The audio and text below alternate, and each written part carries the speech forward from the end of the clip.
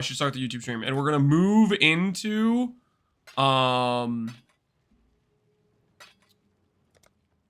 classy. Finish up our level 99 to 100. And then we need to craft maybe a couple things / change the tree around a bit. We're gonna start trying to prep it for void maps, and then we'll do some void map limit testing. That is the plan, okay? That is the plan. Let's move the desk to a standing position. Is Hiero better scaling than Aki? For in scaling, I would say so. I am fairly convinced at this point that Hiero is better for this setup of the character, not better for Elegant Hubris. Like, if you're on a budget and you're doing Elegant Hubris, Power Charge Stack stuff, stick with Hiero, or stick with Occultist. But if you swap over to in scaling, I am convinced this is stronger.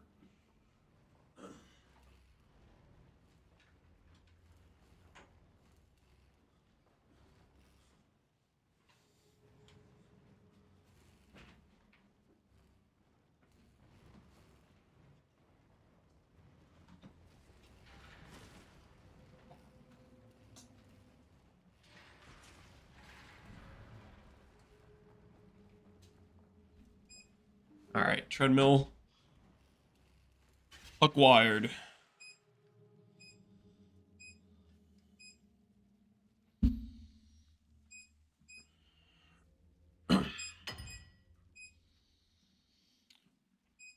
Minus one Mage Blood, gonna double corrupt another one later after farming some currency. Oh, easy, you're double corrupting Mage Bloods?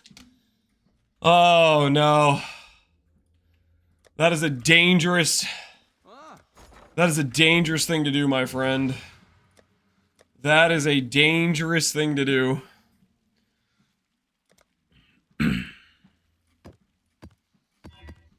Hopefully it goes okay for you. So now what? You have a flask. Why are you messaging me?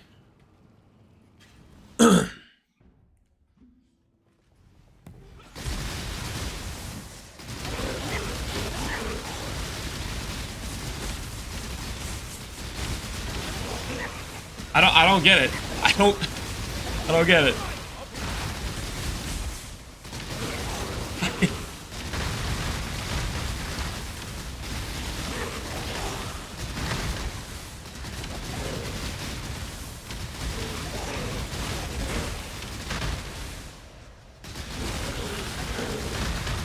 What did I do, man? What did I do?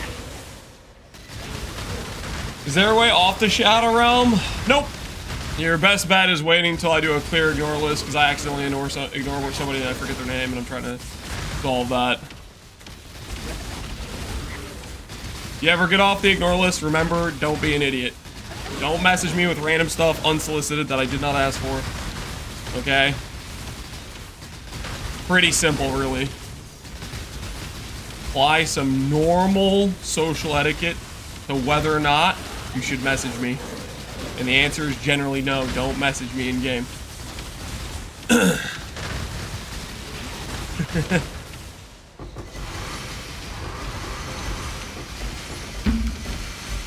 Brought the walking cam? Okay, yeah, I got you.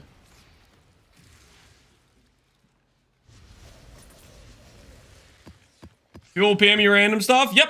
And they'll end up on the ignore list. How it goes.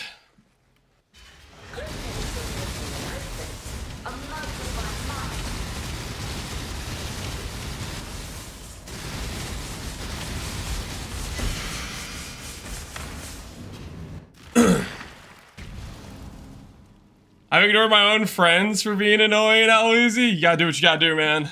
You gotta do what you gotta do. Sometimes they have to learn their consequences.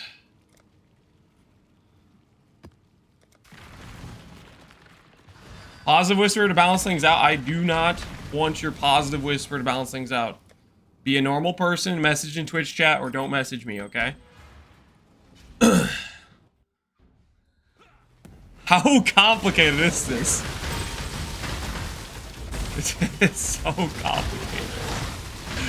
Oh.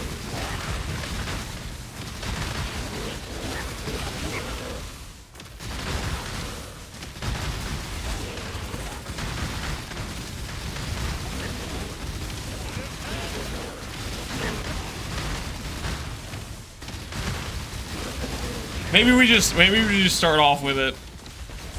Just start off with the noob text. We'll just start off with the noob text.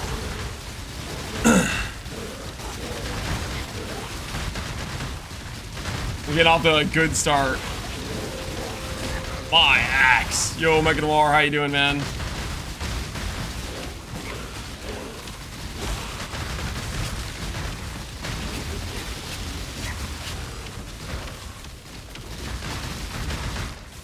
Make it the whole screen. Nah, I think we're fine. This'll work. This'll work.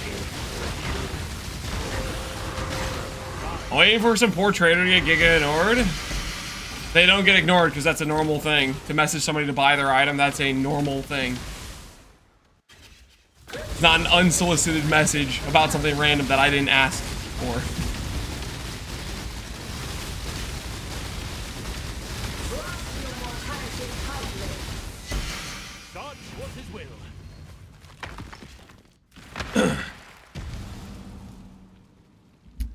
Buy his item and then add a message to that. I will also ignore you for that because that's also annoying.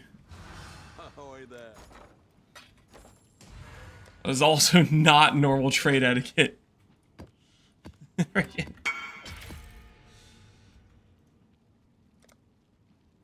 Wait, this is Jim? Okay, I'm not gonna put Jim on ignore. It's our reflex. I'm down 48 locks, Jim. You're down 48. Time for 48 more. Time to keep going. Hey, Captain, may I ask, what's your favorite farm strategy for RF Scion build? With RF Scion, any sort of strategy where you get to appreciate blowing things up. Like Breach is pretty fun, Legion's pretty fun. The thing about Scion RF is you get Giga AoE and you chain explode with Ariaths. And you just attach to like a Herald MTX. And you just freaking blow stuff up. So I like with that character I like high mob density, big chain explosions type of strategies. Good morning, Goose Cooks. How you doing, man?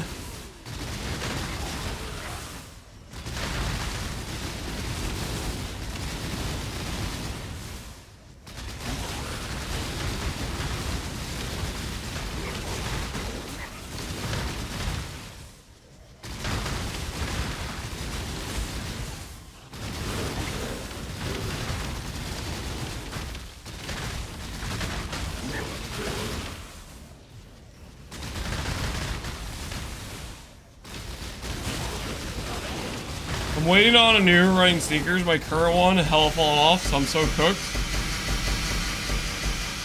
Are you talking like actual sneakers? Like your running shoes are bricked? I flinched the implicits, by the way. Oh, what'd you go for? In sword attack speed? You're going for flat lightning. That is interesting. I guess there aren't really many other prefixes you can even use. Flatlining kind of makes sense. Is this gonna be armor stack mod? Nope.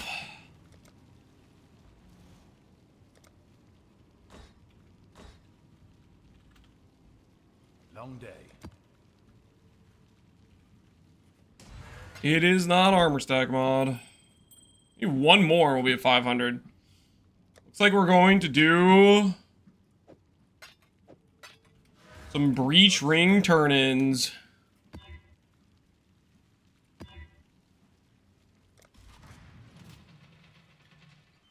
Probably after this map.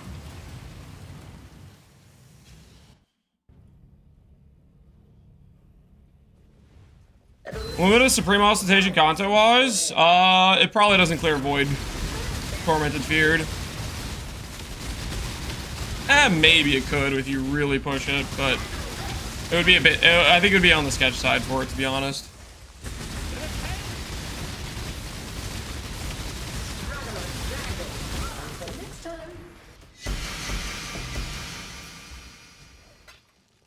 How long will I be kept waiting? Question about Frost. Or the gem levels don't mean as much for scaling. Is that correct? Gem levels don't mean as much for scaling. Correct. Yeah, gem levels don't really matter for scaling. For example, people were complaining like, Lance, you don't have 2120 for your Forbidden Rite of Soul Sacrifice. I was like, all right, fine. If people are going to keep asking about this, I'll go get it because people are going to keep asking me about it. But literally, I put it on and it did 1% more damage. It was a very minute upgrade. Even at my gear level, 10 divines for 1% more damage, I'm not sure is really worth. But people were going to keep asking about it, so I figured I should just do it just to stop getting asked. Because you start getting questions like, is 2120 not better than 2020, Lance? Is there a reason? Like, you get questions like that.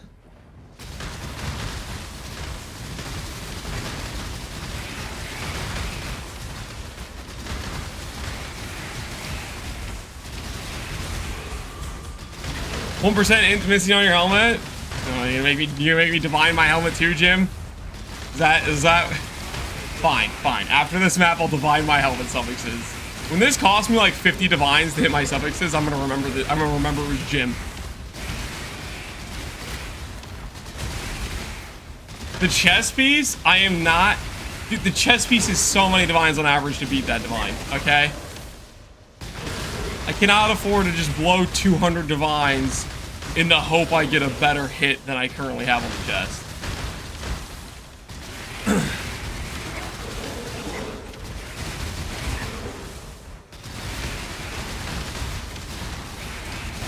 You're a millionaire. No, I'm not. There's a limit to our funding, guys. We have limitations. It is a finite number.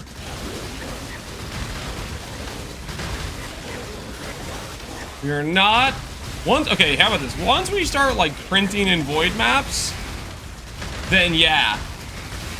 We can think about it, but we're not there yet, man. We're getting level 100 first, then we're fine-tuning the setup, making it work for void maps. We got things we gotta do, you know? Stuff that's gotta happen first.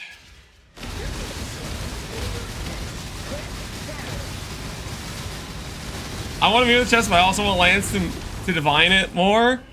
Okay, I've said multiple times I will consider divining it after I have an excess of currency to do so. I do not have that excess of currency. What's going to end up happening, I'm going to mirror this chest to go into void maps before I divine it. You guys that's the situation, okay? Just so we're all on the same page. I'm going to mirror it with its current divine before I'm going to divine it myself, because I don't feel like with my current funding it's worth it, because I need to use the currency on other things first.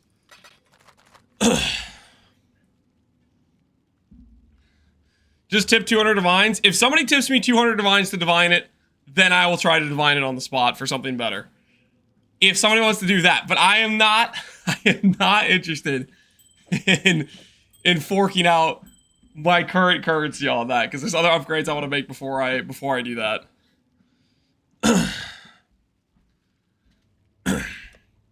You would do that? Yeah. Yeah, I would. All right. Let's vendor some breach rings. Oh, my wrist is going to regret this. Surely we'll get some global defense chest pieces, or armor overcap, or evasion overcap, or, you know, remotely usable chest piece mods of some form or another. How's the trail? 9 chances. Let's see. Let's make it count. 9 chances. Got quad tab of breach rings. 540 breach rings. Well, 544, right? Technically. Let's see if it counts. First one is, survey says, boom! Fizz while stationary. Straight to the delete pile. Absolutely worthless. Alright. For context, I think we've done like 8 of these before and we got nothing worth anything. The last time we did the breach rotations, we got absolutely nothing to show for it. This is way too many clicks. Well, we'll see. We'll see. Maybe if we hit, like, global defense, armor overstack, you know, maybe it'll be worth it. There's a chance, right? There's a chance that we can bring this thing home.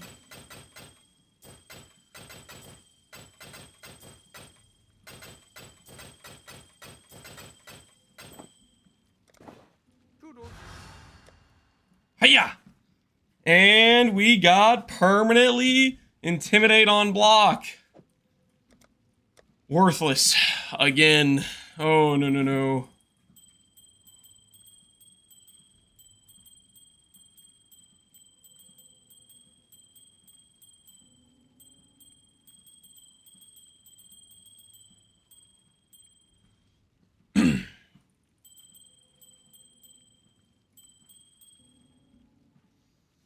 How's the trail?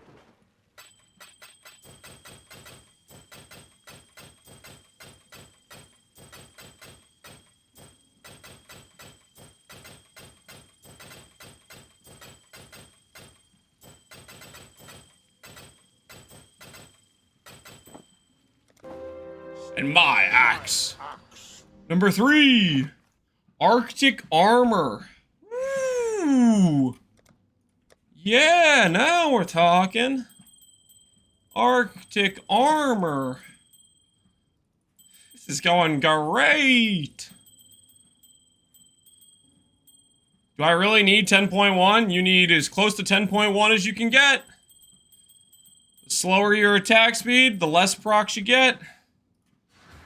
You either get it or you don't. If you're over on attack speed, then you're bricking your proc rate. And bad things happen. So do consider that.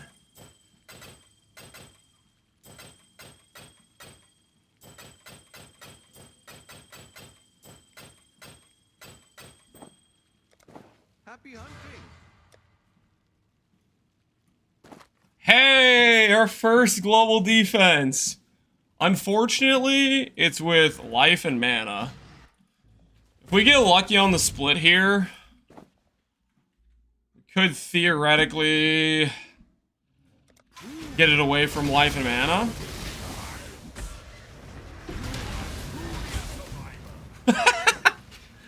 Oh, okay, sure, alright. Theoretically get it away from life and mana. Yep, that was fun. Nice try. Proceeds to have it still with life and mana. Same situation before I split it. Greeted and punished? What do you mean greeted and punished? Splitting global defense chests is the objectively correct thing to do. Okay? The objectively correct choice.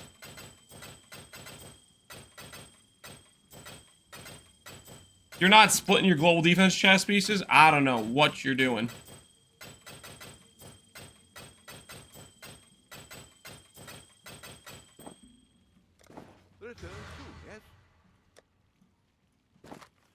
Cover enemy in Ash and global defense. Alright. Attempt to split again. About to be global defense by itself on a prefix pool. I can feel it. Bring this bad boy home. Is 3x so much better? Not really. So, your odds are slightly better to isolate global defense, yes. But in the scenario you isolate global defense, you get a magic base, which then has to be imprint, regal, and old, where you spend extra currency doing imprints. And that additional cost, I just don't think is worth it. It's extra time, it's extra effort. And boom, we have global defenses by itself with an open prefix where I can benchcraft the suffix, slam on an influence, like stuff like that. This is a resellable base, I'm pretty sure. The 2 open prefix global defenses, I've sold a few of these at 15D. I feel like they sell fairly consistently. Which is a lot better than the 60 of, like, filled prefixes.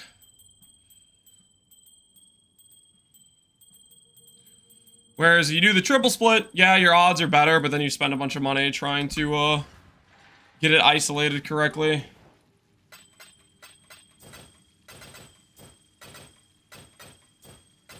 Who knows? Maybe people will pay more extra for a magic global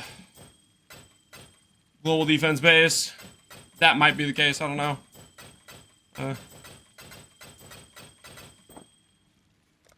Okay, 2 global defenses so far. How about a armor overcap mod? Cold or minions poison, not cold. Oops, that's gone for sure.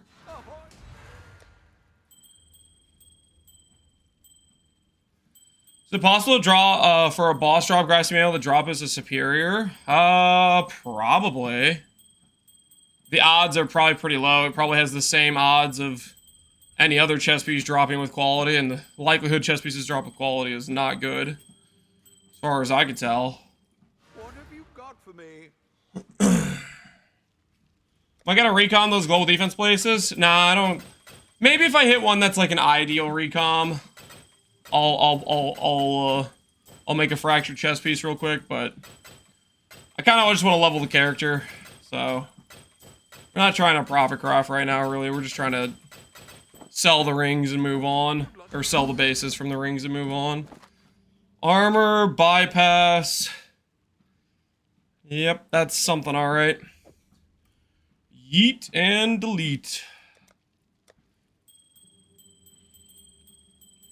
Oh, we're almost there. Last 2 chess pieces.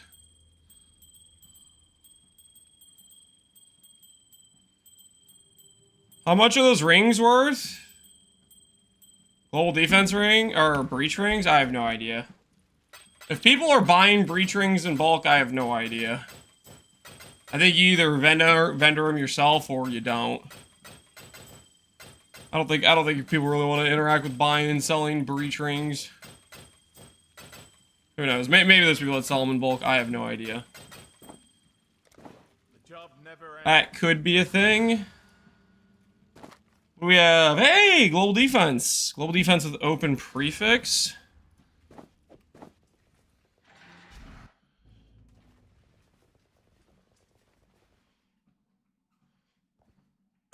Does stop messaging me in game actually work? No.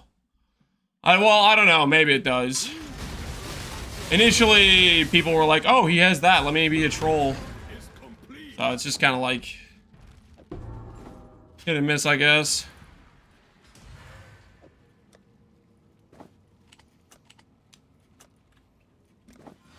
Double open prefix, we will take it.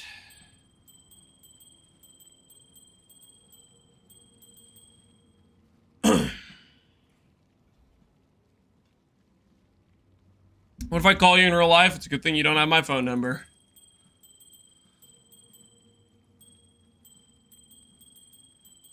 I made a focus amulet for Peaconk. Did I brick it? Did you brick? Focused amulet for Peaconk is ideal if you make a good one. Whether or not you bricked it, you probably already know, man. You don't need to ask me if you bricked it or not. Most likely, if you made a Peaconk, if you made a focused amulet, you would know whether or not you bricked it. Oh, I missed it, and the plus levels went negative. I wonder if this is a brick, right? Like, I don't know, man.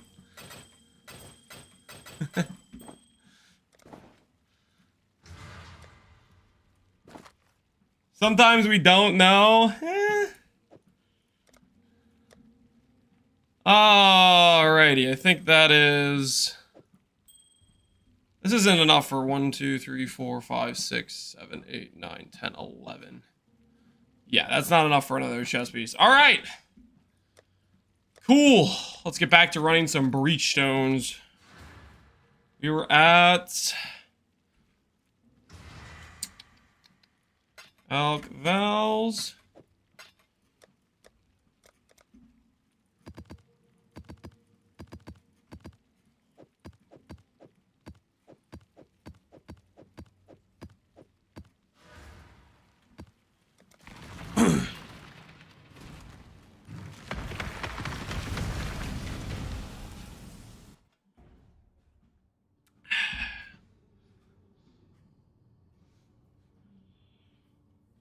Would the double breach mod work in a Val breach? Maybe. I don't know. Haven't tested. But at the same time, Breach Rings, Lamau. Breach Rings, like, only come corrupted, right?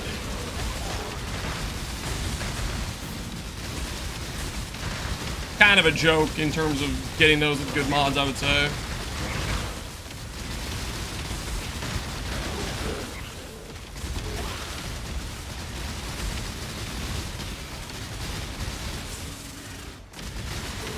Recoms?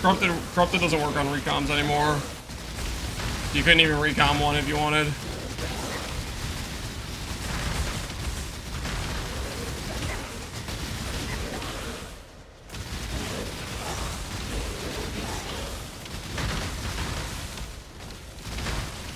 Is the build complicated for a new player? Depends who you ask, probably. I would say the budget version, if you copy, it's probably gonna go fine, but at the same time, I don't know. You don't copy what I'm doing right now. What I'm doing right now is way too expensive for a new player. And even the budget setup, you need some level of budget to start it. So I don't know if you're a new player with 0 divines or you're a new player with 30 divines. But if you're a new player with 30 divines, you do the budget setup. If you're a new player with 0 divines, just don't play. Just play a league starter if you have 0 divines.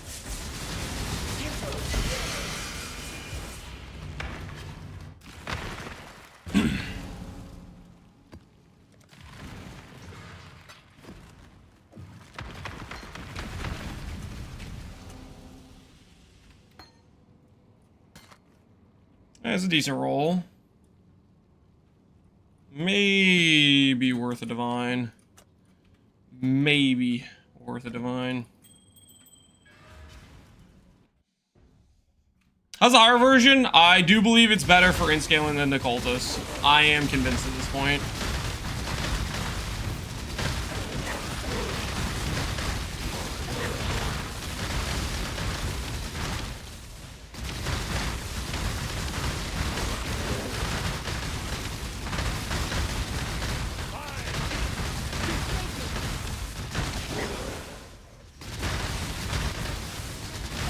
When are you gonna do a martyrdom build? Never was planning on one.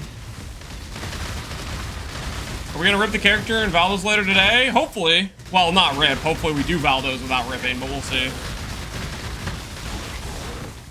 We're almost to level 100, and then we're going to be doing fine-tuning our setup, trying to make it ready for Valdo's. Then we're gonna log in. And we're gonna find out, is the character viable? Gonna answer some very important questions. Hopefully.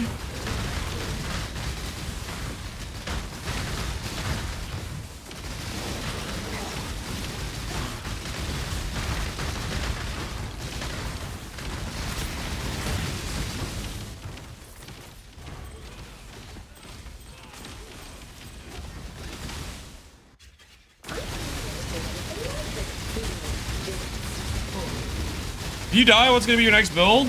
I kind of want to do a shield throw of Charthus champion.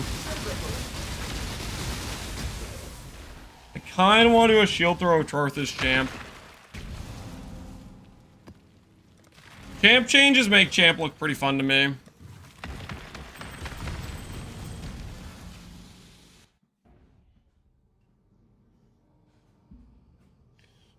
What DPS are you comfortable going into Quad Ghosted Feared? It's not about DPS, it's about tank threshold. I'll put it this way, if you cannot tank Quad Ghosted Feared, it doesn't really matter what your damage is. Now granted, you could have a character that could one-shot them from off screen. I don't think that really exists. Because there's like things like 2 meters, which forces you to get within 2 meters, which means there's a good chance you die. So the threshold for Quad Ghosted Feared in my mind is can you tank it, not can you deal X amount of damage. Now that being said, you might be able to tank it and then you have no damage. You do need damage, obviously, because if you're taking way too long to do the fight, then the zone could crash, or you could just take so long that you make no money. You do need damage, but the first priority is, by and large, do I have the tank? So we're gonna do some tank testing with non-suppress maps and quad ghost feared and stuff. We'll be doing that. We'll be doing tank testing after we get the setup that we're happy with, and then we'll be doing voids right after. And an important thing when you do tank testing is you want to make sure you test quad ghost Itziri specifically. Itziri is going to be your spikiest damage dealer of the group. So you need to make sure you test quad ghost on Itziri at the very least.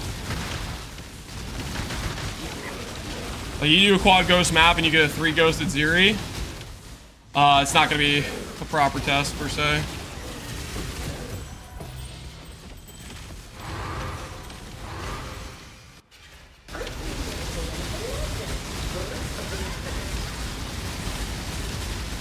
Gotta outlast them.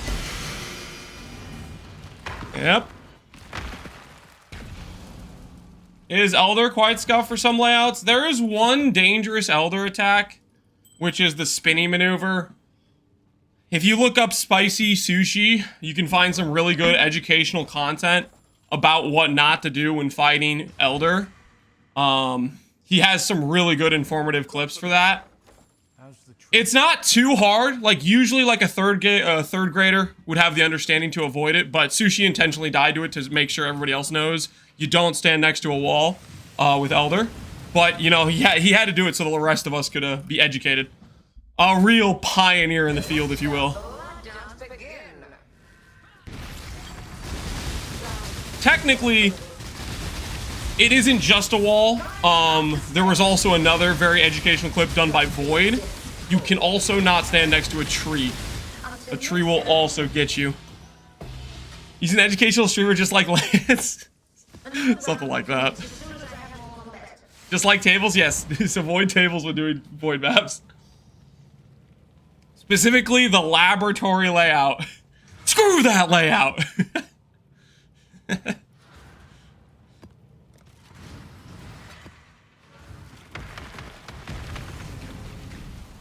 There's also an educational way to count to 6 minutes. Dude, I don't know what.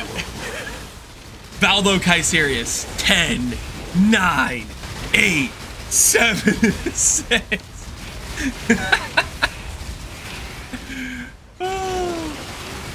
I don't know how he went into that map without testing the mod. That was my word.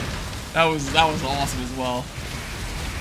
Guys, hopefully we can convince Sushi to do more Void content. Has he spoken positively about doing more Void content at any point? We gotta break him down. I'm gonna keep XDD chatting him about it. Maybe before the league ends we can get him to start doing some Valdo content. I hope he doesn't wanna. Really? I think that content is a great window.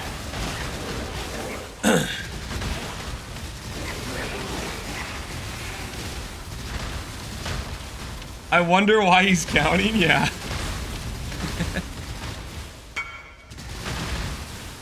Another Kraken Jack enjoyer has arrived.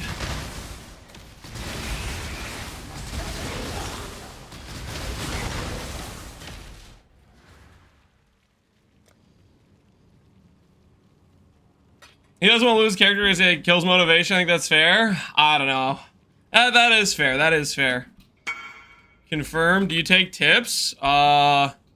Yes. Putting towards mirroring it myself so I don't void it. Confirm. Hiya!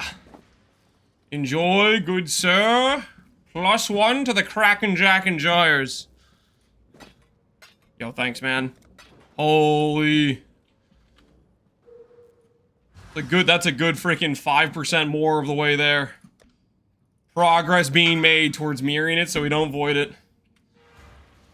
We're almost there, baby. Oh, did I forget to add +1? Shoot, I need to go add +1 to the count.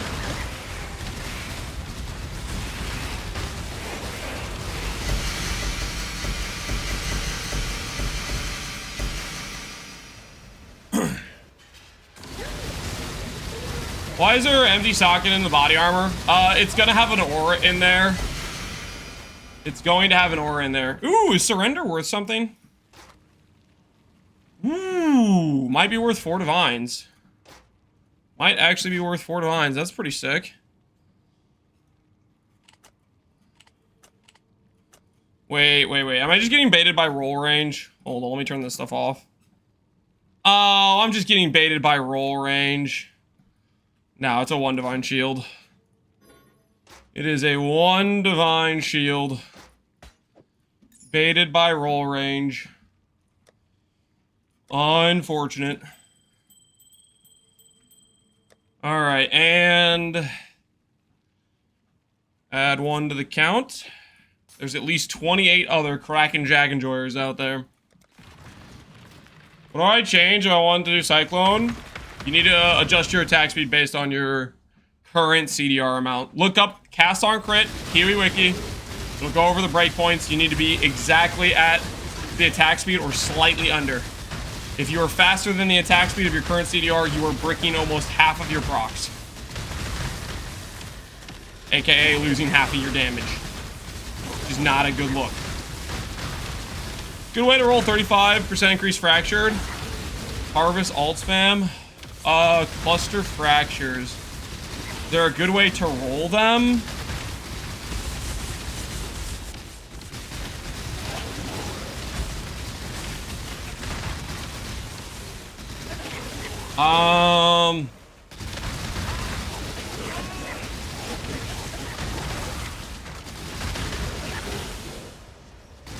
Dense fall, or sorry, defense reforge or fundamental fossil. If you have a 35 effect fractured.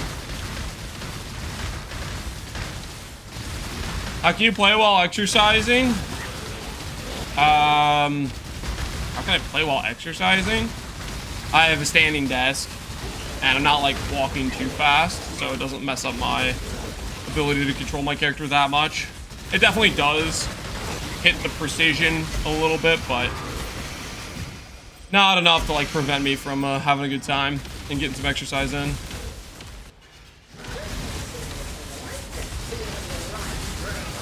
Hey, Mace Quindu. How you doing, man?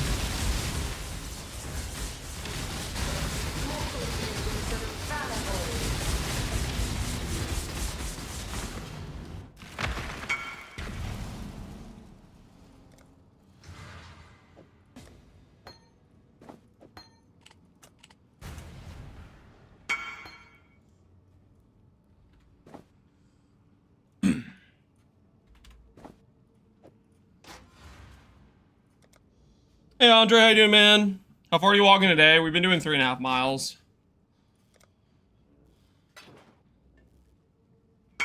Thought it was a gift? No, not a gift. Been doing walking cam. It's a good old time, I think. Living life to the fullest. I'm gonna do an instack E-Blade Smite, Andre. Yo, good luck, man. Hopefully it treats you well.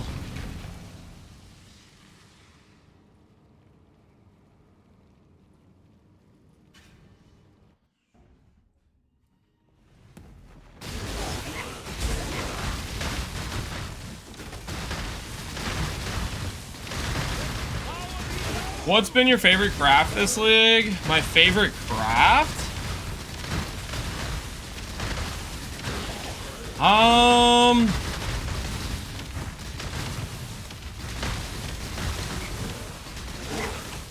Besides the chest.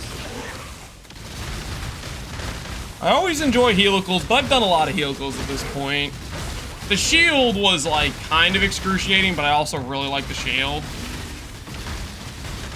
I'd probably say, I don't know. Well, the shield did really frustrate me, but I really like the item because it allows us to get like suppress cap while getting recover on block, while getting good block chance. Like, I think it's just a cool item. But yeah, the craft itself, I got pretty tilted with when I was crafting it. But in terms of like what it is as an item, I really like it. Because it just enables some pretty nice stuff for us. I have the option to slam 2 on lightning and attacks the suffix. Will Baron let me take it? Probably not. That's just quite a bit worse than the other options, I would imagine. But who knows? Maybe he will let you take it. I heard Baron likes to settle.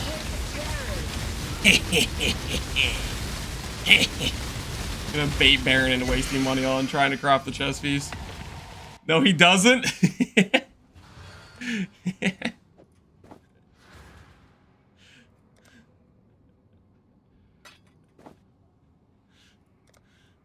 TY. Good luck. Just like you, what are you talking about? Guys, I am going to divine it. Okay, I am going to divine it. We just don't have the currency right now. Okay, we do not have the currency right now at this very moment, okay? We are going to divine it, just not yet, okay? Soon, after I do some void maps, and I make a lot more currency than I have right now. If you're poor, just say so. Yes, currently, I am too poor to divine the chess piece. But don't worry. We are going to divine it, okay?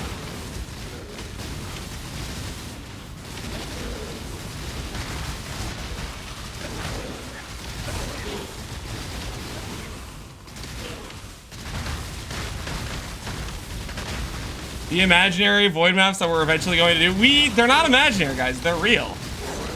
They're real. I just had to level a new character to level 100, readjust the gearing in the tree, okay?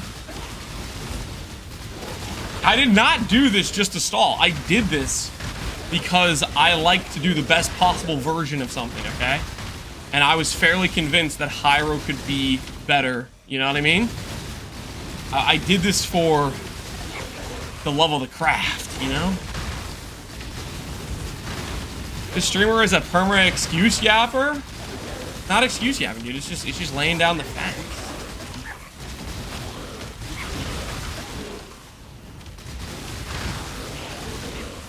Best possible version is settling on the chess piece.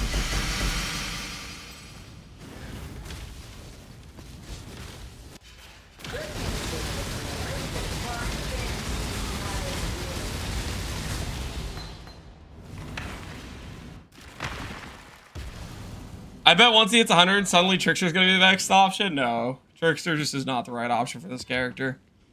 It just simply is not. Just not the right option for this character. It ain't right. If it ain't right, it ain't right. Dude, I have too many maps. I have favorite maps that aren't Mesa. Let's just favorite a bunch of canyons, I guess. My thing is like full of maps. I need to diversify my map portfolio.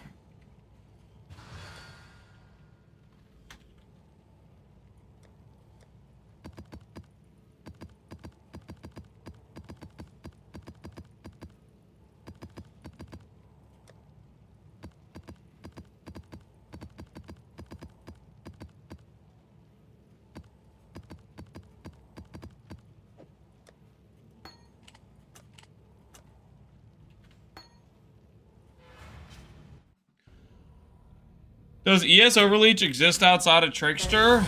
Yes. It does. One good example is if you take Divine Shield or you take Ghost Dance and you have your ES number slightly over the amount of evasion or armor you have, it prevents you from fully recovering, but it does not turn off Leech, for example. There's other ways to get over Leech, but that is an example.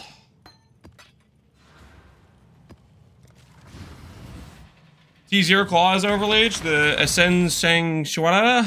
Yeah, that one might. How did they only make Ephemeral Edge a T2? They could have made Ephemeral Edge a T0. It's a weapon worth being a T0, yet we have a Senseng Shibara, freaking Hellion Paw. Like, you have a weapon that's a T0 level item. It could be. It's not that good. Oh. It's not that good. It just happens to be the key mandatory piece for the most popular and one of the strongest builds in the entire game. One of the only builds that can do voided, quad ghosted, feared. And it's the literal key piece. It's not that strong though.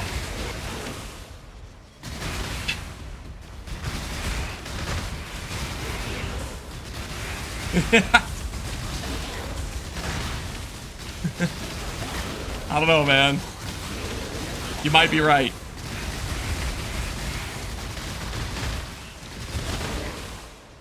You do it on E-Blade too? I think E-Blade's too squishy. I think E-Blade players are probably dying to quad ghosted feared. I think you're gonna be on the sketch side of things. Because you lose like 40% of your ES, which is a ton of tank.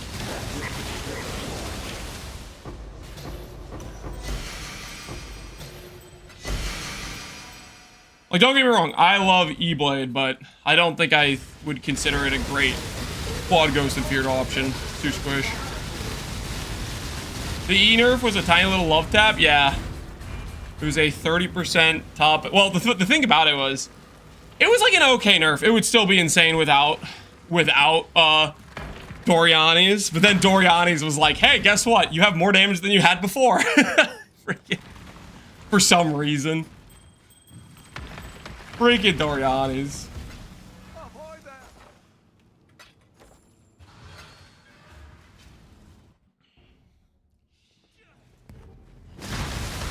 EB can do non-voided Valdos. I didn't say it can't do non-voided Valdos. A lot of builds can do non-voided Valdos. Non-voided Valdos don't have a tank threshold. They have a DPS threshold. And there's a lot of things that can do DPS. E-Blade is a very high damage build. I freaking made a guide for E-Blade because I think it's really insane. I don't think it's a void map build though. I think it's too squishy for that. That's what I'm saying.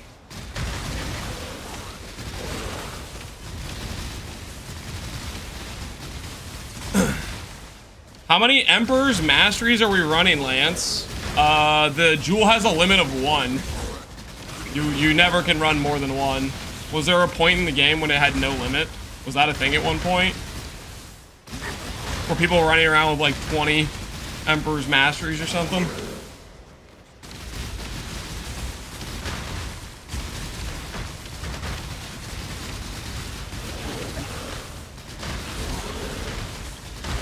It always was on? Yeah.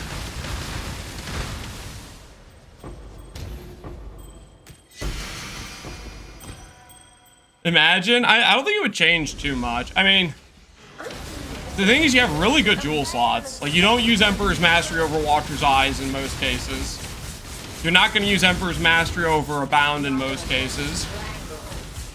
You're not going to use Emperor's Mastery over an ideal Forbidden Flame generally. Like, even if it didn't have a limit, you wouldn't just... Finally! I actually got it! Okay. Okay, please. Please, tell me there's some people coping that Dex is actually a good attribute to stack. Please. Please. Yes! There are people that still believe this is a real thing. Oh, thank goodness. Woo! Let's go! Our first good Fractured Grasp. Okay, technically not our first, because the Flat Lightning mod is apparently worth something, but the first one I didn't delete. That was worth something.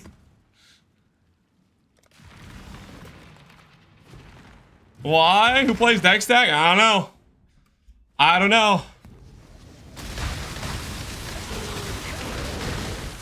I have no idea who's playing deck stack, but there are people playing it. And we are selling that chess piece to those people.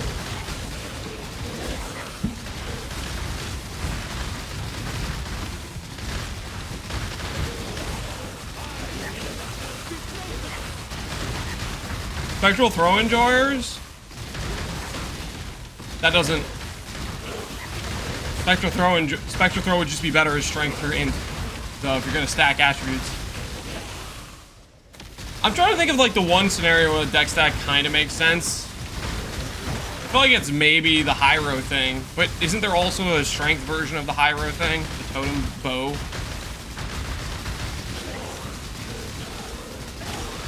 Hollow Palm, yeah, I guess if you really want to play Hollow Palm.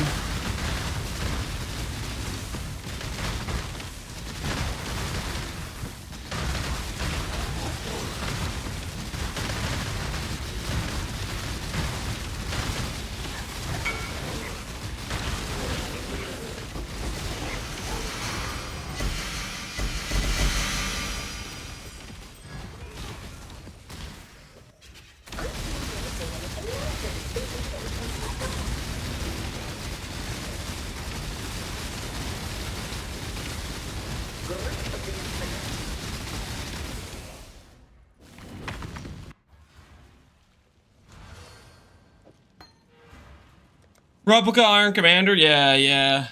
The bow. This guy's some chaos.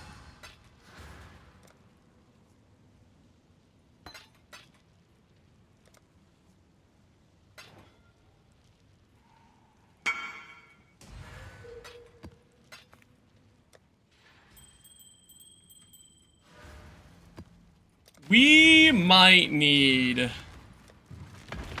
more stones than we have right now. We're probably gonna need another set of 4 after this, I would think. Hello.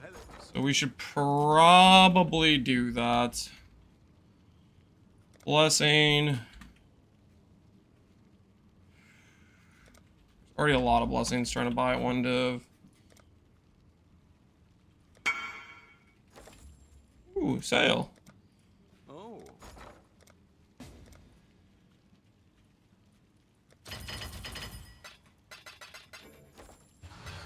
What happened?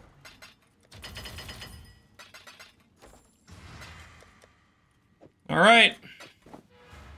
Deck stack chest has been offloaded. Ask him about his deck stack build. Nope. First rule is don't ask deck stackers for them to give you their thoughts. That is a dangerous game you're playing, my friend. A dangerous game you're playing. You start taking info from deck stackers, they might, the thoughts might infect you, you know? You might start to say, that sounds like a good idea. Next thing you know, you're playing a deck stack character. It's a very risky situation. You don't want to end up in that situation. I just dropped my first mirror in Delve. Hey! Congrats on your first mirror, man.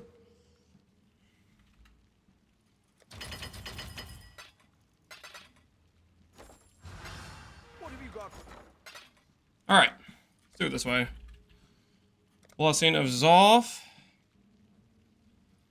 2442. Okay, Blessing of Toll.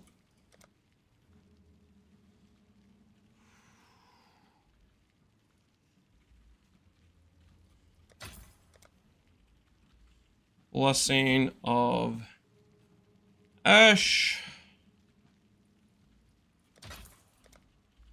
Blessing of Ulnatol.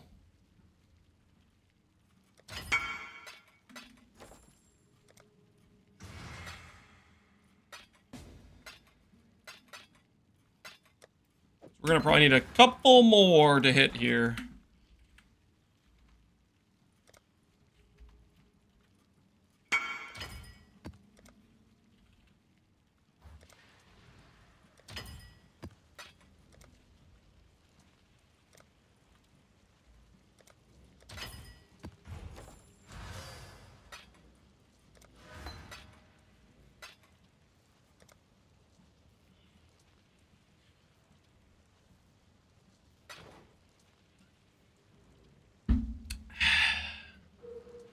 Do Merc auras work for Watch Your Eye mods? Most of them should, except for like Pride, I think is one of the only ones that doesn't work for it. But the other ones should work, I believe.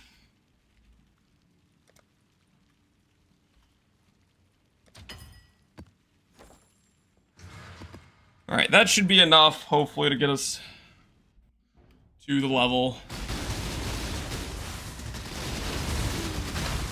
I just sold my RT attack speed replica Dream Feather for 499 divines. I'm happy.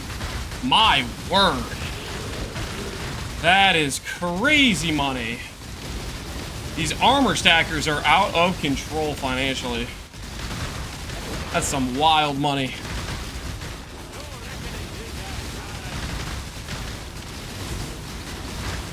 Somebody linked an armor stack video in Bubgun's chat. And I went and checked it out. And he like almost got one tapped by a basic Itziri Flame Blast. It was delirious, it was quad ghosted. But I'm like, yeah, armor stackers could never do void maps. That was like, he like almost died to just a basic Itziri Flame Blast. I'm like, that is not the situation you want to be in. That is assured death if you get hit by the double flame.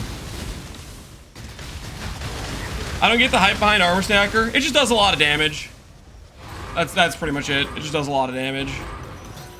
It does a lot of damage with mid-level tank. People like to deal a ton of damage. Armor stacker also is one of the builds that got the giga damage boost that it didn't deserve due to Doriani's.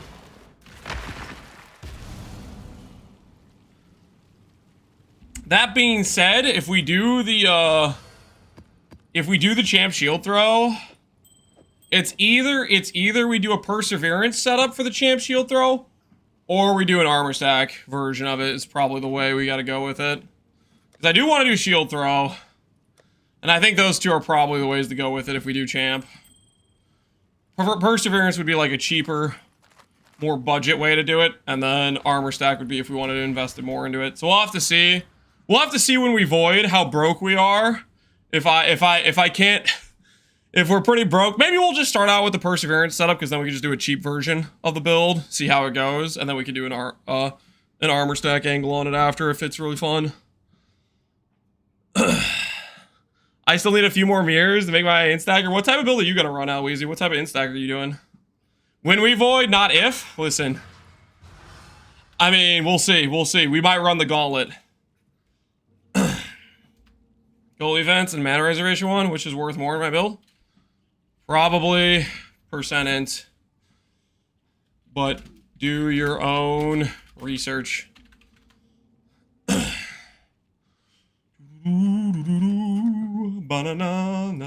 Okay, we need to do this thing, and then we'll get our next set. Yeah.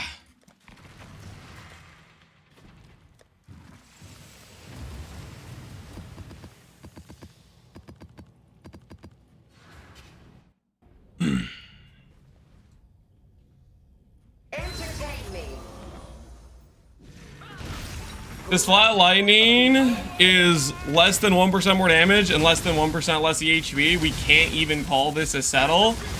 It's a settle, Jim. You don't want to admit it's a settle, but it is a settle.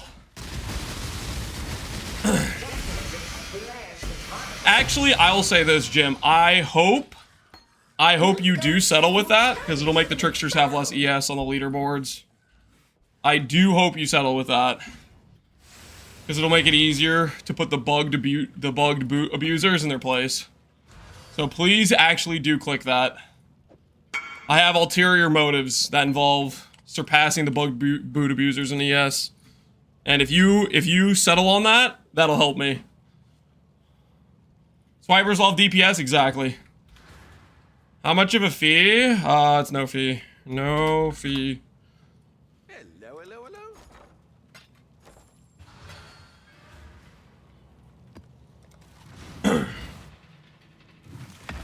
Is AG worth? Is AG worth? I don't think it's worth if you want to do quad ghosted feared. In regular T17s, it can be worth. It does give some nice benefits, but past that stuff, I would not. All right. Confirm Kraken Jack Enjoyer.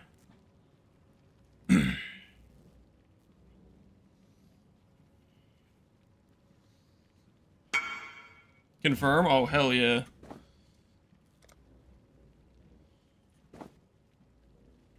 Okay, what the hell is that?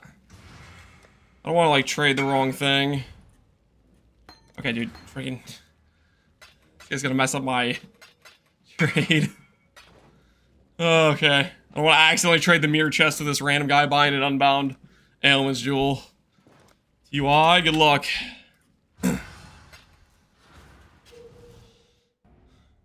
How much did it cost you? About 500 tailorings. Before the 500 tailorings, 3 quality bases we used. I think we missed twice, I think. It might have been only missing once. It's either 3 or 2 30 quality twilights. We had to spend the currency on guaranteeing the transfer would occur. So that was like Eldritch currency, buying bases, doing stuff like that. For the transfer base for the 8% attribute. Then after that, it was an imprint craft to get the suffixes. I don't remember how much we spent on that. But that was the suffixes. Prefixes, we probably did in the range of 100 to 200 bristle matrons. I didn't really keep track. And then 1 lock. We got very, very, very lucky on the 1 lock. That easily could have cost us 50 more locks. And after that... How much was it after that? That was then it was just the 500 tailorings. We had like the white socket that had some divines for white socketing and linking and stuff. The vast majority of the cost was the tailoring orbs.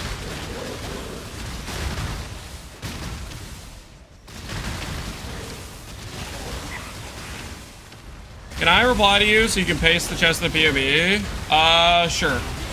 You can also copy it from the trade search, right?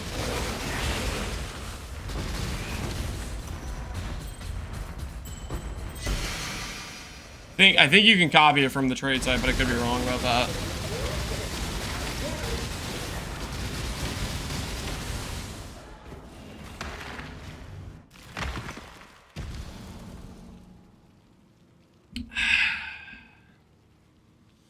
If you're wanting to take this mod, you're taking 6 mod Abyss Jewels with 20 int or more? Not necessarily, Jim.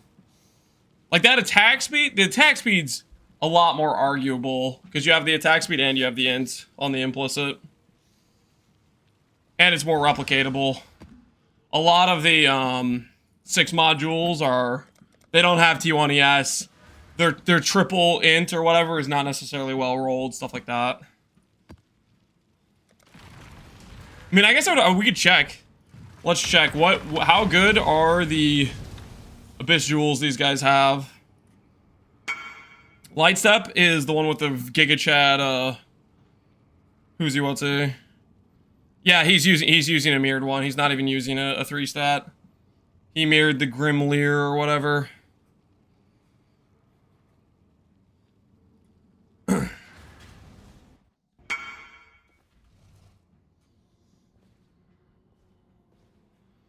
Instagging variant. When you have a ton of currency and can recreate the gear.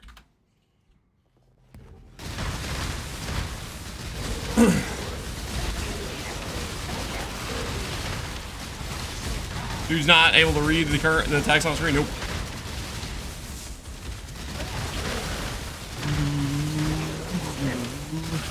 Where's the Theodore? He got lucky. Old lands would have ignored.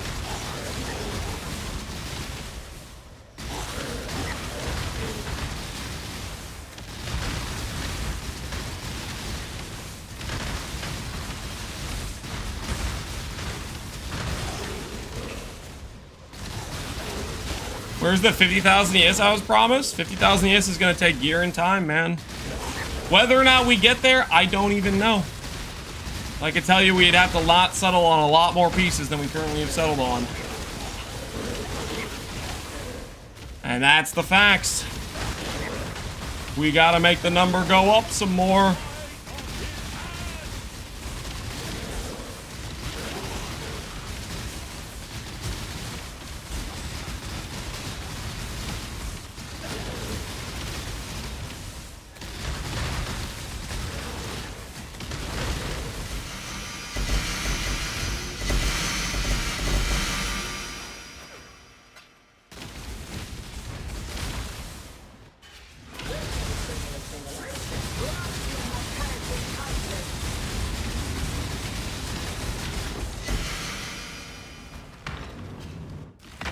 There's such a thing as having too much attack speed for casting crit. There is.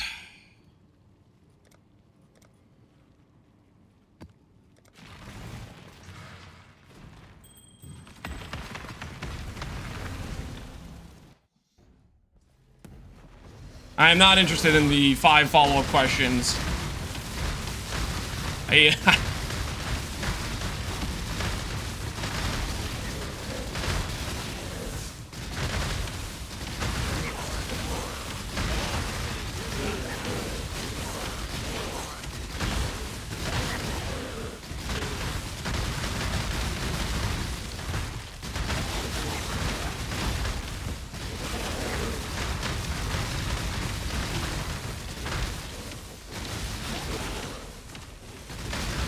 Better run level 20 versions of the gem or awaken when as soon as you get them? As soon as you get them, swap to awaken gems. Awaken gems are the same value generally as a level 21 gem.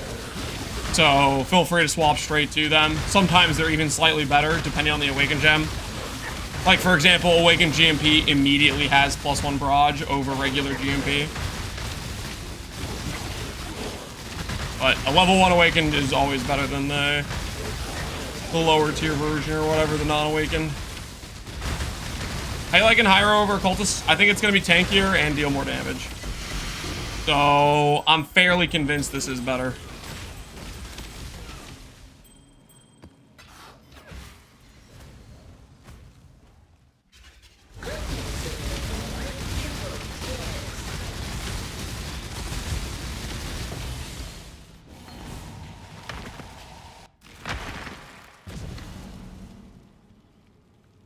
You're asking I might unironically play Heavy Strike of Charthus? Oh!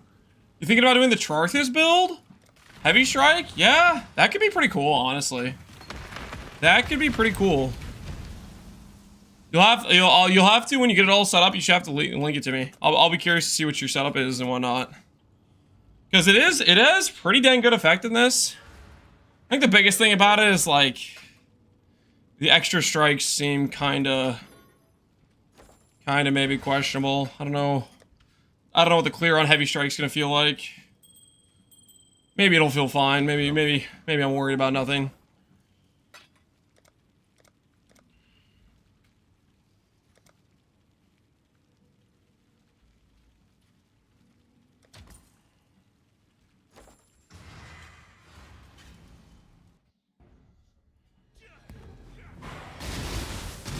Using staff's questionable.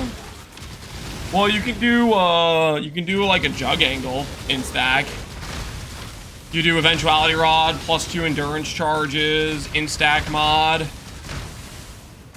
Then when you're in stack, you get a bunch of giga attack speed.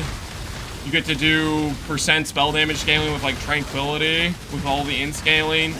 You'll hit the double damage cap you need just from like all attribute affixes throughout your gearing. I feel like it could work out pretty well.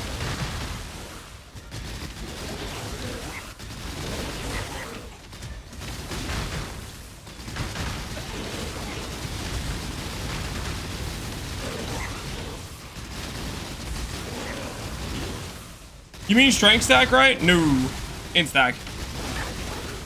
So the double damage mod for the Heavy Strike of Charthus, you get that ticked at 500 strength. I'm not a strength stacker. I have 400 strength. This is the thing about attribute stackers. You end up getting a couple hundred of that stat just from like all attributes on your like random like clusters, for example, or you get it on like your helical. Like you pick up a lot of random extra all stat, and for 100% double damage chance, you only need like 500 strength. So it's kind of like built in. And in stack then allows you to go hey, we have some quality on that. Does that make it more valuable? Nope, not really. Lucifer Divine. But int will give you spell damage scaling through tranquility, and then you can go giga EHP with it.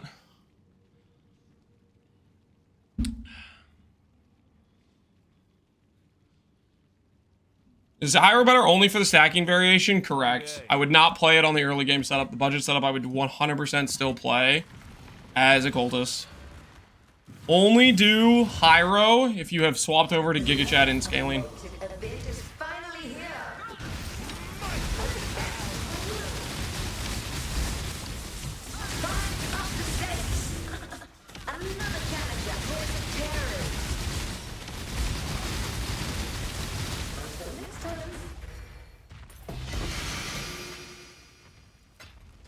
Another round will commence as soon as I have more combatants.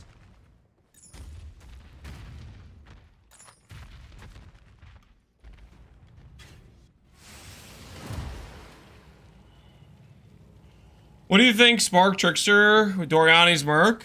Any lightning-based character will be good with Doriani's Merc. Spark Trickster's fine. Yep. That'll probably do well.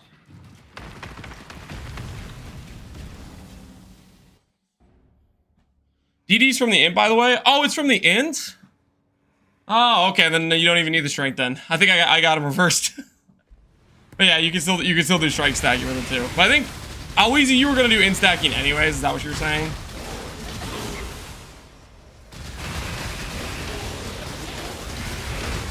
You'll have to linkish your character when you get it all set up. Every elemental build, you want to use Admiral. Every elemental build, if you're okay with bricking your entire character's defensive layers. Admiral is a meme. It is a good way to make your character squishy as hell.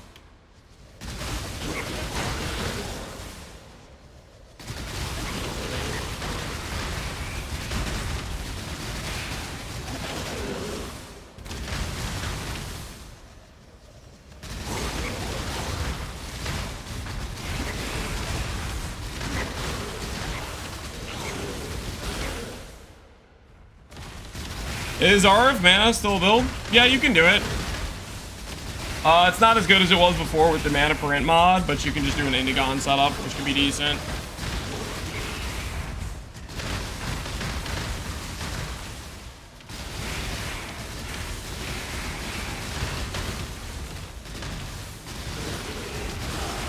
You don't need defensive if everything is dead. True. Everything is already dead, you're just fine.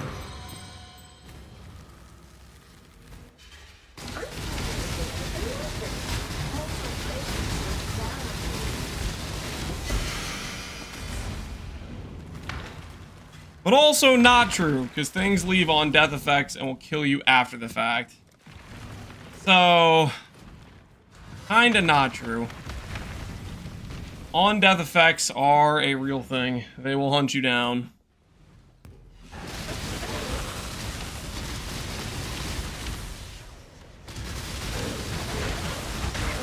My Admiral build is not squishy. We probably have a different definition of squishy.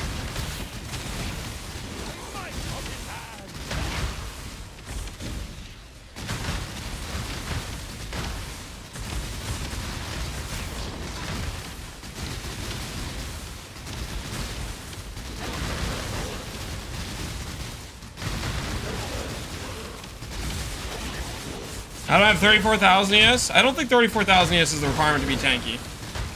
The threshold for tanky, for me, starts way before this.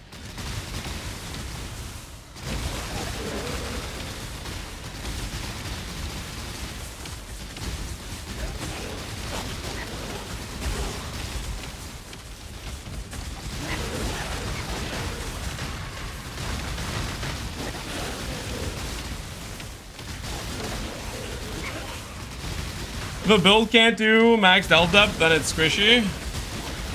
I wouldn't say max delve depth is max delve depth is more of a tank threshold, or sorry, more of a DPS check than it is a tank check.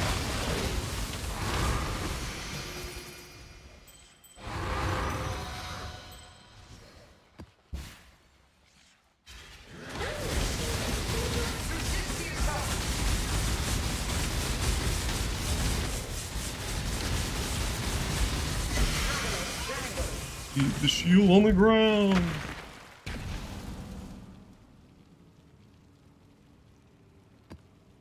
34,000 ES is nothing if you can't mitigate damage or sustain it.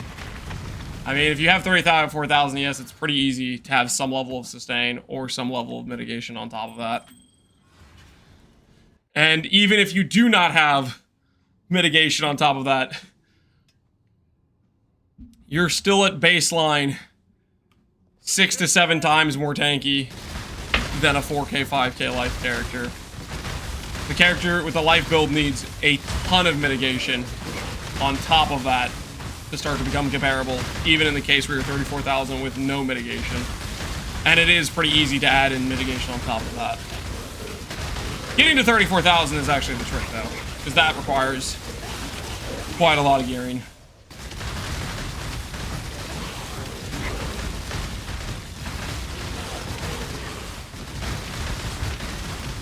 What level of faster attacks do you need to get 10.1? Depends on how fast your base weapon is and how much other attack speed you have in the game. I would say this, elevated faster attacks is probably just better than your other options because it allows you to be more flexible. So, if you can get elevated, that's better than non-elevated. There might be a case where elevated is like, it doesn't help you perfectly align, but I think for the most part it should work out. Depends on your weapon's base attack speed, though. If you have a really fast attack speed base weapon, then you might need to adjust some things.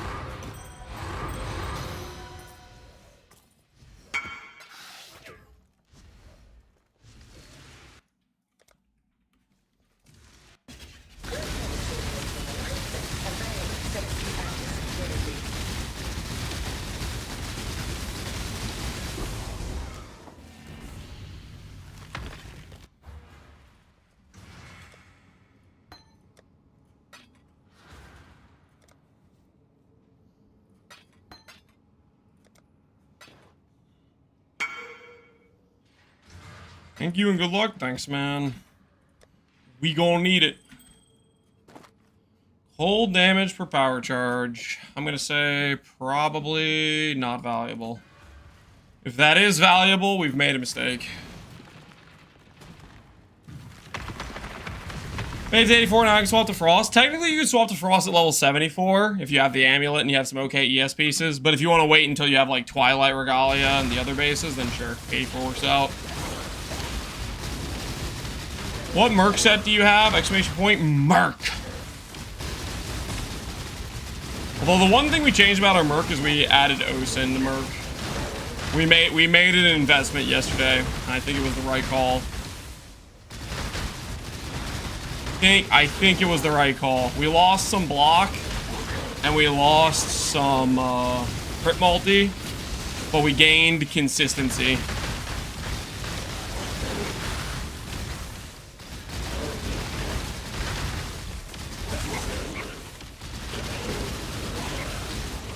You have your AG set up somewhere? Do I have my AG somewhere? Yeah, I have it in my stash.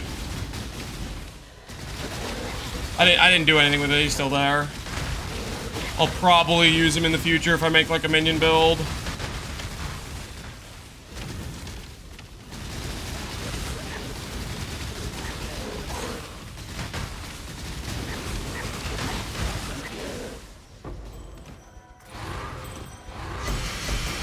Can you trade your AGs? Do they keep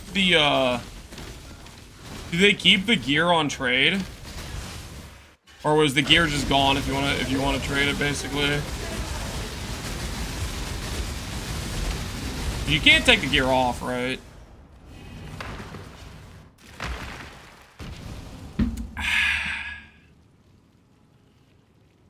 Gear's gonna get poofed? Yeah, rest in peace. I'll just have that sitting around for if I use an AG in the future. If I remember it's there.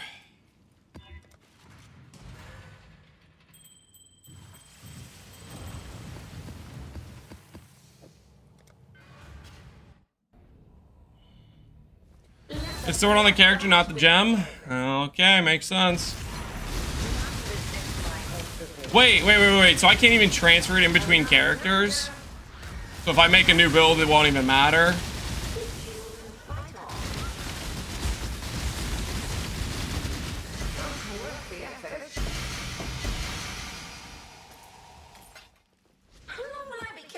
Waiting. You'd have to respect the witch. Oh my goodness. Oh, that's funny. I don't know if that's funny. That's kind of cooked actually. I mean, how much is the gem worth? I could just sell it. It's worth 4 divines. I mean, it has a % life garb on it. I'll hold on to it. If I decide to make a minion build with a witch, maybe I'll consider respeccing it once I get the character somewhat leveled up. I don't like playing characters from respecs though. So we'll probably level a fresh character then respec once we get to the point if we're gonna use an AG. Hey Bonger, how you doing, man? Good morning, good sir.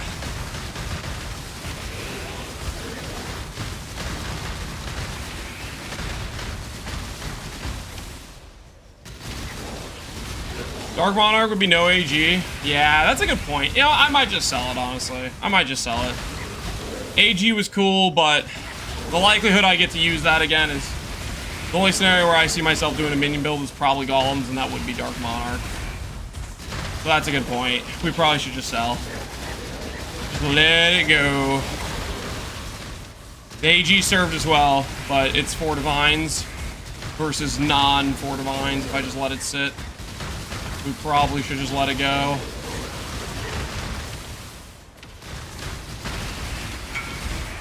Time for me to grind? Hell yeah. Oh, Hunger, what you looking at grinding today?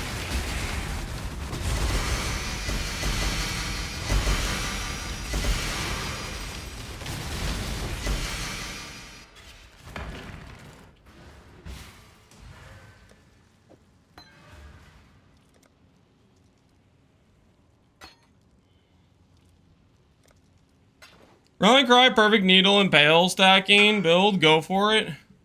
Perfect Needle, Impact. I don't know what Perfect Needle is. Is that like the name of a Mirror Tier wand or something? Is that your Mirror Tier wand and you trying to get me to draw some attention to it? Hey guys, I made a Fizz wand. I saw off the CI, Trickster Smites, and 35,000 ES, 90 max res, 2.8k int. What are your thoughts? Sounds like you got some good gear. We gonna be in an ES arms race. I'm pretty similar. I'm at 35k as well. I have some goals and ambitions to pass up the current top ES tricksters, but we'll see how that works out. We got to make some good items. We got to continue to improve the gear.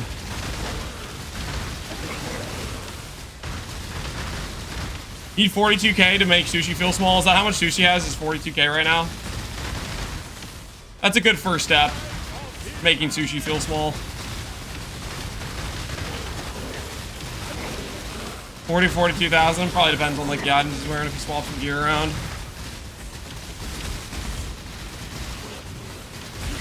We'll see what we can do.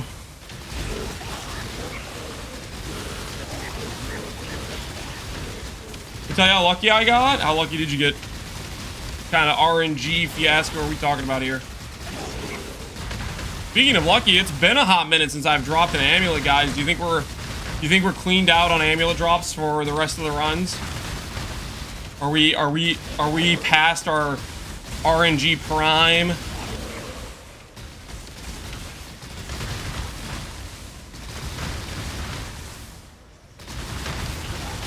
Where does a Bagsmith get off charging a 90D fee for his bugged item?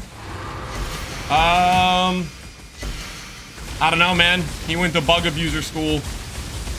And they teach you there to charge fees at bug abuser school.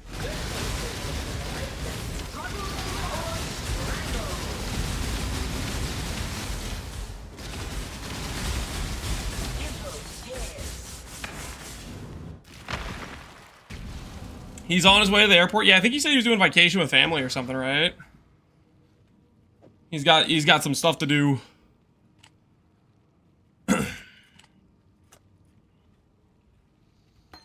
So I had 41 audience to the king, invested 50 divines. I dropped 10 light of meanings, and 2 of them were ES, which are 98 D each. 4 were chaos, which are 10 D each. Dang. So you made 200 D from 41 fights. That's pretty. That's pretty premium, man. That's pretty premium. GG. Any good grasp drop this morning? We got our first good grasp. We got our first good grasp, which was a attack speed per dex fracture. Okay, technically, it was like my 3rd or 4th good grasp, if you count the fracture of lightning damage you've killed recently or whatever. But that it was the first good one we didn't delete because we didn't realize those other ones were valuable. Took me about 1 hour to run them. Sounds like you made some good profit to me. Sounds like you were money printing. You also got insanely lucky to get 2 ES light of meanings.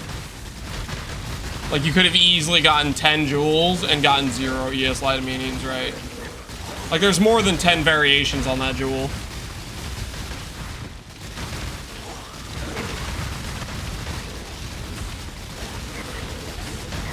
Way over average, yep.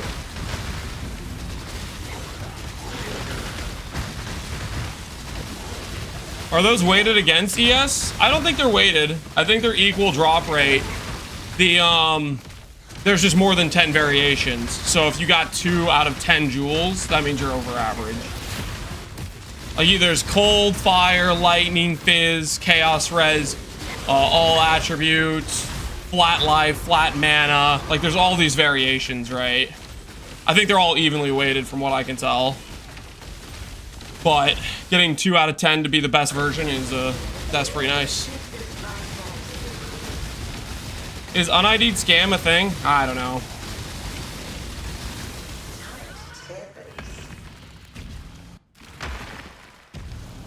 How do I move to evasion? If I have it magic?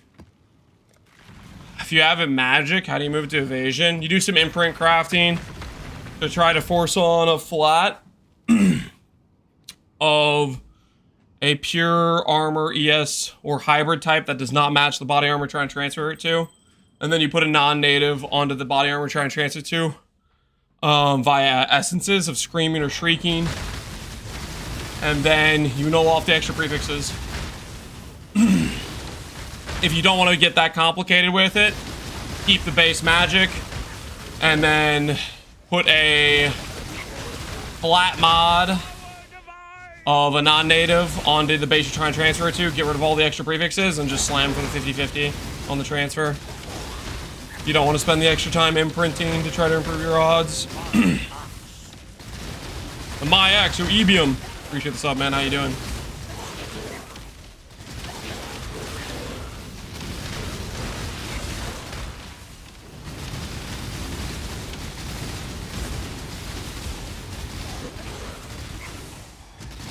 Pretty good. How about you? Doing all right, man. Just trying to close off our level 100 hit. Get the character all looking pretty. And we're gonna do some void Valdo maps. We'll see how they go.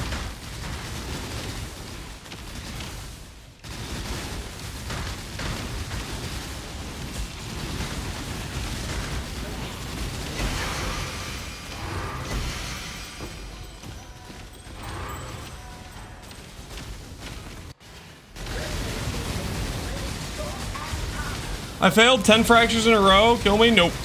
Not gonna do that. Not gonna do that. You can recover, man. 10 fractures is like a few hours of effort. Your whole life is worth a hell of a lot more than that, my friend.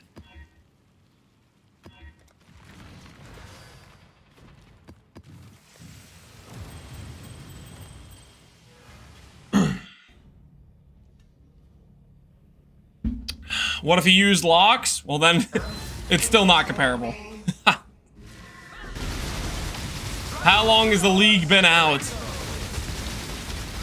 A couple weeks. How long has your life been? How much years do you have left?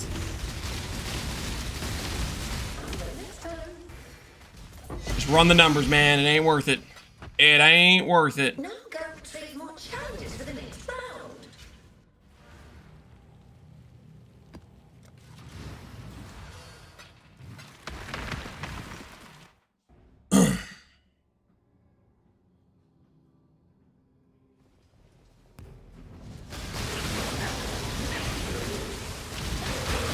Do you make a cheaper in-stack POV for poor people? Yeah, it's called Elegant Hubris Occultist. I already made a budget version of the build. And the reason it's Elegant Hubris is because I think Elegant Hubris is better on a budget. I could make a budget version of in-scaling, but then I would just be making a build that's worse on more expensive gear, which doesn't really make sense to me.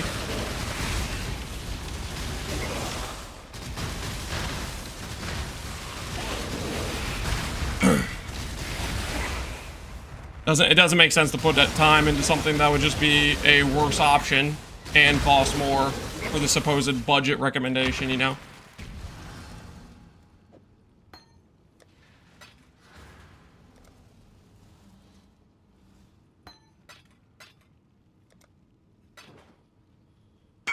How do you search for negative lightning res? You set the maximum to a negative number.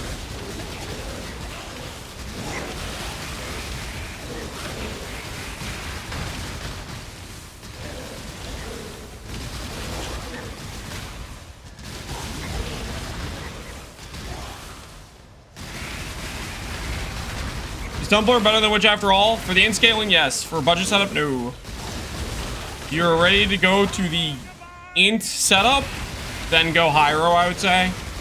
Otherwise, stay as a cultist.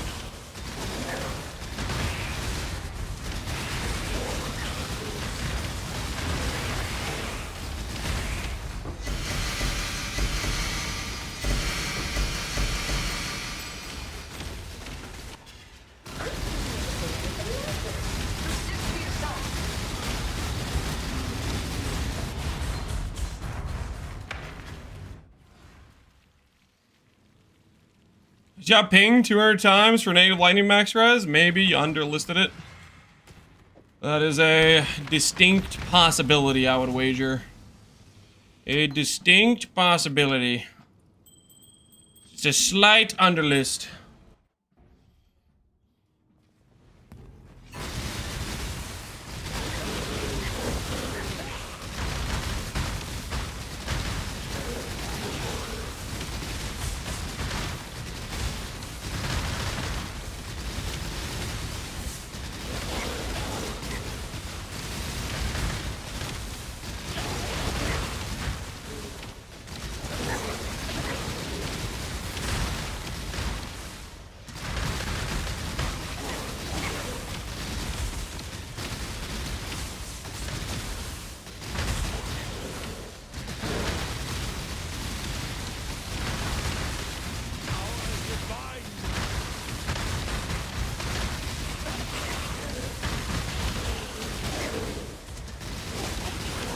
Do you think all spellcasters reach endgame status by attribute stacking when it comes to ultra min-max? All spellcasters?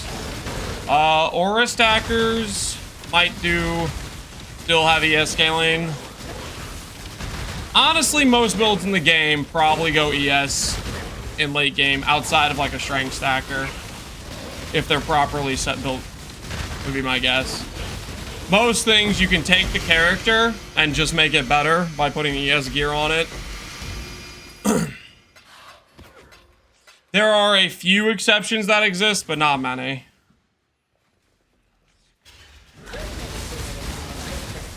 ES scaling by and large is just better than life scaling.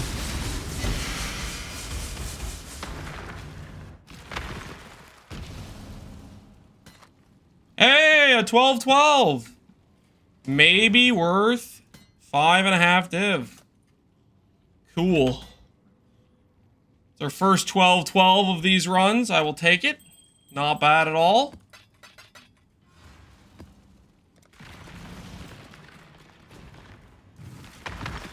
I just joined. Why does he have a 5 link? I just don't have a gem there yet. I want to force in determination on this character. I just don't have the I just can't fit it in my setup yet.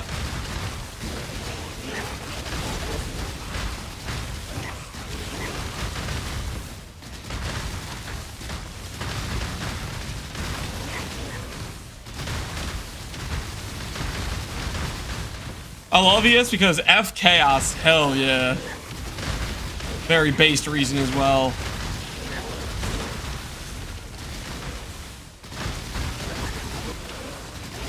Is it safe to give an enemy determination on your rune graft? If you're not a fizz build. If you are a fizz build, it might matter. You'd have to run the math. I think for the most part it won't matter if you're a fizz build. If you're a fizz build, you should be hitting pretty far hard with fizz, at which point the armor formula, unless the armor formula is different for monsters, which maybe it is. I don't freaking know. I know armor in like PvP scenarios does like jack all. So I'd imagine maybe it's similar with monsters. Giving them armor probably doesn't really matter, even if you're a fizz build.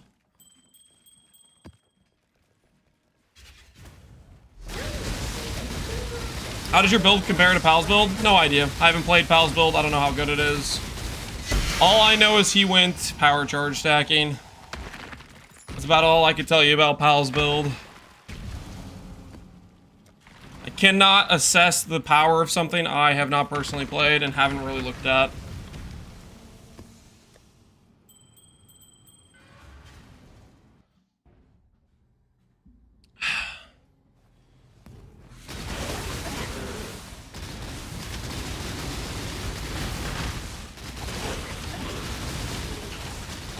Or block, ES shield, most efficient is recon prefixes plus shaper exalt, prefix can't be changed, reforge defense. That's probably one of the cheapest ways to do it, where you get good ES and block. If you're specifically trying to make the current shield I have with suppress, ES block, and int, you're gonna have one hell of a time trying to recreate those suffixes. In which case I would do suffixes first with recon if you're trying to make the shield I have. If you're just trying to make a block plus ES and recover on block, then yeah, what you're saying will be a decent way to do it.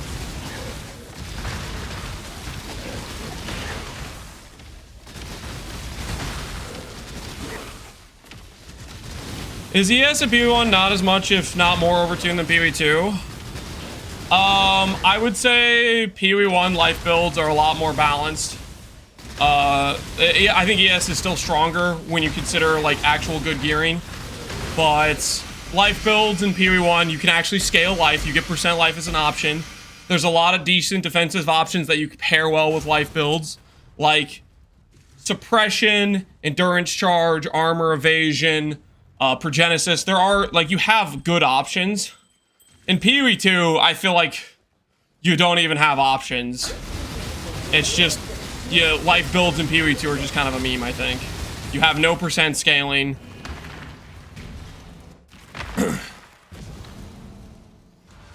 I think PV2 builds, it's either you have hybrid life ES or you have ES.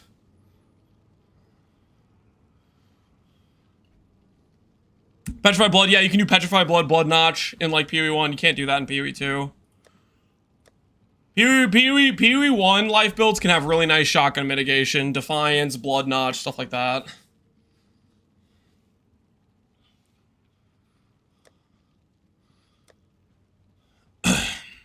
I think the biggest issue though is the percent life thing.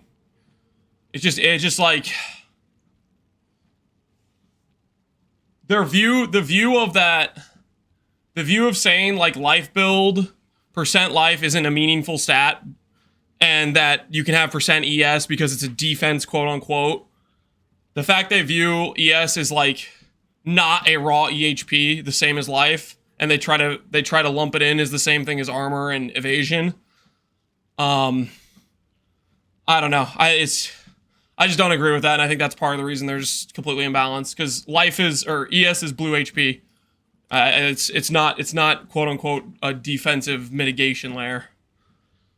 They have to understand ES is blue HP. Yeah, I think until they come to that conclusion, I think it's probably just going to be imbalanced, because giving ES builds percent ES scaling but not giving life builds percent life scaling is kind of whack.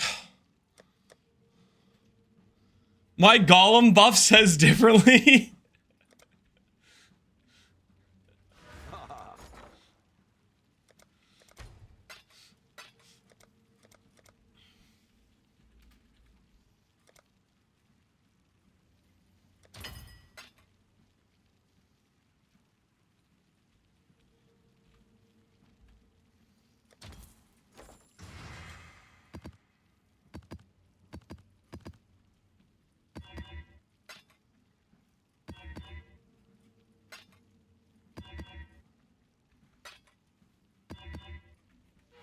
Nice to trade.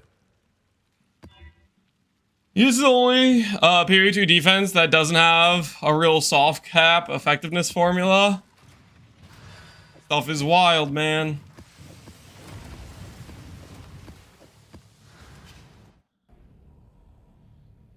The minimal investment you need for ES is just too good. It's crazy. Was Ben talking about PV1 or PV2?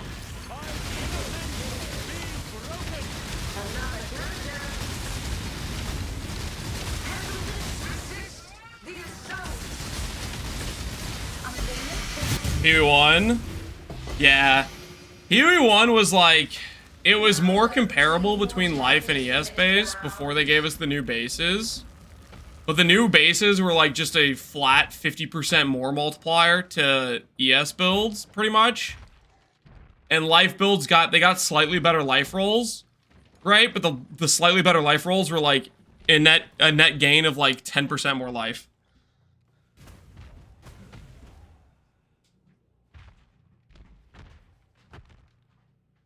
And I thought ES builds were better before that. And the quality change, yeah. There's been multiple upgrades to it since then.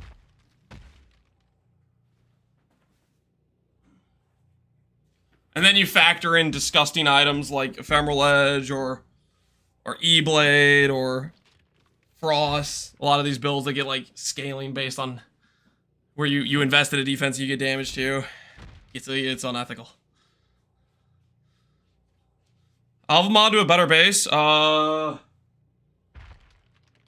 to do non-native you slam an influence mod on the affix pool you're trying to transfer out of, I would say. Alright. Walking has been completed. We're gonna move to a more chill environment.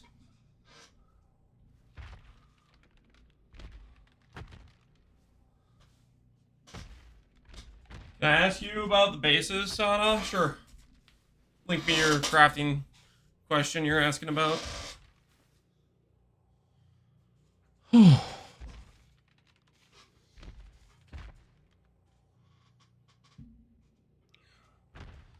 least in PV1, it feels like you can actually build defenses. In PV2, it feels no matter what you do, you're never really tanky. I mean, you're tanky to some extent, but yeah, at the same time, I kind of agree. You don't have... They really took away your ability to get recovery sources. Okay, so you have a evasion overcap mod, and you have flat ES. You need to remove your crafted mods. You need to remove your crafted mods. The crafted mods will be considered exclusive, and they will delete your global defense. Other than that, that setup you have is fine. I personally would probably prefer adding a flat roll to the Royal Plate by making it magic, imprint, previous can't be changed, regal, reforged defense, but you can do however you want to do. That only improves your odds slightly over what your current setup is. Just make sure you remove the bench crafts. Where can I find the change for Magewood Cyclone? All you do is you remove Lane Steel Sprain, you put in Cyclone, and then you adjust your attack speed. You add a little bit of attack speed to your setup, or you remove attack speed from your setup. Not some big old magical tree change that occurs. It's just literally adjust your attack speed a bit based on your current CDR.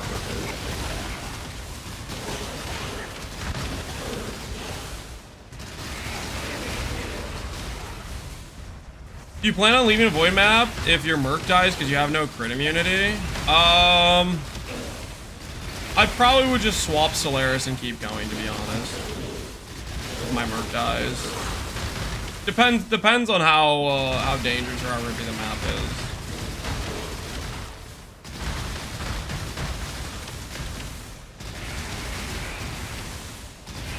Depends how much money's on the line, you know?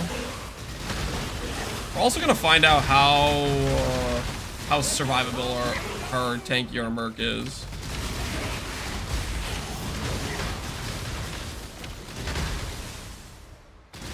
Can I message you about a extended warranty? No, please do not. I opened my first reliquary and I got a Progenesis. How much is Progenesis worth? With its new drop rate. Like Progen, back when it was like a 1 in 10, was like 50 divines, right? To 88, 100, okay. It's honestly not that much different price-wise. Even though it got like its drop rate kind of cooked.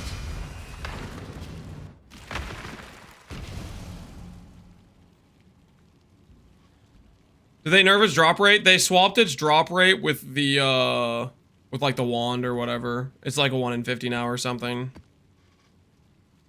But it's for a life build, Lamau. Yep. Yeah, you know, maybe that's why. Life builds, Lamau. That could just be the reason.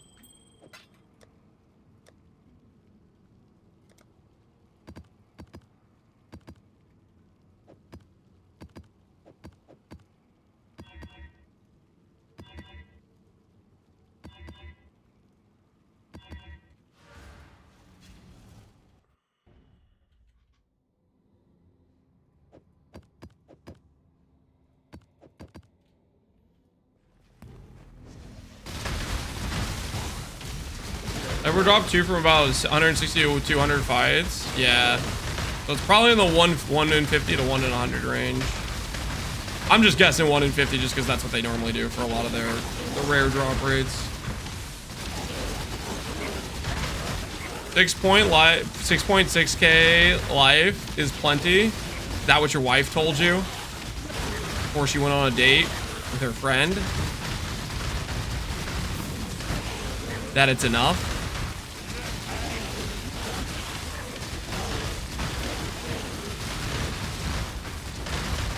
Rude. I'm just asking a question. Just asking a question, okay? Ain't nothing wrong with a question.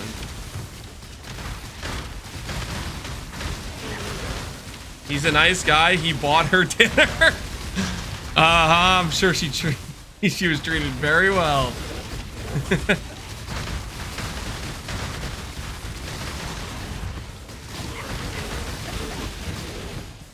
That's not what your mom told me. Hey, hey.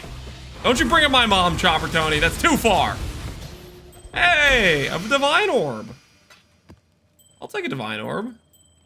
It's about time. I've been waiting for one of those.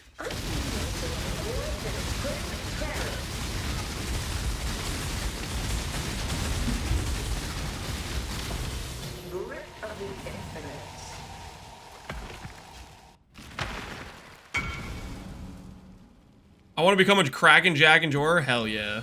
+1 to the Kraken Jack enjoyers of the world.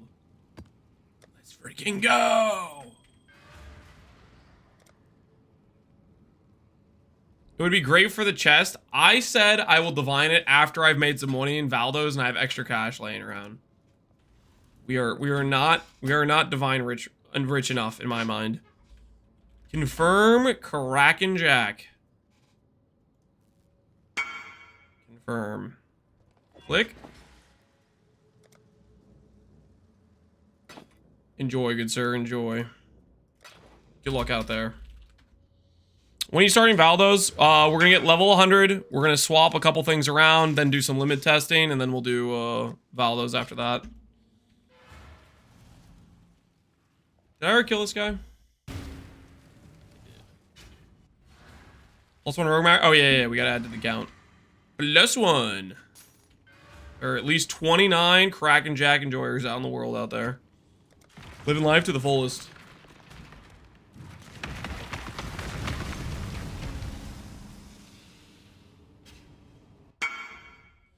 Connor was saying it was a good moneymaker in Affliction. Oh, it was insane. Like, early on, it was multiple mirrors per hour. The profit margins were that insane. Like, it was very, very good currency.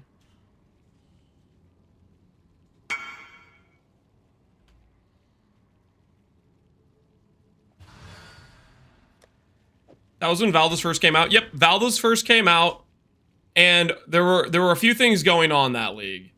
Number one was Valdos were way more common, and so were the Valdo Mageblood maps. So basically, you could pretty much pick whatever map you wanted to run with 90% less, or not even, you didn't even have to do 90% less. Like, there were so many maps that you could do some of the easier ones and make like a 200D margin. Like you could do some of the easier Valdo maps, which were like Feared, Void, maybe like 100% Deli, like not even Quad Ghosted Feared, or maybe sometimes Quad Ghosted Feared, but you could do maps that would take you straight up 10 to 15 minutes and make a 200D margin when mirrors were like 400 divines.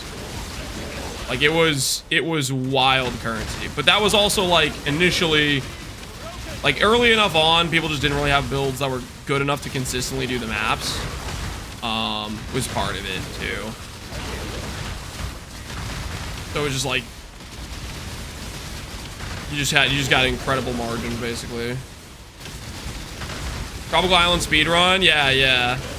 We could do that Tropical Island map in, what was it? 3 minutes. That was a quad ghosted one, and it was a time limit one, I think. But it wasn't tank mods.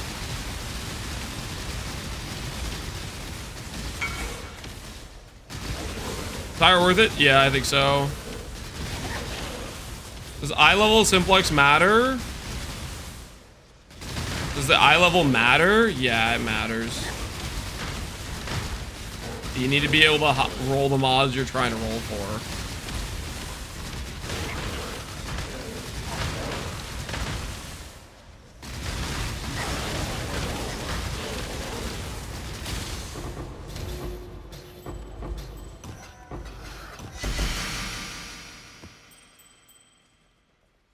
Did you do anything special to crafted clusters? No.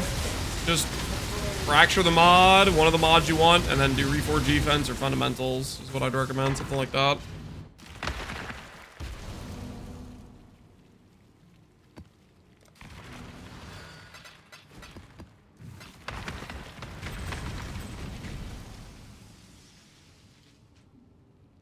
What did I focus on? For upgrades on pieces? I always say just take it one piece at a time. Pick your worst piece of gear and say, I'm going to make a good gear piece for this slot. And then just swap out one by one as you make upgrades.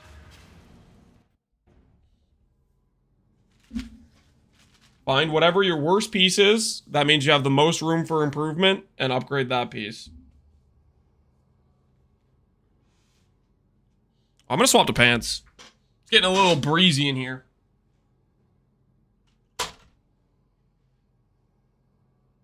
I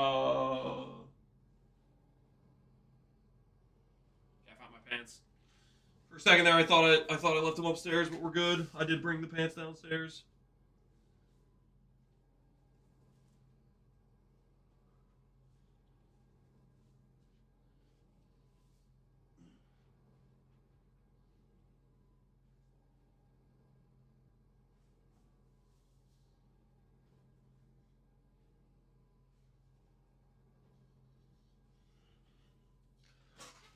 Whew. I don't like this pants arc. Deal with it, okay? It's a little bit breezy in the room.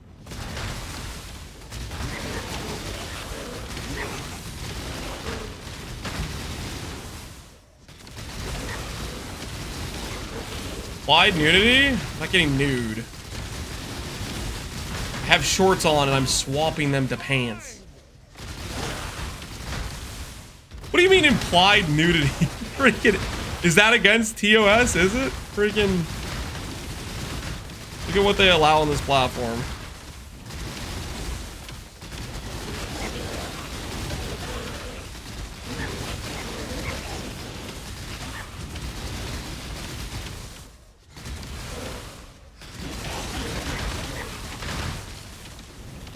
They don't even know what they allow? Yeah.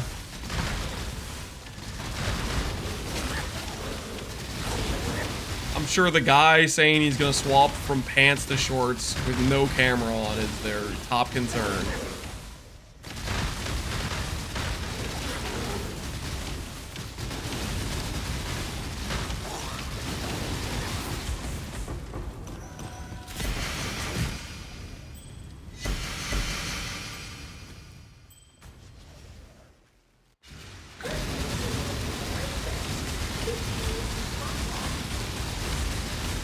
Templar cosplay, I will allow it.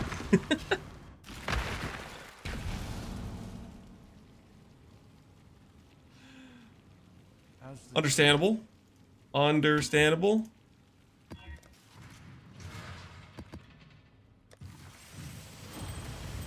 Guys, we're almost there, man. 34% XP away. We're close. We are close.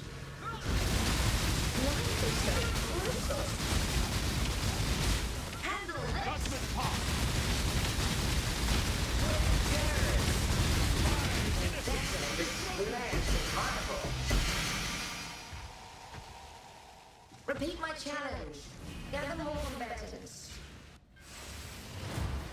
I got a 180, 180, 25 for my merc today. Yo, that's pretty nice. It's better than mine. I had a settled 3-staff for mine, but I didn't have the willpower to keep going.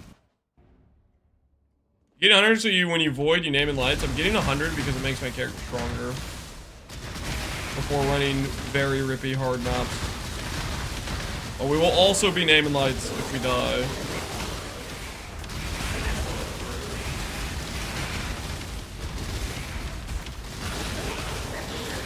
So kind of a win-win, really.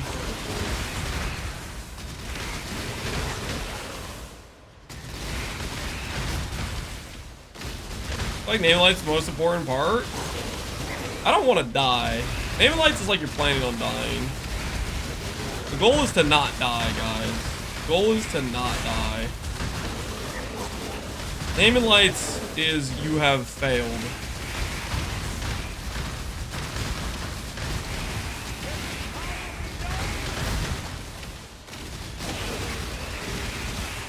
I think putting void in your name guarantees it, hopefully not.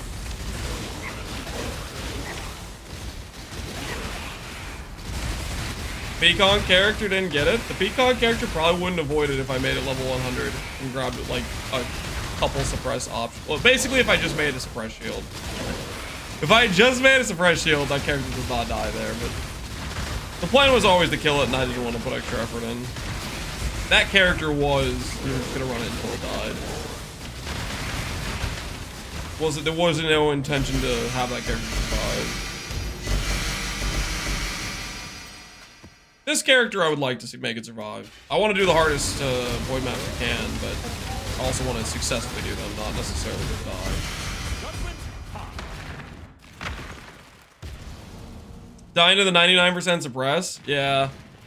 It wasn't even 99 suppress, it was multiple things. It was 99 suppress on top of like 78 spell block on top of high roll ball. Like there were multiple things. I'm just baffled that actually did that much damage, even without the suppress. I was just because we had some pretty good freaking DR from the reverse chill. Unless the reverse chill gets disabled when the reverse chill isn't applied to Shaper, which maybe that's a thing.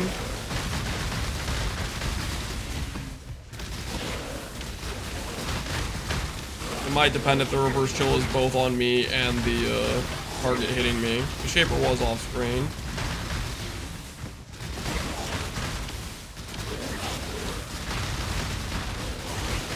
You die once you go next build? Yep.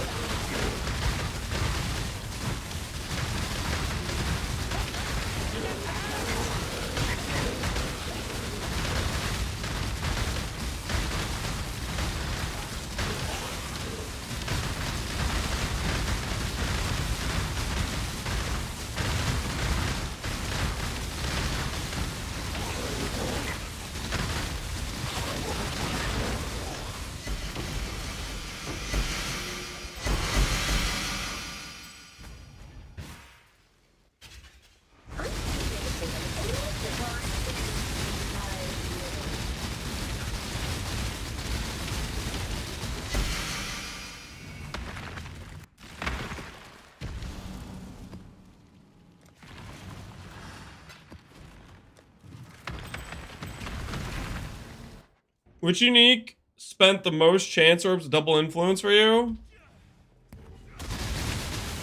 Emperor's Vigilance Crucible League.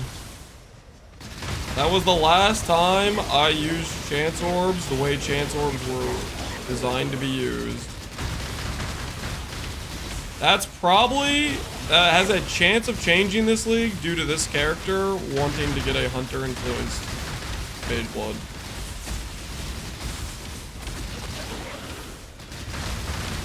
Not the mage blood? Well, Jim, that you chanced the mage blood. And also you did it in 900. We don't talk about Jim's mage blood. That was unethical as hell.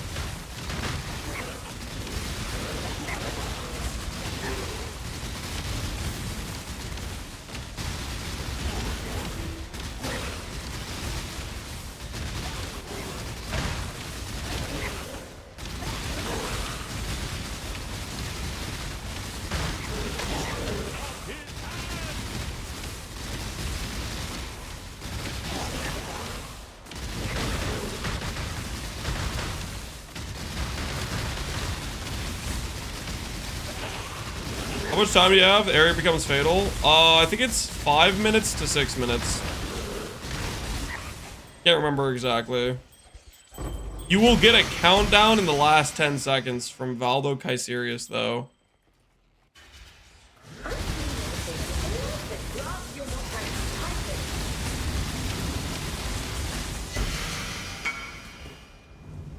Another Kraken Jack. Jack and Kraken? Hell yeah. Let's go.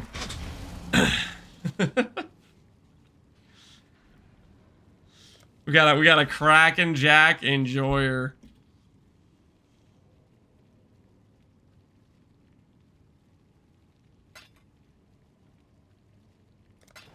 All right. You would like to mirror Kraken Jack? Confirm, Mr. Jack and Kraken. Confirm. +1 to the Kraken Jack enjoyers. 10 Valdo boxes. Thanks, man. I'm gonna have to immediately open these. I can't help myself. 1, 2. Hungry Loop, come on. March the Legion. Where's the money? Venters. Death's Hand. Replica Last Resort. Darkness Enthroned. Oro's Sacrifice. Darkness Enthroned. And Night Grip. Close. Close. That was almost amazing value. Close. A few more of those and we might actually hit.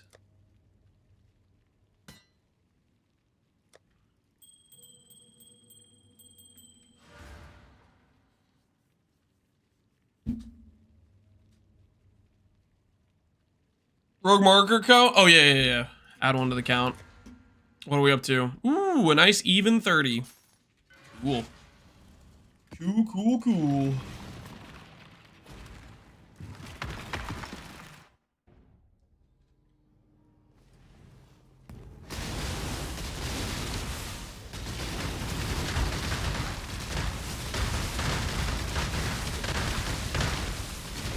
Even Stevens, yep. A nice even number.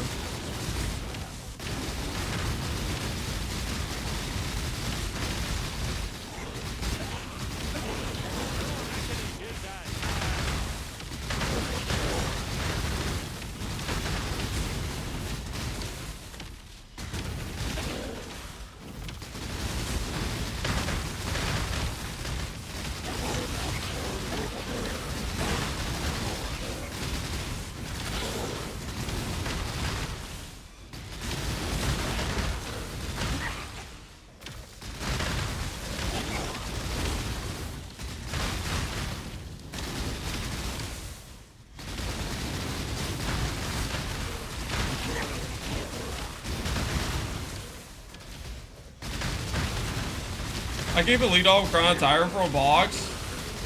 Then the next nothing for 60 after that. Yeah.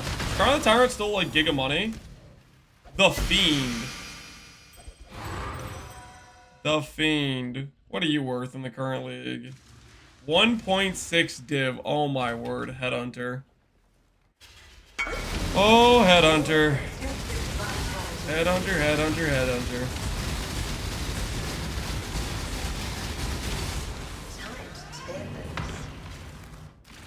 Gamble the card? It's not worth the juice. It's just not good enough, guys. Hello. Maybe we could sell it on the market here.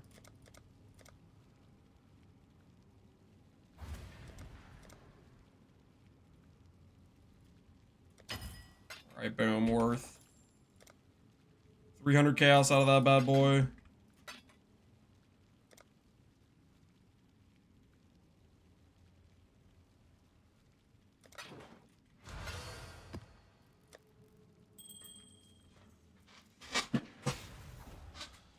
It's funny how fast Headhunter drops in value. Oh yeah, it just goes straight through the floor. It just goes straight through the floor.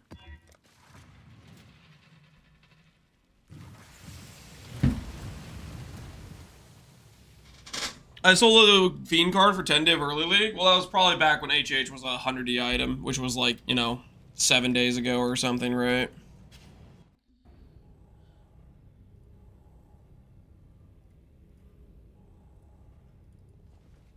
Actually, start the AoE 2 track over. Let's appreciate it from the beginning. I want to feel like I'm in Dark Age, you know what I mean?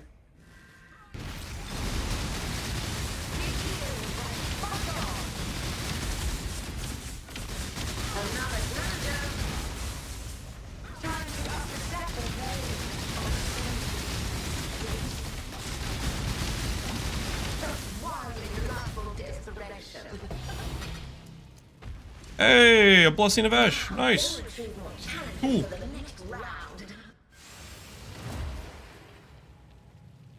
For non-instack tricksters, how costly is helm to craft on average? What helm are we talking about? Maybe you're asking somebody else in chat. I don't think I know what helm you're talking about. My bad. I just bought a Mage Blood after hours of Harvey farming. I'm a free man. Yo, congrats. Enjoy the new belt. Piece is more important for in-scaling, ring or helmet? Probably helical, but helmet's also very important. Double influence helm for cultists. Oh, okay. Sorry.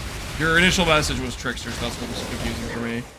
For occultist, I go over the helmet craft in the first video I posted on it. But basically, it's you basically imprint craft to get ES with power charge. It's you double influence it, make it a memory strand base, then you do the chance bench craft to make it rare, and then you do reforges until you get power charge, annul off the extra mods.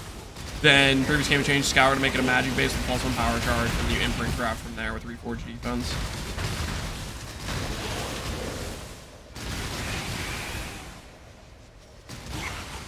Does Divine Shield feel useful on a melee character with 250 ES? If you have good Fizz mitigation, I would say always click Divine Shield if you're close to it. It is a ton of extra sustain. Like, it's very, very nice if you have a little bit of ES. Just to fight random degens, it's nice for that, but aside from that, it'll feel good in other scenarios too.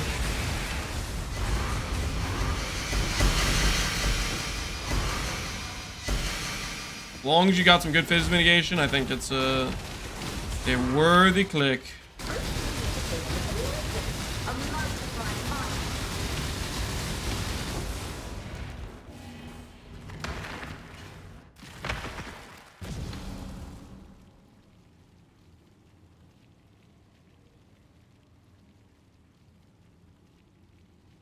I feel squishy on the occultist build. What did I mess up? If you're squishy on the occultist build, it's probably lacking ES scaling, lacking spell block, lacking the spell leech node, recovery, discipline on Hitwatcher's Eye, stuff like that all helps. Maybe you clicked the... If you don't have Graven Secret, then you're missing out Riku, which is pretty important if you're on like the budget setup. Why save the breach rings? You can vendor them 60-1 for grasping mail, and sometimes that gives you a global defense or the armor stack mod or the evasion stack mod. They're all pretty good.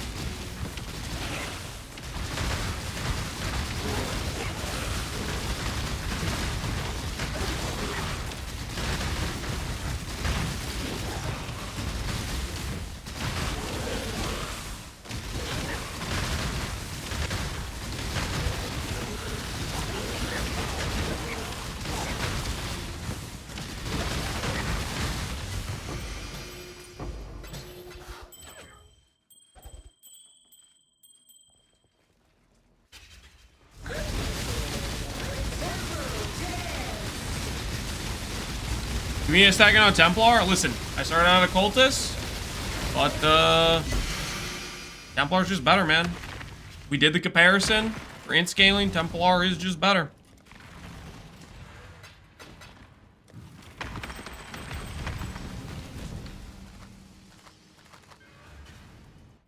Have I considered the next build after this? I want to do a shield throw of Trarthus champ. I think that could be a lot of fun.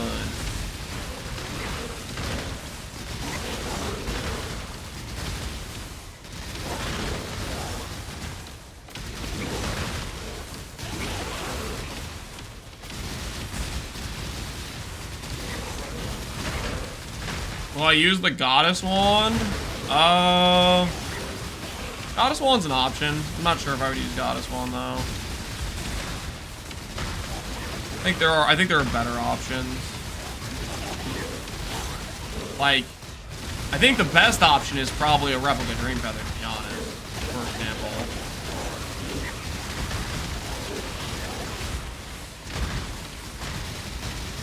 We'll either do a Perseverance setup for a budget, or we'll do a Replica Dream Feather for a Giga Chad setup. The thing is, either way, I kind of want to do Celestial Brace, so that already kind of throws the budget out anyways.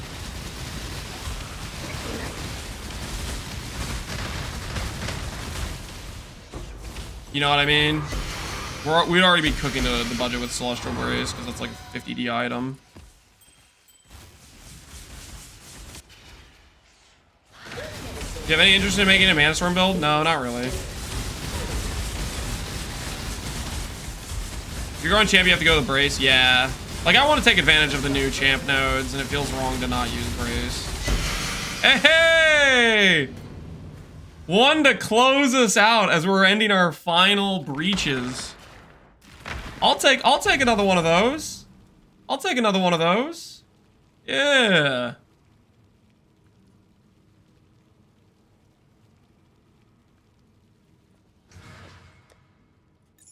Don't mind if I do. This one has actually pretty good Ellie res, so maybe that sells. We'll see.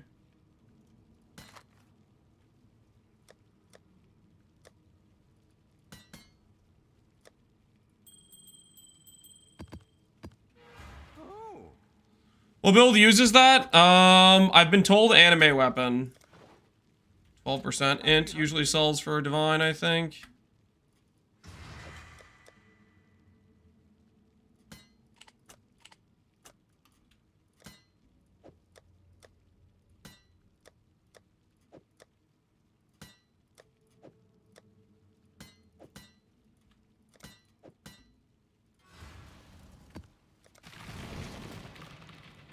Would you be stacking armor on the extent? That's what I just said. I think one of the best ways to build shield throw is armor stacking. And Smite can do that actually really well. The Merc's also insane for armor stacking because you can offload one of your defensive auras to it. Like, it's really free to, like, have a Merc and give him a bunch of Determ aura effect corruptions, right? Or a bunch of Grace aura effect corruptions. Where you still get all the aura scaling and you save yourself the reservation space. Like, it's super easy just to click Doriani's Merc, give him a bunch of D-term aura scaling, you know, like that sort of thing.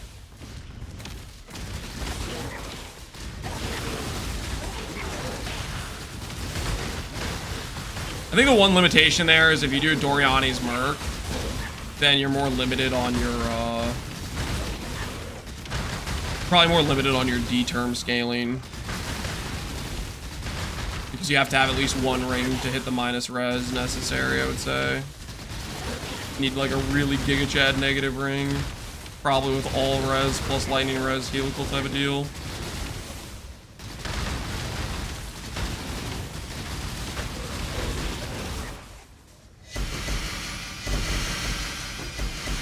My Doriani Merc has Wrath and Zealotry. Well, you're a spell character, right, Lustbox? If I was doing an armor stack shield throw character, you know what I mean? If I was doing an armor stack shield throw character, then it doesn't really make sense to have Wrath and Zealotry, you know?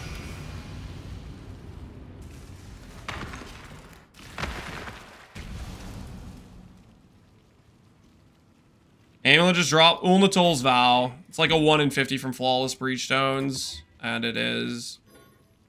Apparently has a build that's actually using it this league. A lot of leagues, it's like 5 Divines or 3 Divines or something. This league, there's a popular build using it. I think it's Animate Weapon, but it might be another build too. It being at 50D is kind of abnormal, or at least it has been abnormal the last couple leagues.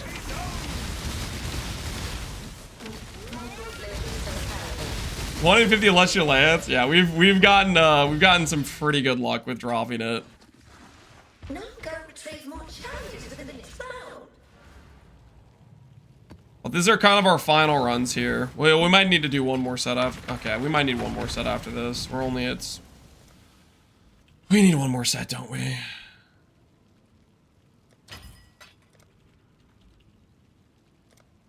Not quite gonna be enough.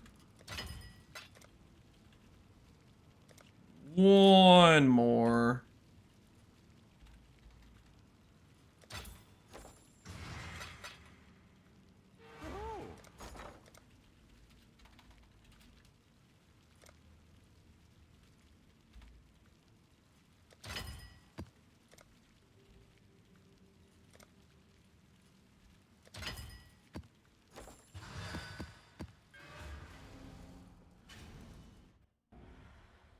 Do you upgrade the stones for better XP or better loot? Regular stones would be terrible XP. Flawless is way better XP. Or higher level zones are 84 zones with an XP multiplier of 200% increased XP. So the main reason I did this was to get XP fast. I wanted to just have the character leveled up and ready to go. Technically, we've also gotten really freaking lucky, which actually made this very high profit per hour because we got lucky with Ulnatol amulet drops. So there has been that extra benefit on the side. Additionally, they do have better drops. You get 1 in 5 chance to get a fractured grassy mail. So for example, you could drop fractured armor, gives you fire res, gives you armor percent. You could drop fractured, let's say you could drop fractured attack speed per dex. We dropped one of those, so that happens occasionally. The other rare drop is the Ulnatol's amulet. That happens occasionally. And then as you do rotations, you get some Maven invites and stuff like that, and that adds up. And you get Val Breaches. Val Breaches are worth almost a Divine. Like 0.9D is roughly what they're selling at. 1 Divine if you wait a long time for them to sell, because there's a lot of people listing. Occasionally you'll get a Howa Claw with a perfect roll. Like there's some chip value you get, but most of the money, if you don't drop the amulet, you lose money pretty much.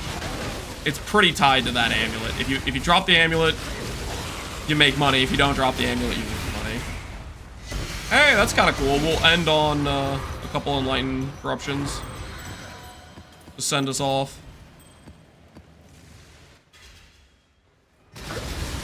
Are you on Adorned on your latest Garth? Adorned is probably the best way to scale single target if you want to. And also... Okay. I'm not like a mathematician here, but... Was that back-to-back? Was that literally back-to-back? What? Check his PC. So as I was saying, and this is actually a pretty good roll. This is actually like a really good roll. This one might sell for more. We'll list this one for 59. As I was saying, if you just drop the amulet, you make good profit. As I was saying. My axe. You can't keep getting away with this, anti-mailer? Oh, dude, that's wild. Guys, Lance can't divine his armor, he's poor, don't forget. To justify divining the chest, need a lot of excess divines, and the thing is there's some other pieces I need to do before then, okay? There's other more important things to do first, guys. Don't forget we also have to mirror the chest, which cost... we're only up to 366 in terms of the tips, so I'll have to fork over another 250 of my own divines to mirror the chest, right? We have all these extra costs, okay? Hop on to a tailoring orb, boy.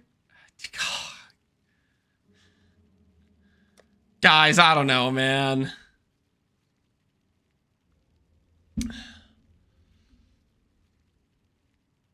Didn't you spend 500 on the OSIN? Yes, that was a bigger priority than divining the chest. That's basically like +1 curse for me, okay? And it works against some of the ghost mods, because some of the ghost mods give a bunch of extra chaos reg. All right, are you guys? How about this? How about this? How about this? How about this? How about this? If I drop another amulet, or if we get lucky and we go above average on +4s on the Enlightens, if either one of those things happen, I will divine the chest for a better roll than what it has currently. Okay? But I don't want to hear any complaining when I go broke, I make a worse divine on it, and I can't afford to mirror it, and then we have to stall doing voided maps. Okay? Do we understand the agreement here? Okay? When I go broke divining this thing and I don't hit a better roll, and then I still have to keep making money to divine it, but I can't afford to mirror it, so I can't do voided maps. You guys understand the consequences here, right? Just so we're all on the same page. There is a downside to the situation. Less talking, more divining. I'm gonna get my popcorn. You guys are out of control. I'm about to lose so much money because of this. I can't believe I'm letting you guys baby into this. I mean, I guess theoretically, I might go below average on corruptions, and I might not drop another amulet. There's a pretty good chance I don't drop another amulet. So I should be fine, actually. I just need to not get lucky for, like, the next 7 runs here.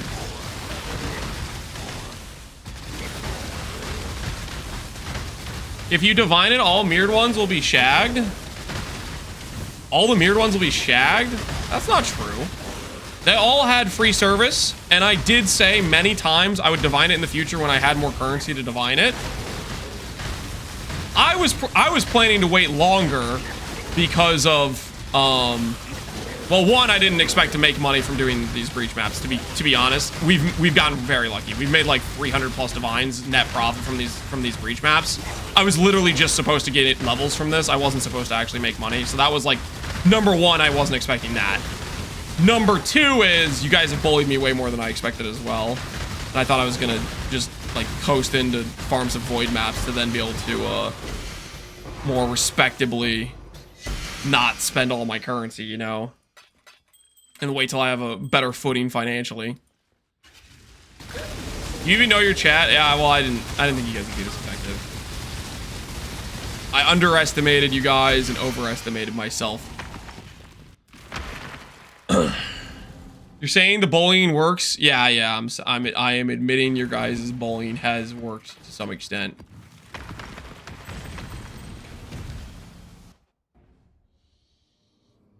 You think we'd let you live with the 53 int roll? The ES roll is very good, guys.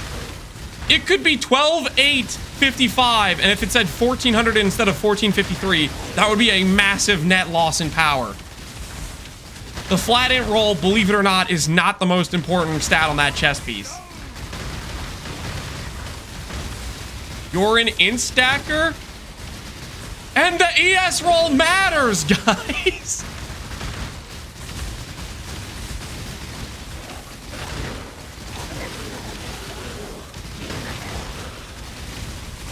It's not the most, but it is important. Yeah, it is important. But I think it's like comparable importance to any of the ES rolls. Like, for example, I think you guys would be better suited to meme on me for the bottom rolled hybrid than the mid rolled in. You know what I'm saying? It is comparable importance to the ES rolls.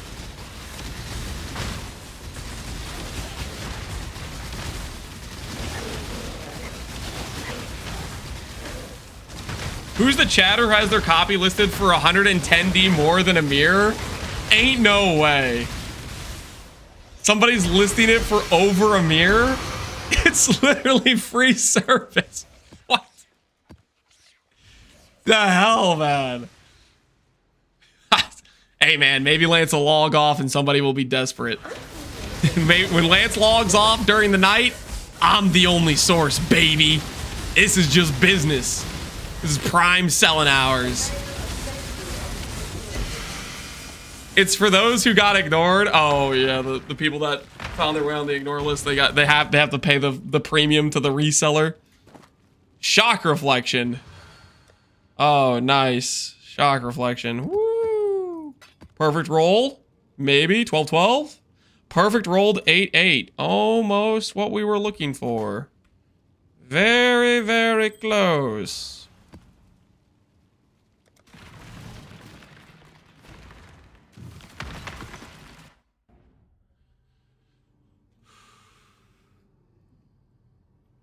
Lance did unignore a lot of people after misinterpreting my message about the pirates. I did, yeah.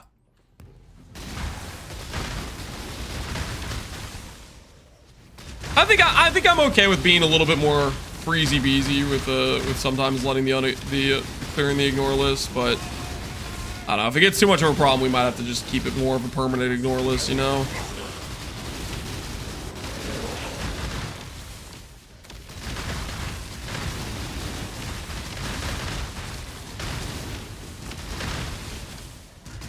I feel like I'm very low crit chance. Can I share my POB? You're low crit chance, that means you are wearing the wrong boots. You're wearing Ralakesh, but you don't have power charge mod. You have frenzy or endurance. If you're copying the gear, that's the only way you could really brick your crit chance, is if you did that.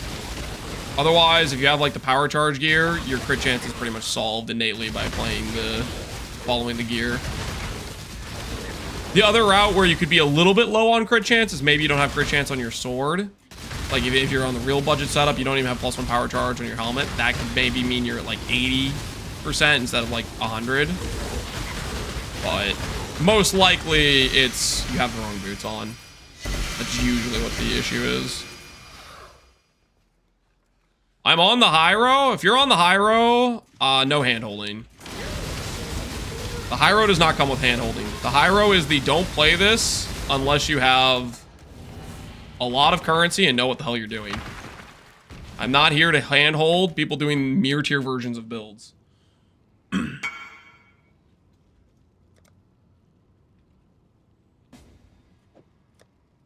But most likely, you don't have Righteous Providence.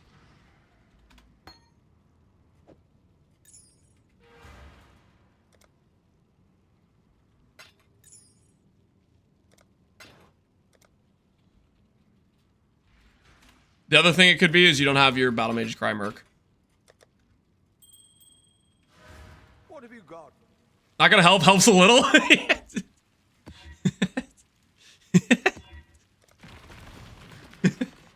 I'm not gonna help him, guys, okay? The long-awaited event is finally here.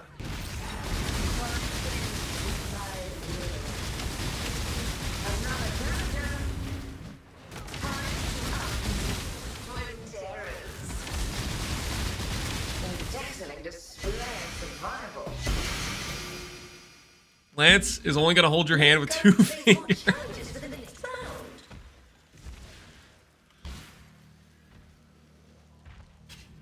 I'll hold your hand, but I'm going to complain the whole time while doing it. Something like that.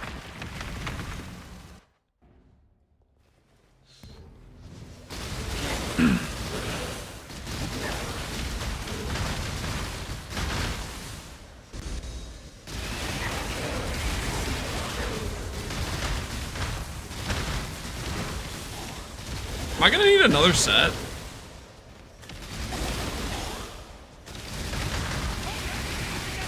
Might need another set. I don't know if I don't. We might not hit 100. I might need another set. I keep underestimating the level 100.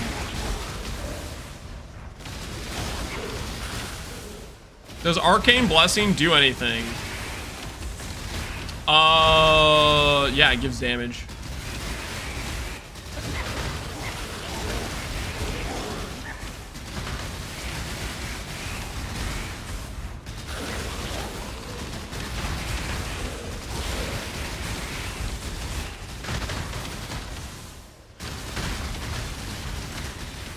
I think it was just short about 2% per breach when you did him as well. Okay, we might be a little bit short then. We'll have to do one more set after this, which gives chat more opportunity for me to drop an unset, which is a little bit unfortunate for my finances.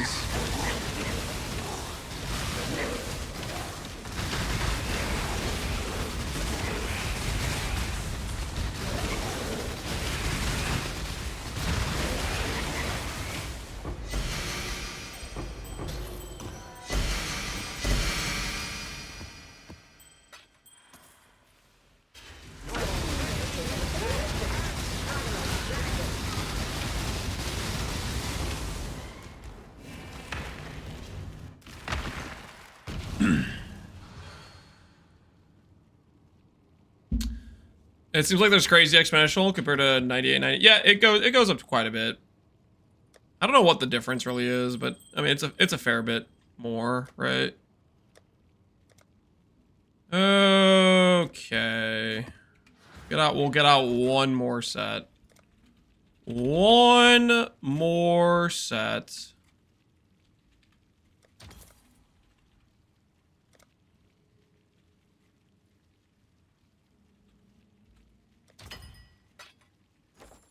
Oh.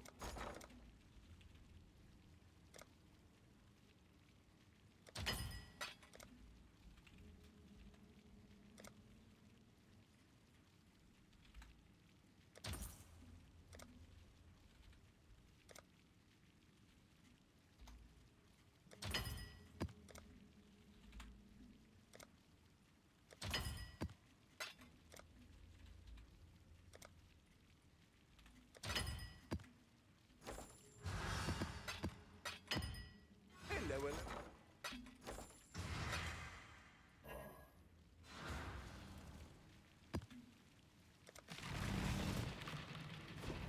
hello.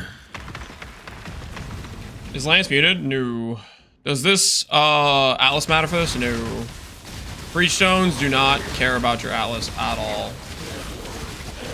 This will occur regardless of your Atlas.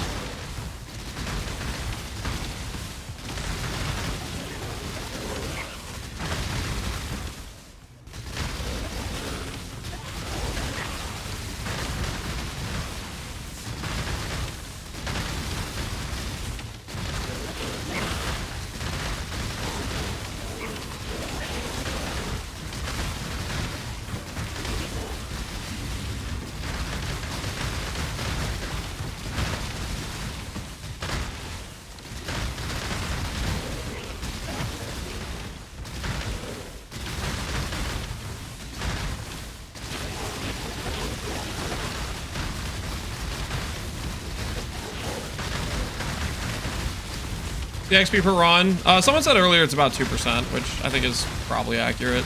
That seems about roughly around what I'm getting.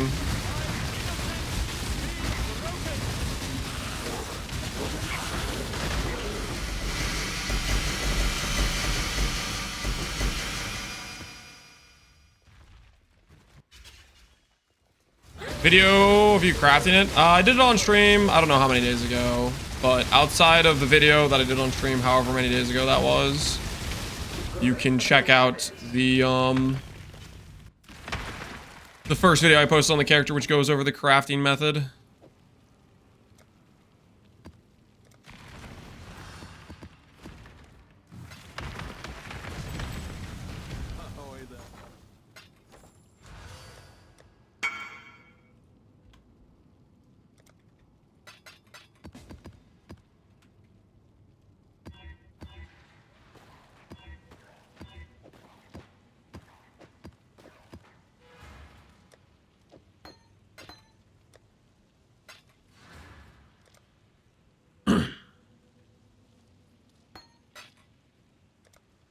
Lance, I have a mage load of 150 divs. Can I start the occultist? Yep. You can do a decent setup with the occultist without a amount of currency. Having a blast with that character. Glad you're liking it, Trottle. Hey, Kenjo. How's it going, man?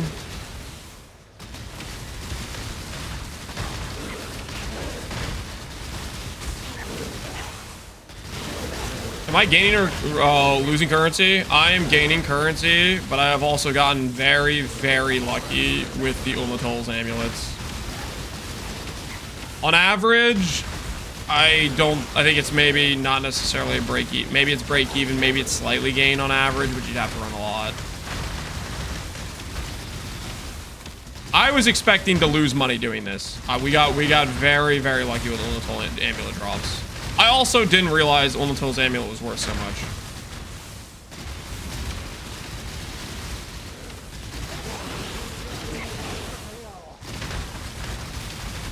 I got sun for the first time in ages, Kenjo. Hopefully it felt good.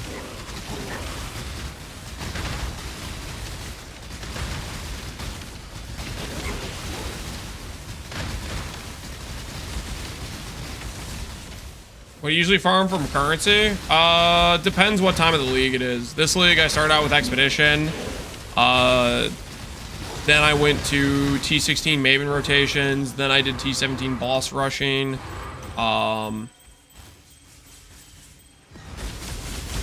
Those are the main strats I did, the actual mapping strats. Once I needed money for tailing orbs, I started doing global defense fracturing. And then I went to level this character, and apparently dropping the amulet makes quite a bit of money, which I was just trying to get like character level 100 fast. And then after this, we're gonna do some void mapping, which should be pretty good currency, probably. Well, we'll find out. I haven't really looked at the market. The market might just be non-existent and therefore not good, but we'll see.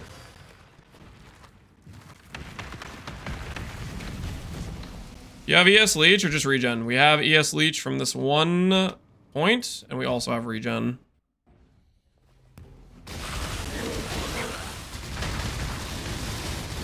I'm a little bit wondering if it makes sense to go for the instant leech. Going for the instant leech might make sense. Spending the extra 3 points for it.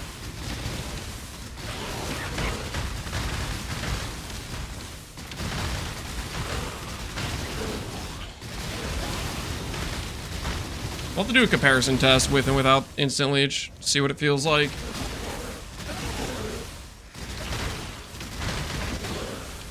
Doing non-void? Yeah, non-void are good profit as well.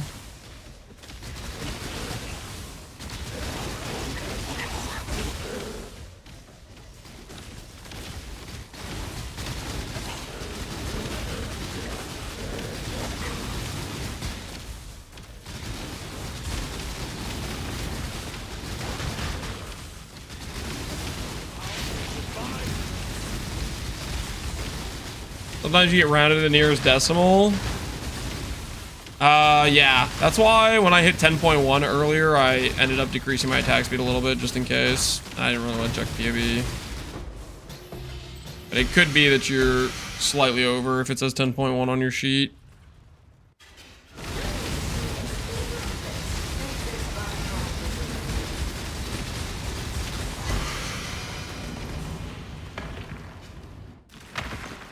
Screen message is back. Yep. Do what we have to do to survive out here, you know what I'm saying?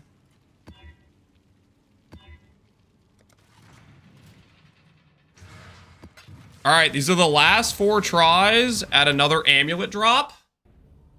Outside of that, we have to go above average on enlightens. That means 3 level 4s.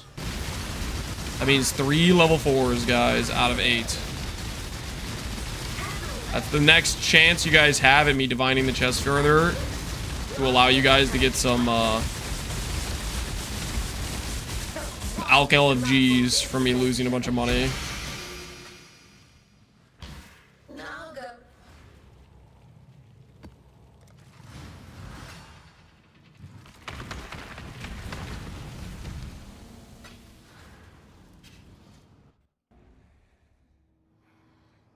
I'm at 10.12, then you're basically at 5 procs per second instead of 10. You've bricked yourself.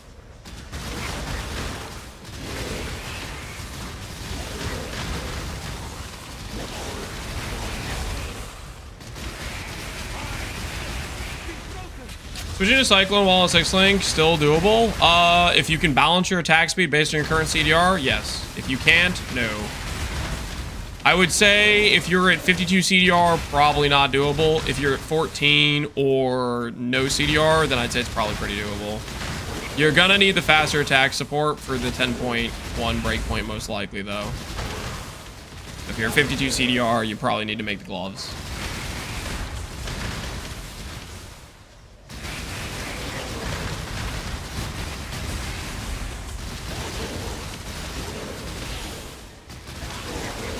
Exactly 10? Doesn't have to be exactly 10. Like 9.9 versus 10 is going to be like a 1% damage difference, right? But 10.11 versus 10.1 is going to be a 50% less damage if you go slightly over.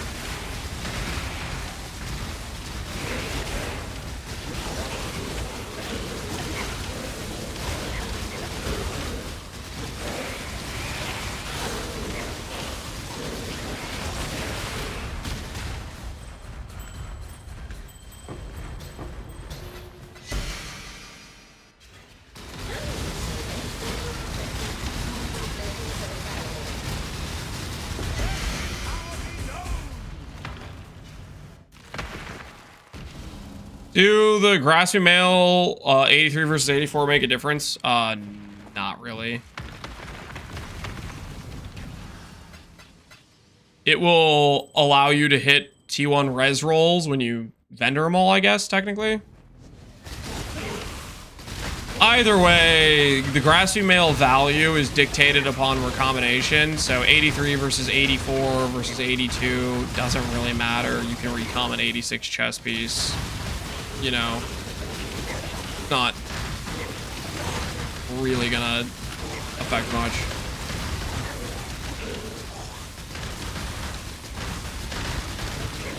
It's not true, Lance. I have 10.6 and I have the same DPS as 9.6.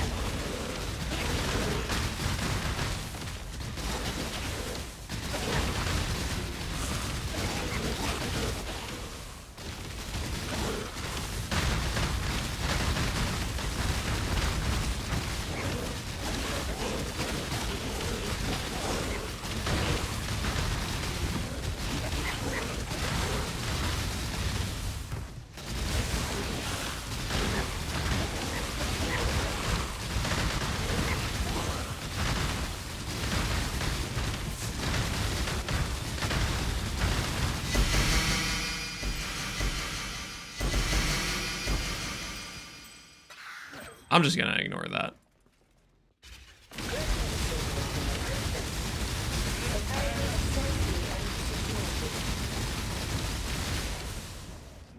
This is not gonna be a productive conversation.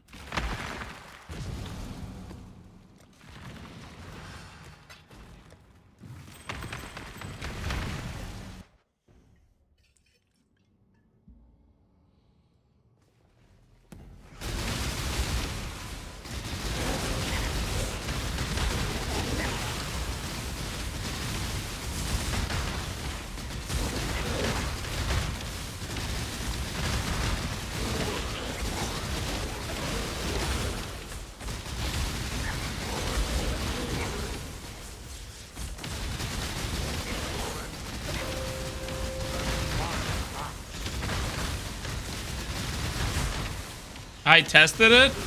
Showcase it in game. Give me a side-by-side video comparison proof. Or shut up about it.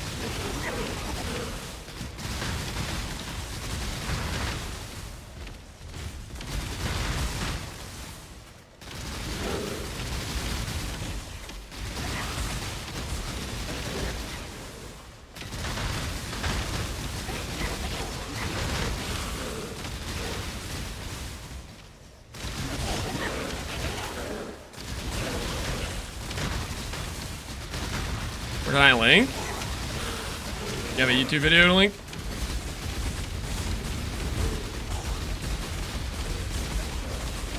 All right, let's see the proof.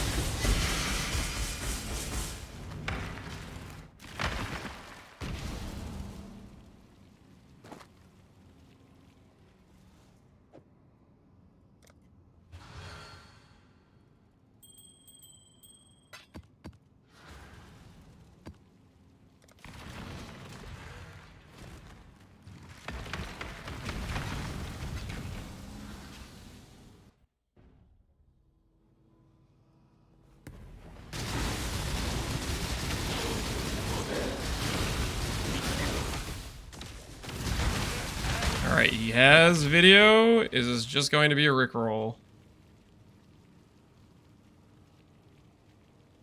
Your showcase is on.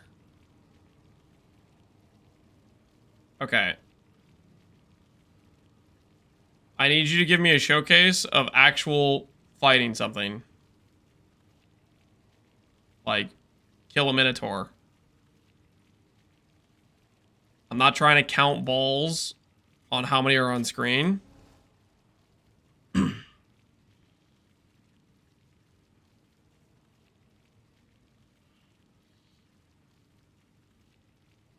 I need an actual showcase where you hover the character stats and you do a one-to-one comparison.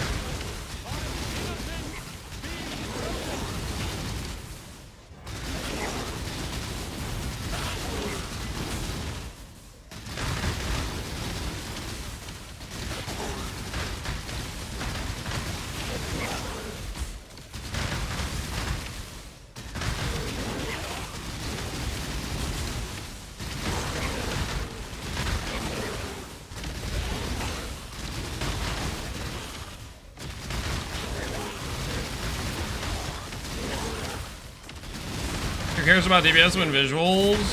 Because I don't want to freaking try to count how many balls he did in how many seconds. I want to see, he killed the boss in 5 seconds, he killed the boss in 5 seconds.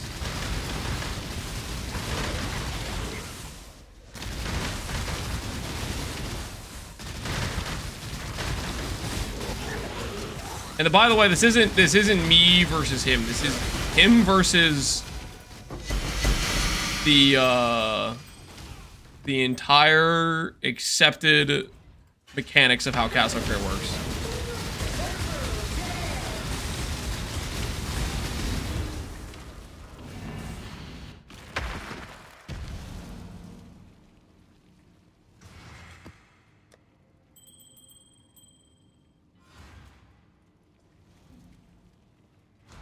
What have you got?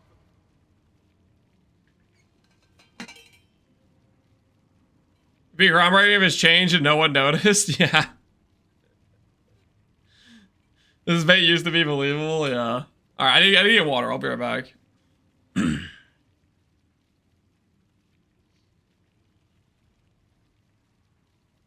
I thought the breakpoints were earnest over years. Yep. Yep. But Vakil's gonna disprove it all right now. I'm gonna get some water. I'll be right back.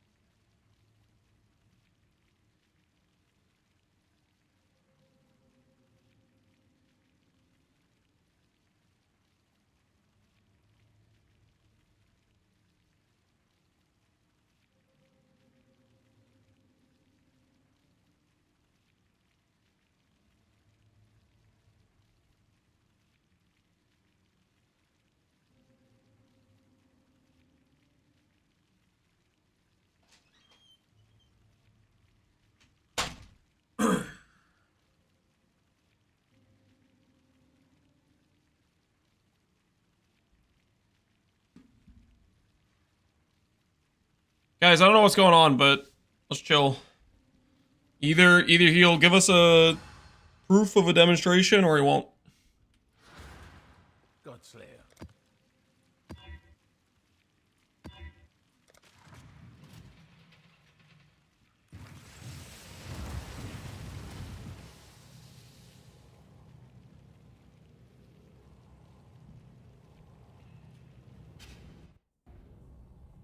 You want to share the goldfish? I didn't get goldfish. I just refilled my water. There was no goldfish acquired, okay? There's no goldfish acquired. He's detected. Your sensors are off, guys. Time to up the stakes. And detonate display survival. I grew bored already. Did you steal anything? No, I did not. Did you clean your fish tank? I don't have a fish tank. Alright, guys. Your last chance at forcing me into divining the chess piece is going to fall. It's going to fall down to how these enlightened corruptions go. If we get three level 4s, I will spend currency to divine the chess, but it has to be 3 level 4s, okay? It has to be 3 level 4s. Your odds are not in your favor, okay, guys? You do not have good odds in this situation. I'm just gonna say it right now. It's gonna be 5. You guys want to bet on it? You guys want to place your wagers on this? You have faith in this situation? Prediction. Do we hit 3 level 4s? Yes or no?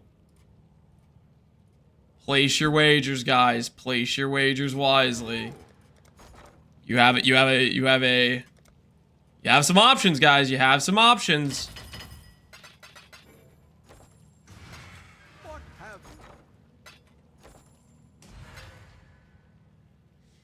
you? At least 3? Yes, it has to be at least 3 level 4s. That is what I agreed to. I said if I got lucky and got another unset, or I got more enlightens, then I would do it. That's what I said. Okay.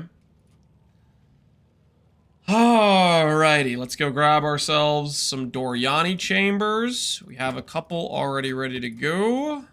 We just need a couple more. And we will be ready.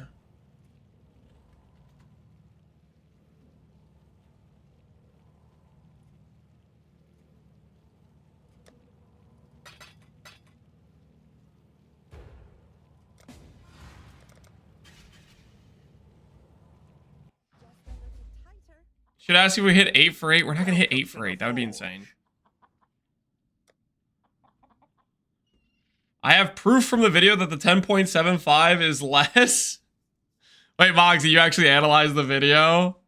I didn't want to freaking try to count the balls. That's like way too much time for a one guy.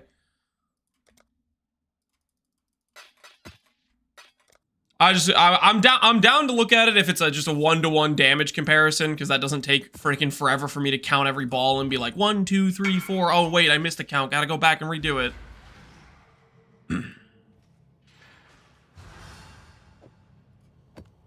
You can count the gaps. The gaps would make sense. If there's gaps, it would be based on the every time he has to double hit.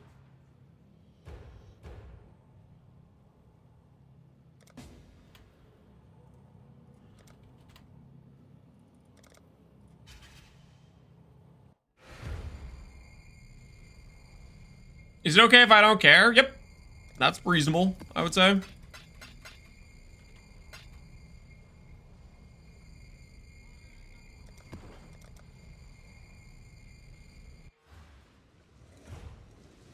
Did you enjoy 4th of July? Yep. We took the kids swimming. It was pretty fun.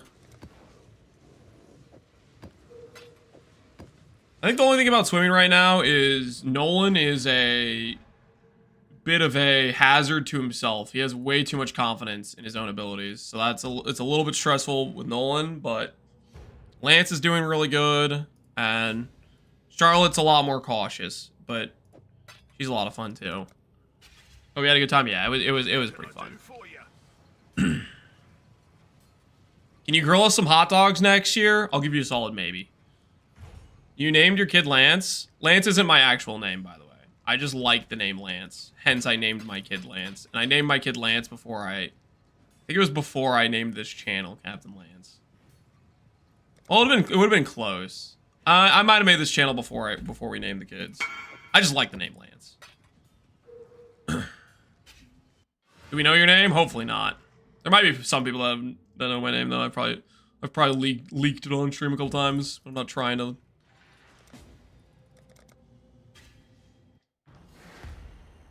Is it Greg? Maybe. I can neither confirm nor deny Greg. John.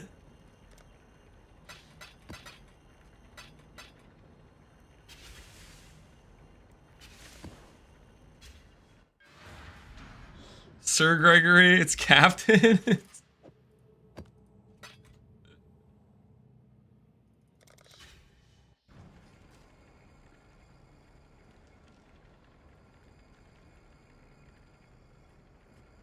how many do we have right now?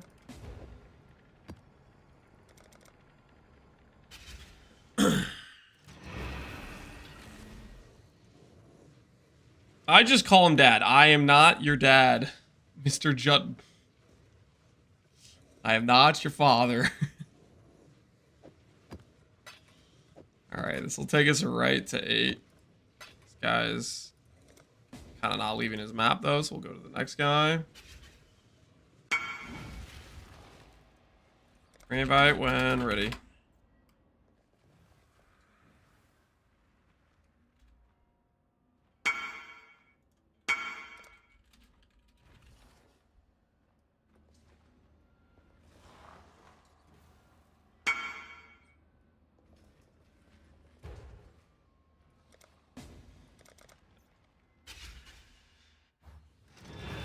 You might be that guy's dad. I'm pretty confident I'm not that guy's dad. Pretty confident. How many? All by 3. How many you got? Proceeds to buy 32. We don't have an immediate use for this, but we might need them later.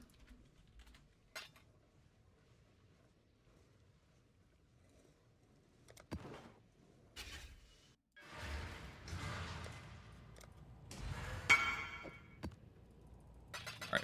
That other guy does re-invite us eventually. We will have chaos to give him. Good luck. Alright, we'll put these extra ones away for later use. 8 enlightens, guys. Me wasting extra currency I shouldn't waste is dependent on me hitting 3 enlightens to level 4. Okay? That's what's on the line. Old Lance would buy more enlightens. No, I don't want to level any more gems. I also don't want to deal with trade.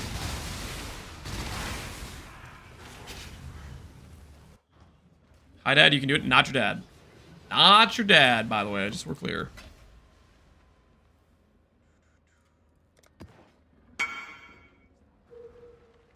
What's the perk of double corrupting enlighten? It basically has double the odds to go to level 4. So if you do the double corruption, it has a 1 in 4 chance to add +1 level versus a regular Valorb has a 1 in 8 chance. So you spend an extra 120 C or 110 C or whatever in order to increase the odds of the hit significantly.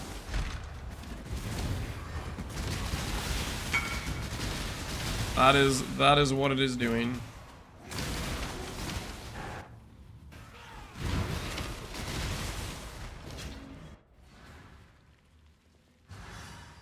How do I solve crit? Swapping out the power charge shield. Diamond Flask. Crit from Battle Mage's Cry. Stuff like that goes a long way.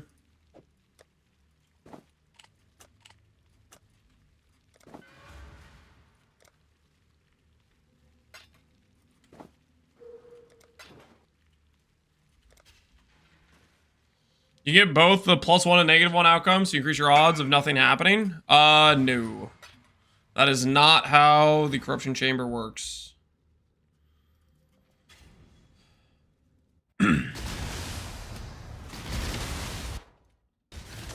I'm pretty sure that's not how it works. The +1, -1 is the same outcome. It either goes up or it goes down whether or not you hit the outcome.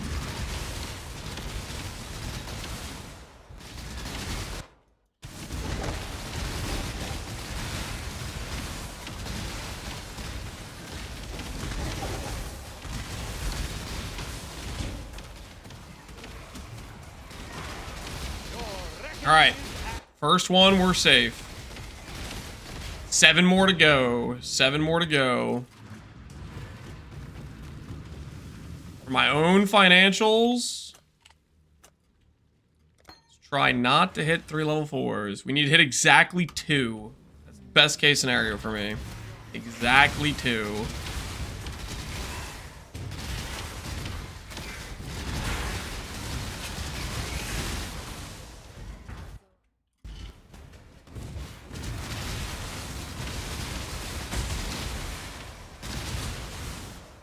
I have an unlisted video to prove that that's how it works. Oh no. All right, that's a D level. That's a D level. 3 level 4s is not looking so hot right now, guys. 3 level 4s is not looking so hot right now.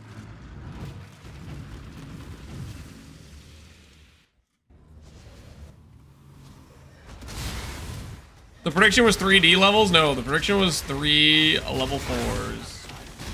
I said I would do the divining if we got the above average outcome. I'm gonna review so many builds when I win. Relax, dude. Relax. Chill. Hey, chill.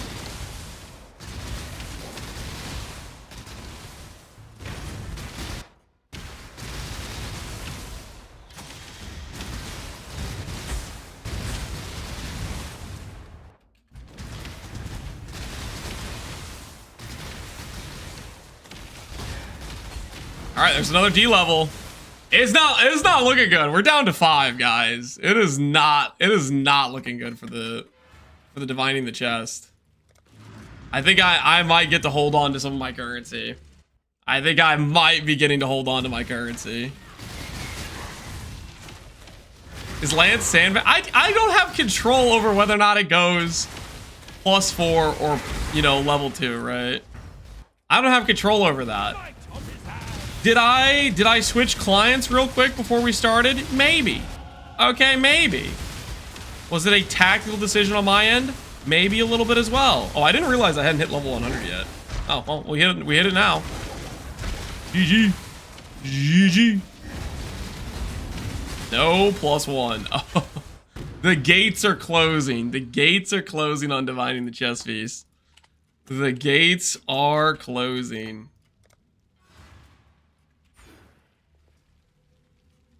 4 left.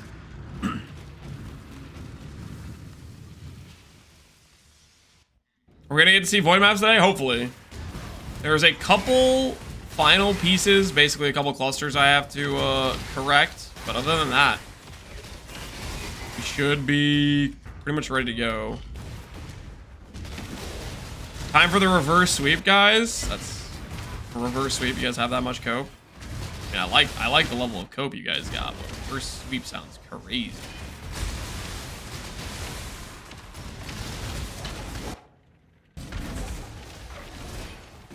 Do you have a command for Merc on Frost? Exclamation point, Merc.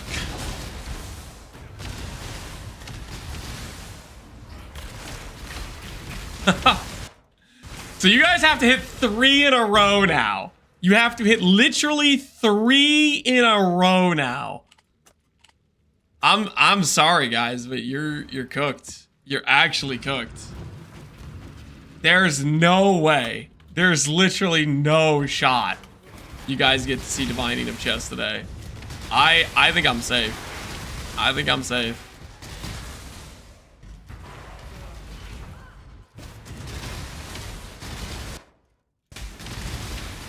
Today? Yeah. I mean, I do want to do it in the future, but maybe when we have more currency to justify it, you know? There's other upgrades that need to happen today. Other things we need to spend currency on. Well, we hit 3 level 2s. We might have hit 4 level 2s. We got level 2'd repeatedly. It's over, guys. It's over. There's the line. Prediction says, do we hit 3 level 4s? The answer is no. The doubters take this, and I save myself from like a minus 500 divine mistake. So kind of really a win-win. This is a weird scenario where the doubters win, and I'm actually kind of relieved. Because we all know what would have happened if I tried to divide that chess piece, right? We all know what would have happened. I would have gotten financially ruined by that thing. Financially destroyed. Now, let's hit at least 1 level 4 here. Let's just 1. I mean, come on, 1 for the road, right? 1 for the road, maybe.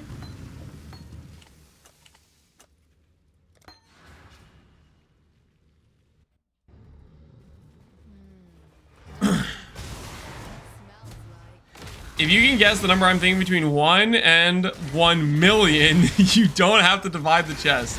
Let me guess. I'm thinking it's 69. Tell me I'm wrong. Tell me I'm wrong.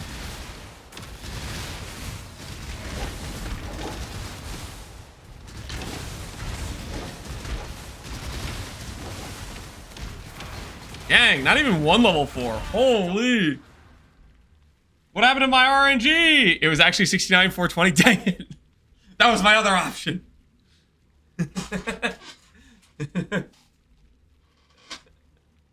Wait, why are we listening to Gary's Resolve? Run it back. Alrighty. So 5 level 3s and 3 level 2s. Alright. Let's put this stuff over here for the finances.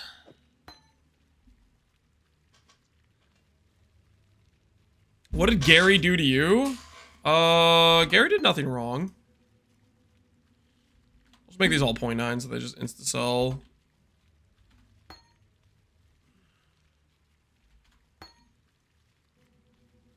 Do that.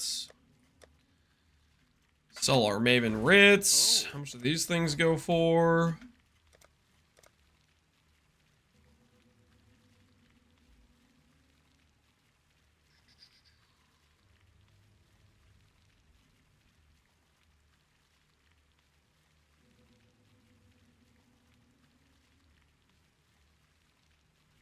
That. What else do we get to sell from the stuff we did?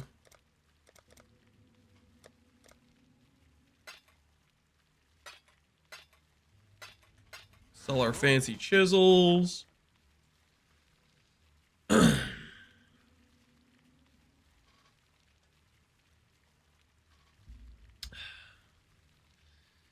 I throw a dice, and if it's between 1 and 5, you don't need to divine. If you divine the I don't, guys, I'm not falling for any of these scam deals you guys are trying to offer me right now, okay?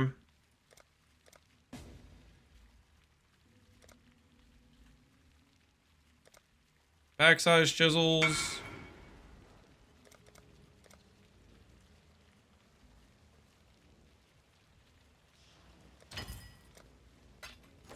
Buy one just so we can sell one.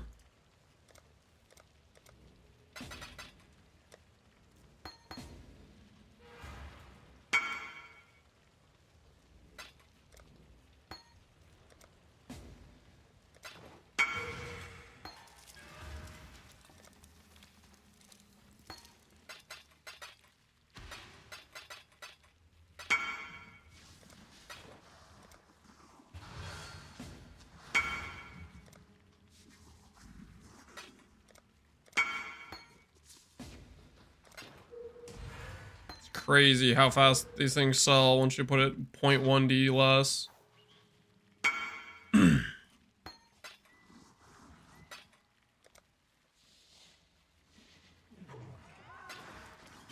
Whoops.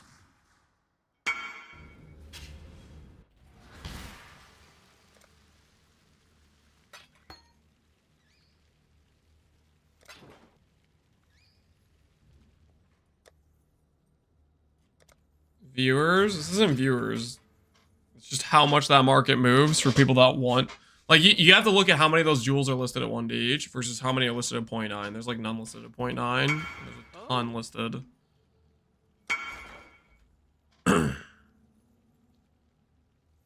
I've sent the breakpoint proof. Already sold. Sorry.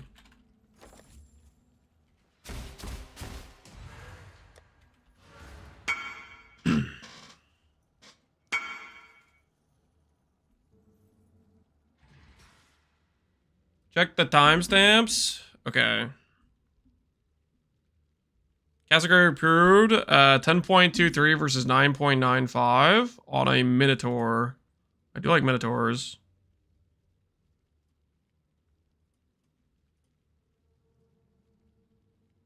Timestamps.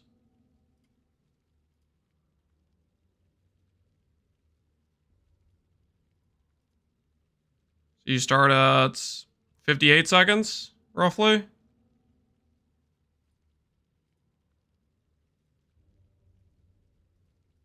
I'll say 58. Might need a higher HP target for this character. Because you're like killing him in like...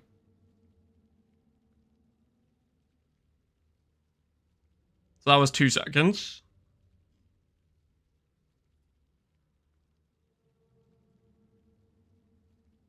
This is a Minotaur that's 16. You're killing him in like 3 seconds. I think that it's too low of an HP target. You probably need a tankier target. Because this could be the difference in whether or not your first couple procs hit for 5 proj versus 3 proj. Do an Uber Exarch. Yeah, I think you need a tankier target. Yeah, your character has too much DPS.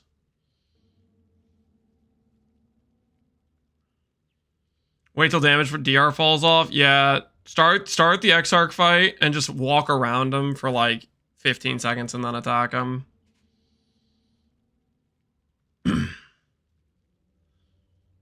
At the end of the day, with that much DPS, does it matter? Oh, it absolutely matters.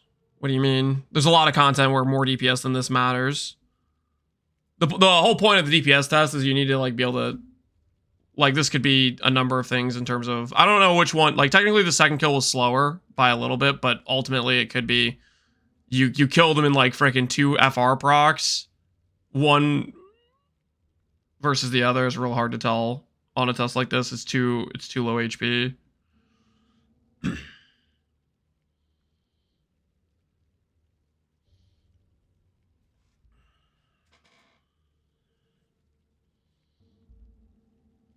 I got a little 25 faster attacks on gloves with 90% increased attack speed on rapier, but I'm stuck at 9.09. Any suggestions?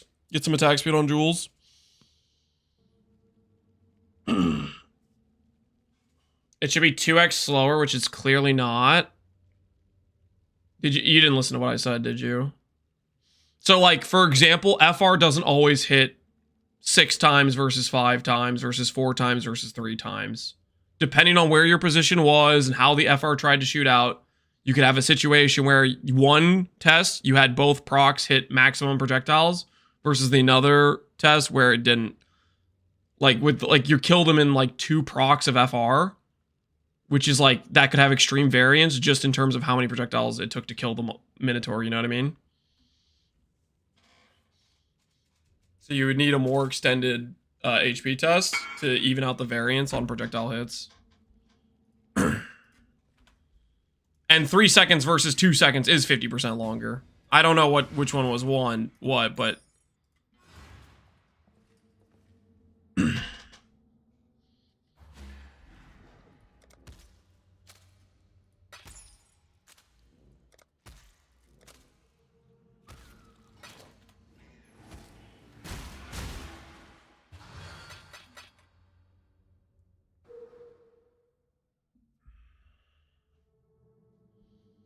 2 seconds and 3 seconds was under, yeah. Which could be just literally a difference in the projectile hits versus one versus the other. What's the name of the MTX that changes your MTX? The MTX that changes your ES. It's Ghost Veil. It's from the Kyrix Vault from a while ago.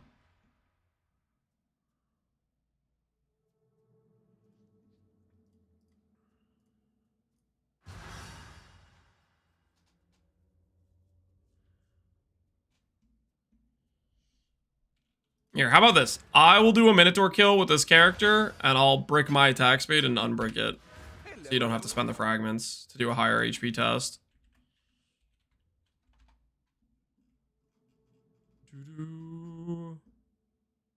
I need to grab. I'm going to take out GMP too, so there's no like projectile variance as well. Oh?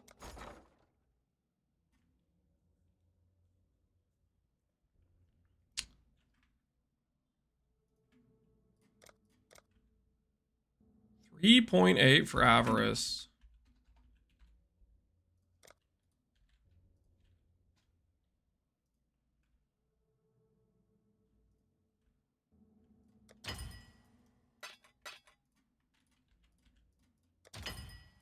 Cool.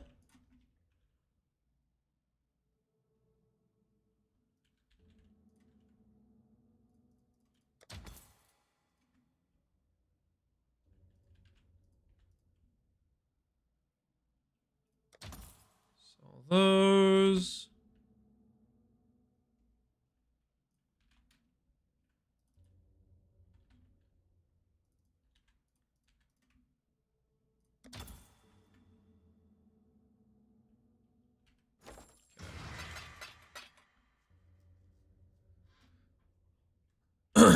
What are you buying? We put a buy order for Remembrance Orbs a while ago, but it's not filling because I put the buy order too cheap. I just haven't changed it. Okay. Exarch.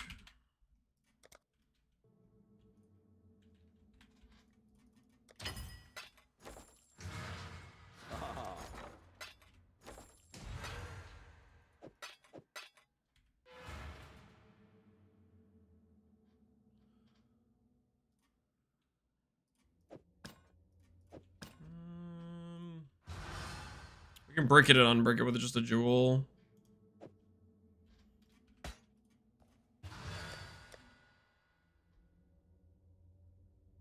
I'll break her colder as it doesn't matter.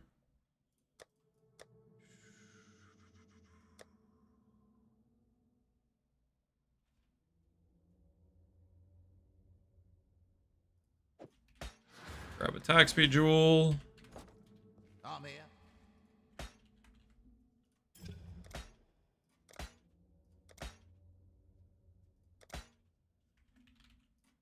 Attack rerolls, I guess. Attack speed, cool. So null off the lightning damage. Make sure this takes me above the breakpoint. 9.9 to... That might not be fast enough.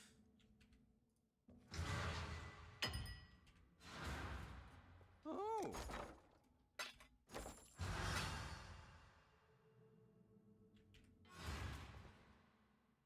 Ooh, you know what I could actually swap out?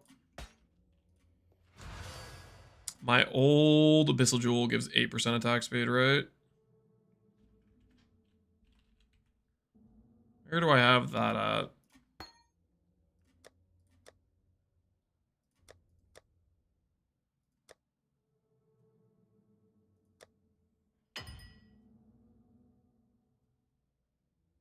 %, yeah, that should be enough, hopefully. Ahoy there.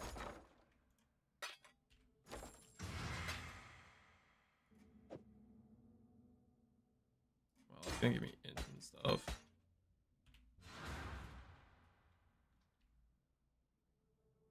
But faster attacks? This character already has faster attacks. I don't need to list anything right now because I'm gonna have to sell stuff.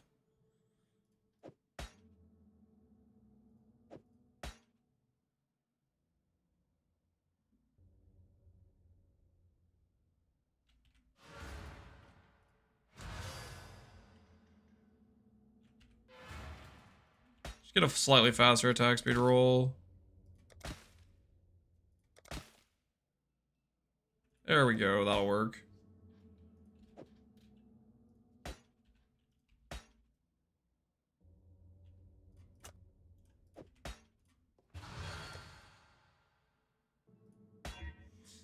No, no, no.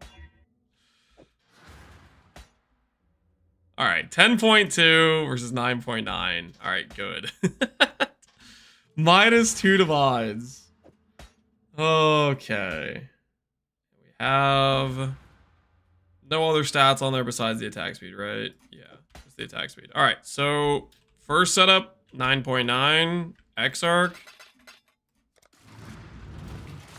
Second setup will have 10.2.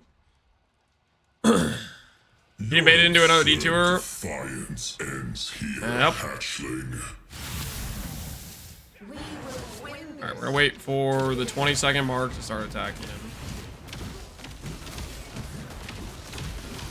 Make sure the DR is basically worn off.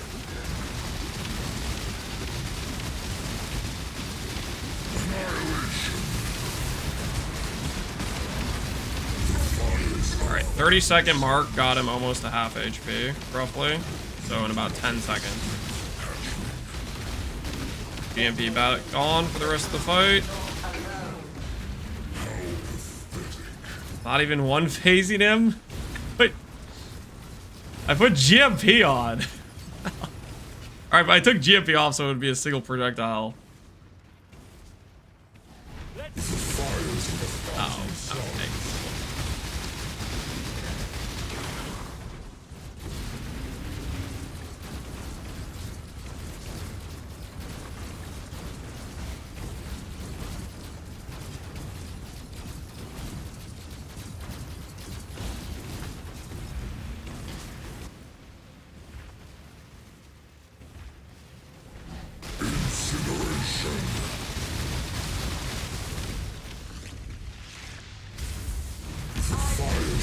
I should probably just take that.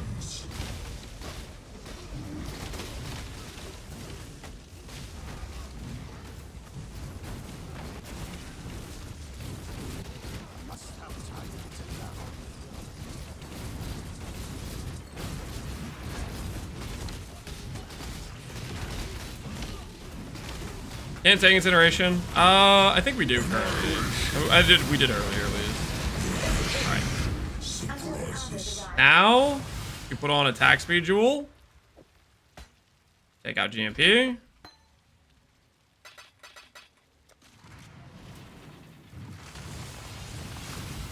And if he is correct, we will get him to half HP in 10 seconds. The appointed time is here. Or wait until it's at 20 seconds to start attacking.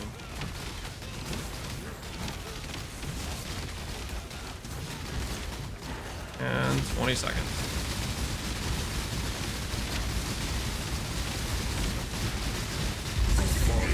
Okay, well that doesn't freaking help. Freaking X-Arc, man. That may be, but I am not alone.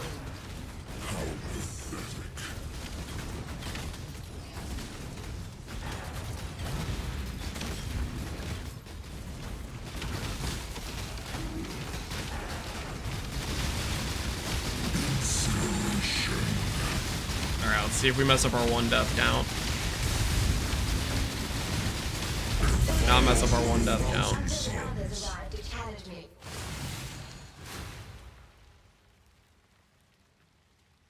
Alright. I don't think that was very close. I'm done spending time on this. Think what you want to think. Go over attack speed if you want to. I don't care.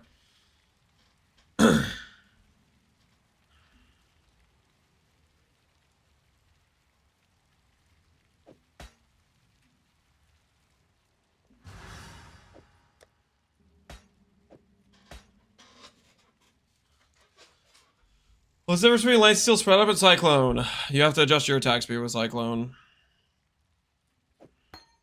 Speaking of, time to sell this Lancey Steel.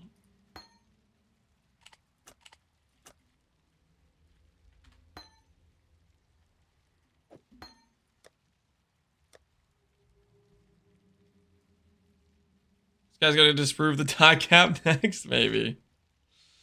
Okay.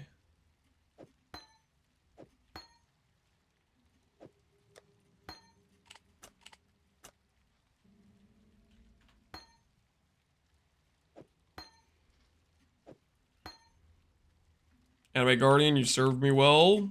It's time to go. It's time to go.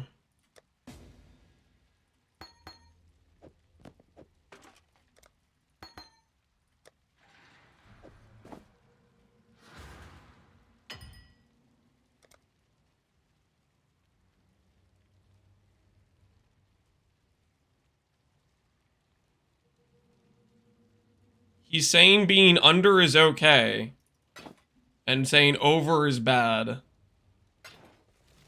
Okay. I'm kind of done with you, man, dude. You're just an annoying person that's clearly just rage baiting. I have said multiple times, you want to be as close to the break point and not go over. I don't know, dude. That was just such a waste of time.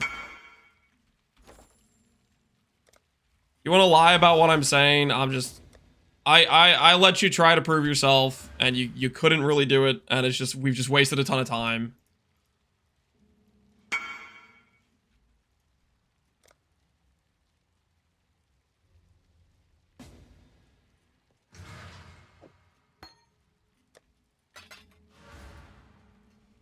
Monk! I need a monk! I appreciate your commitment to data, sir. Thanks, Zwiggy.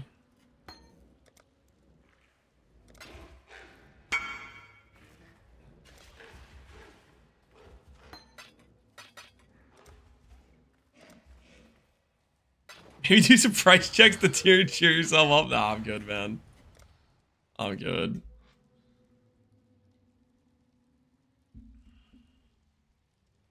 I'm not even playing this one. I've heard you say that over and over again. I had to say it a ton of times.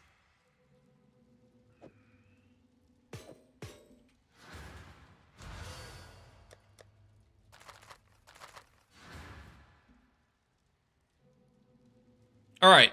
So now that we're level 100, we need to slightly readjust the tree before we start doing Valdo map testing. And I technically need to craft a cluster.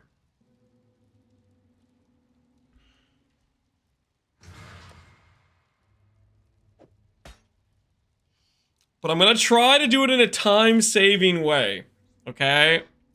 I'm going to try to Divine Teardrop this to attempt to save time, okay? All we got to do, literally all we got to do is get the correct affixes. And then after that, not brick it with a Val Orb, and then Divine Teardrop it. In order to try to save time.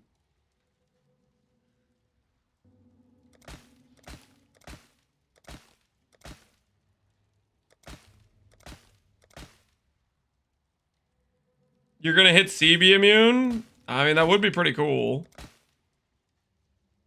If I hit CB immune, it's Divine the Chest time. If I hit... How about this? I'll give you guys two outs. If I hit Reservation Efficiency, CB, or AoE when I corrupt the jewel, I will Divine the Chest. If I hit any one of those three. Because those all are very insane corruptions to hit.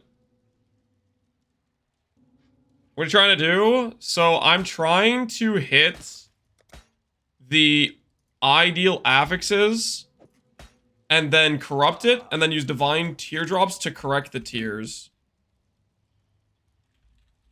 Okay, basically, if you look at the weighting of,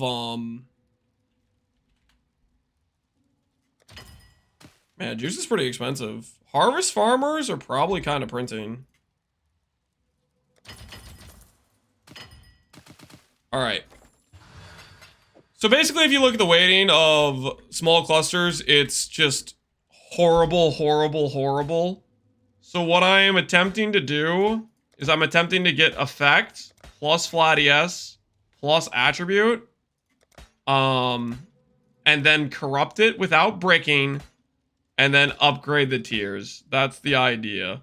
So I'm reforging defense to hit ES, and I'm hoping I hit either attribute or effects, and I'll try to annul an exalt save if I hit those.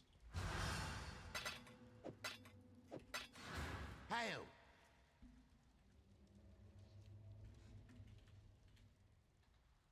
Would fossil crafting be good? I don't think it would be that good. Fossil crafting, if I had fractured ES, is I think an option. I crafted this for my Int Trickster, but I'm getting tired of manual casting Feeble to proc Soul Eater. Is there any tech to automate it? People use the Charthus blade.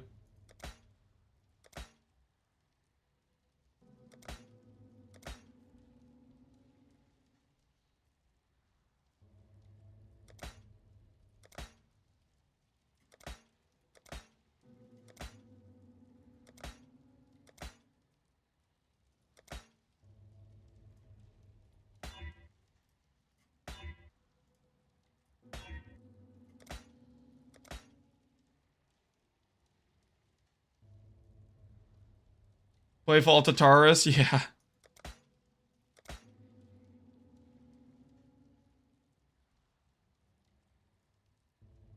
Power couldn't stay away there? Nope. No, it couldn't.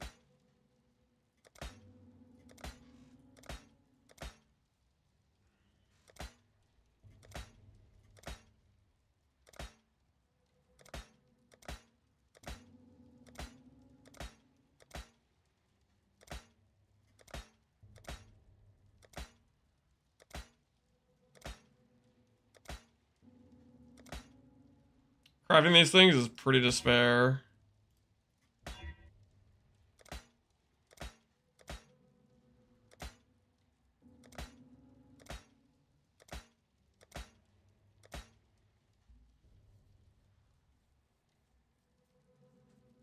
You have a max hit target for void maps? Non-ghosted feared, probably 200k LE max hit. Ghosted feared, probably half a mil. Roughly. Specifically, fire max hit needs to be half a mil for quad ghosted Zeri. That changes based on map mods and stuff. Like, there's some variants. Like, if you roll Frenzy Charge, Feared, you roll Delirious. There's other damage multipliers they can have, which can make them more or less dangerous, depending on, like, what mods there are.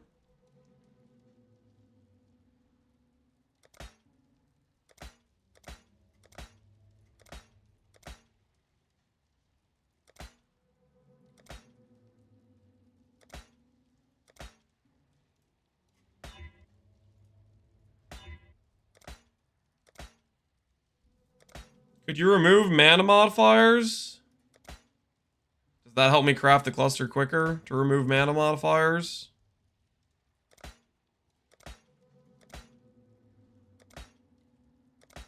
You gotta factor in how long it takes to socket clusters and how comparable they are in terms of what we're trying to do. I don't think they're necessarily leaps and bounds better, on top of the fact they take a bunch of extra effort to socket them.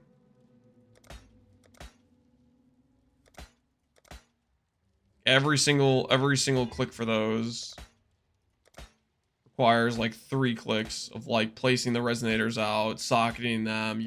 Takes longer to buy the fossils, buy the resonators. I hate clusters so much. Yeah, clusters are just this is just a bad time, man. Especially small clusters. Small clusters, their weightings are just a thing of nightmares, really. Just a thing of nightmares.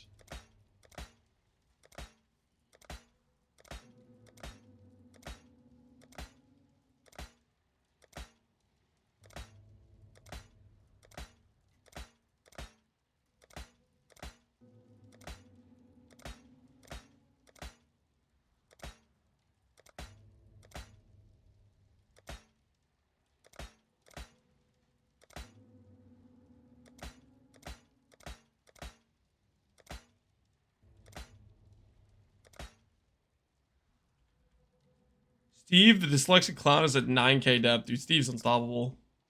He's too powerful.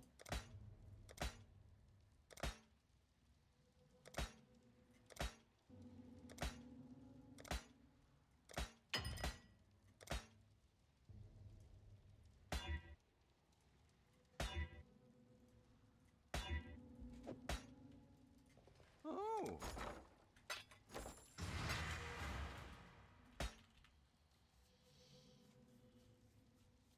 I just mirrored 4 jewels because they're paying. Oh my word, 4 mirrored jewels. That is a financial commitment.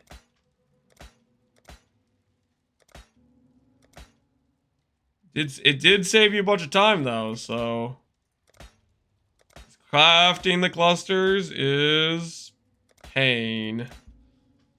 Also, mirror tier clusters are a lot better than what you'll probably hit when you craft, because when you craft, you're gonna, like, the likelihood you hit competitive with like a mirror tier clusters isn't happening. You're gonna settle on something somewhere. Would you go Guardian Ascendancy on RF Sign after changes? Would I go Guardian Ascendancy still? Probably, yeah. I think it's roughly comparable value. You lose a little bit of recovery rate, you gain an extra 25% reservation. I think it's a pretty similar situation. Guardian still has the nice regen proc, it still has block, and the reservation is good, right?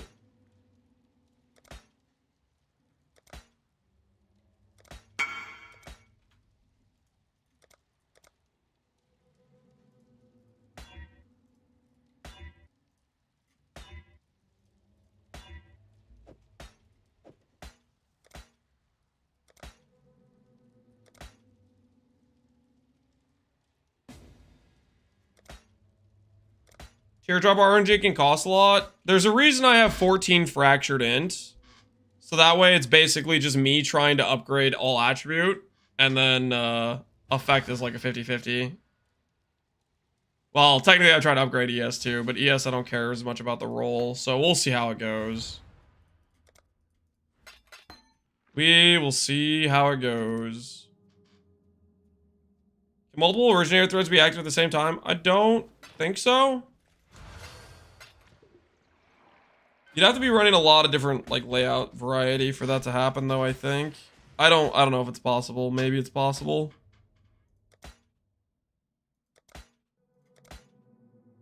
I haven't done a ton of like originator thread farming per se though.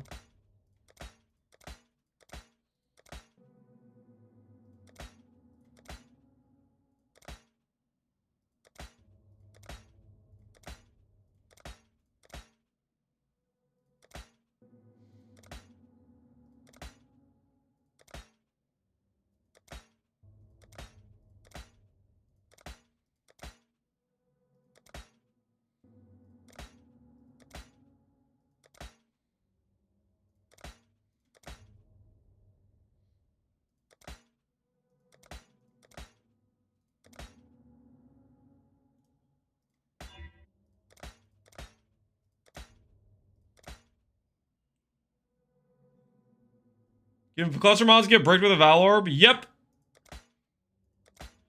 There is a 25% chance when I go to Val this jewel, it will outright just brick. Hopefully that doesn't happen.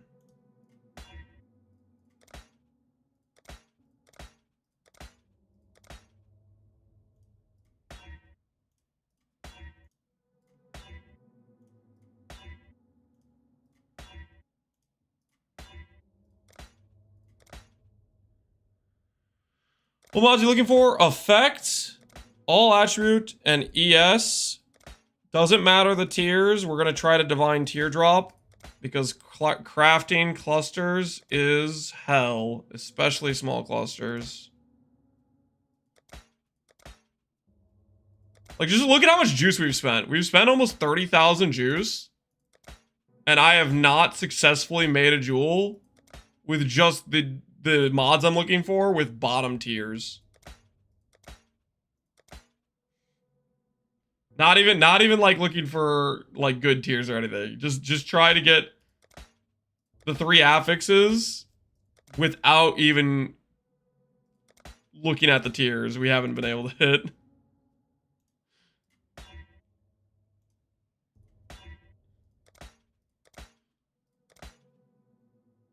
Small clusters are awful. Oh, they're horrendous.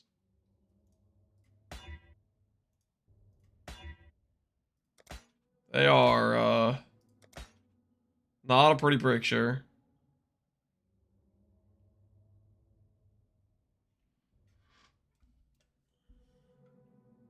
I always feel like effects best to fracture.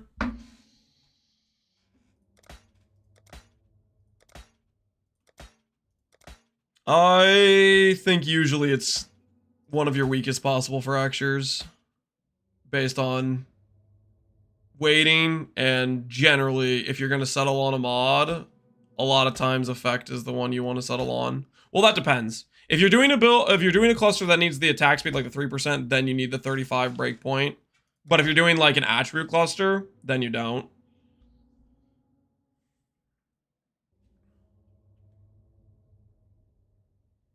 I could technically pick up all res. Is there a world where I pick up all res? Do I ever consider picking up all res?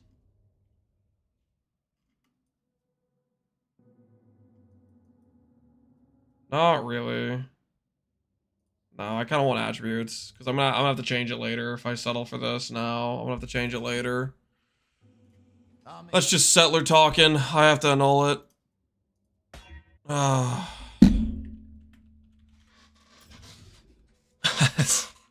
It's gonna have to be attributes later anyways, so we have to try to annul save there. Ooh, ooh. Never mind. Dream's dead.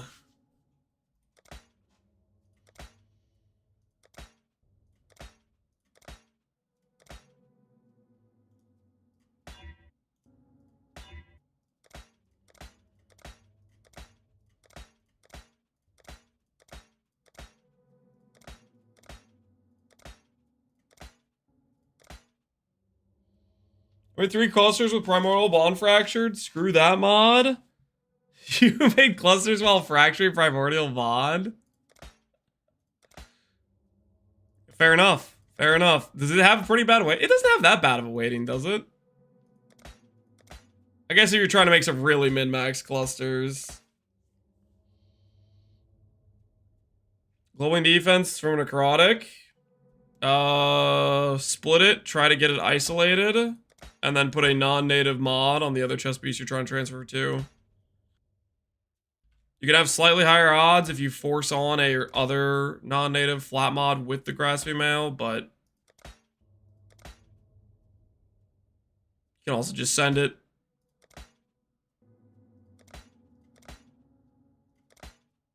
If I get to all the bottom of this blue juice without hitting, I will educate you on the process of sending it.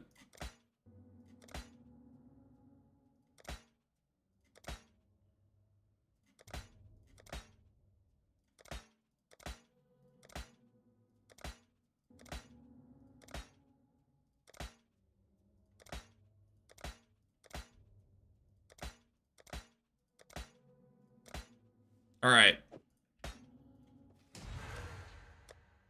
Here's how sending it works. Notice, evasion mod, non-native to Twilight Regalia, and global defense. This is basically pretty dependent on the 50-50. If I lose the 50-50, it's dead. If I win the 50-50, global defense is guaranteed. So that's how you send it. And then you just go over here, and you go over to this guy instead because you don't have a fractured orb.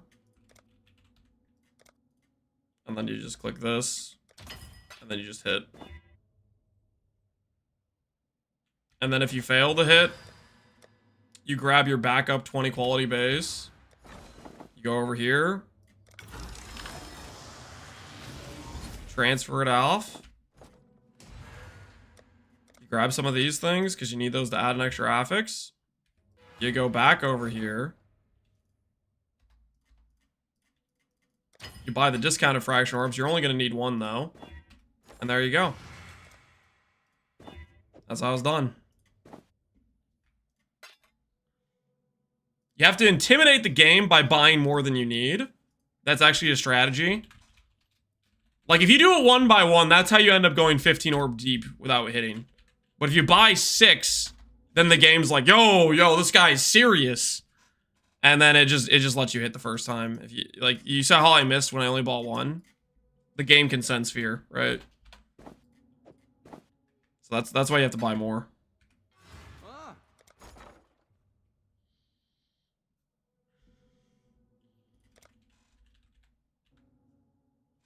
That works with essences as well.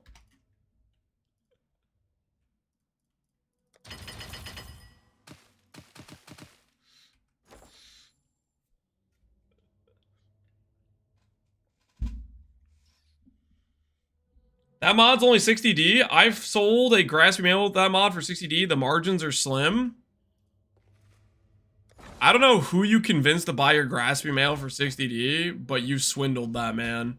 Did your graspy mail also have the armor stack mod and the evasion stack mod as well? How on earth did you sell global? That right now is like a 5 to 6D mod with just a default graspy mail.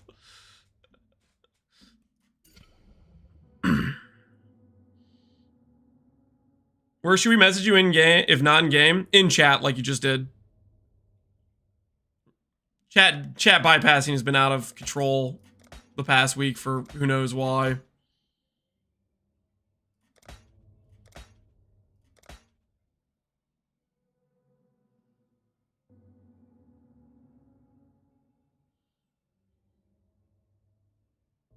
I sold the global with overcap for 65. No way you just did global for 60. Yeah, it'd have to be some other mods on there. Can I link you a small cluster? Based on the context of just linking me a cluster, please don't. I don't want to just look at a random cluster. You got confirm the breachstones? Yep, we did the breachstone runs.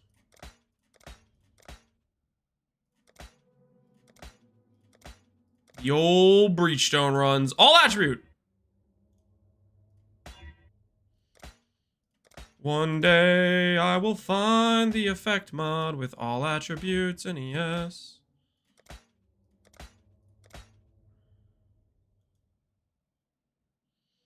How do you level awakens? If you want to do it quickly, buy bramblebacks. That could have been it, man. We hit armor though.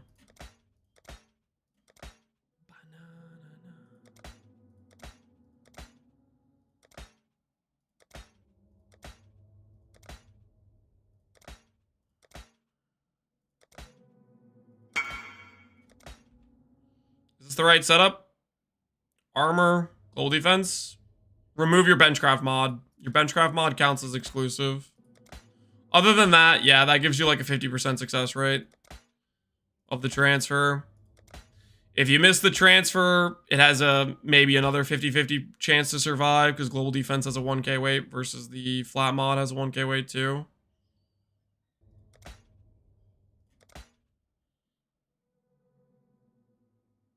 Are there any good 4 mod ones to look for?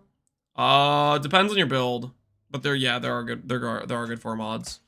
For us, I've already talked about it a few times. The ideal mod is Hunter, Ellie taken as, but to get Hunter, Ellie taken as, it would require me to have a Hunter, Elder, Mage Blood,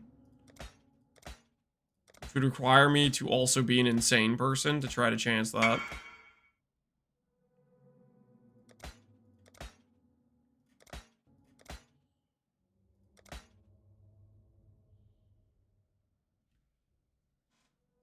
I lost recoms 9 times in a row and lost the breach mod 8 out of 9 times. Ooh, that's pretty rough. That's really unlucky. That's why I generally prefer to do it recom it where I have double flat. So that way if I miss the 50-50, I at least have a much better chance of surviving for the mod. But yeah, going that many 50-50s dry is brutal.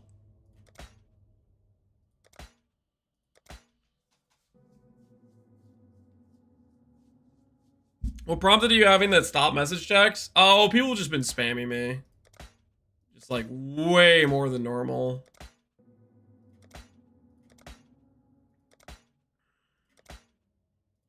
I don't really know why. It's just been like the past 3 days for whatever reason.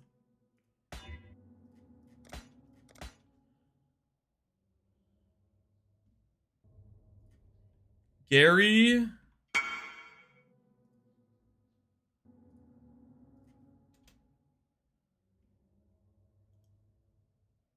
I just wanted to offer to trade bases. I'm not gonna teardrop. It kind of feels like a handout, man. I don't really want to take a handout. I appreciate it, but I feel like that would just be kind of a handout.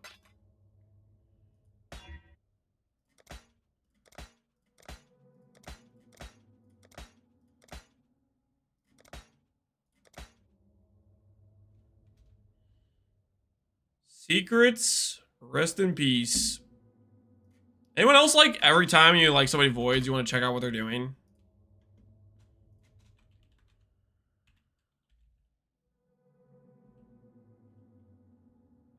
Spell his name wrong. Secrets of the...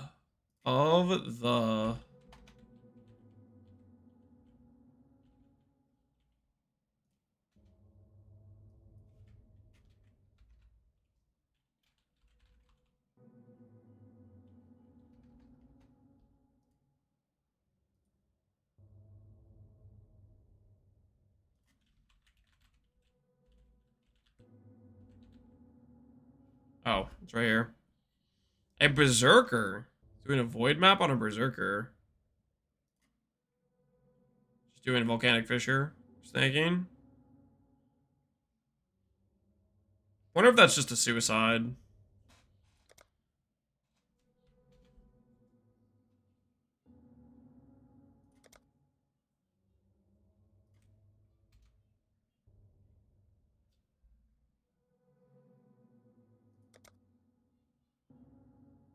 I bet it was hubris. Yeah, it could be. Overestimating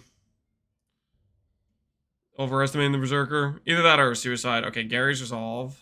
It's not time, man. It's not time.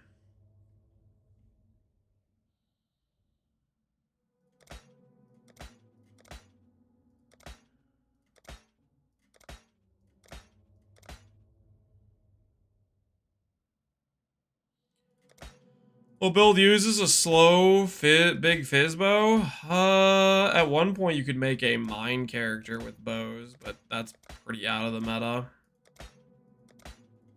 Your resell value is probably not going to be good. Effect!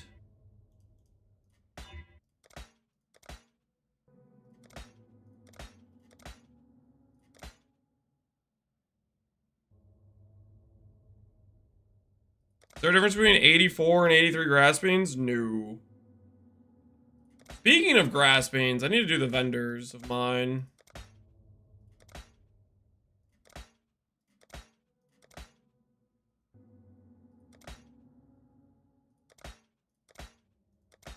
I'll do it in a sec. I'm so close.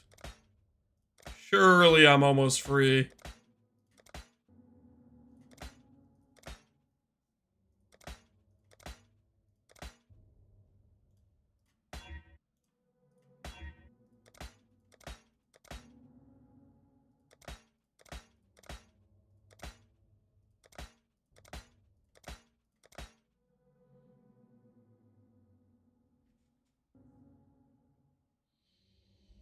Time to settle like you did with your chest? The chest is not a settle. How dare you? How dare you?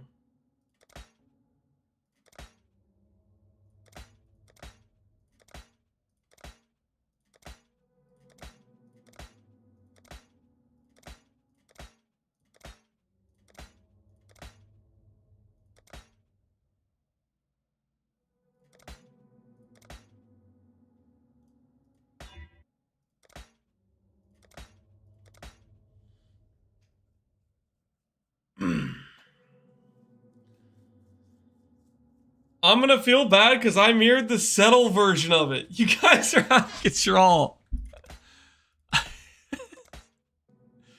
This is ridiculous. This is ridiculous, dude. That would have been a hit too if it just hit, you know, energy shield. All attribute. Oh, thank goodness. Okay.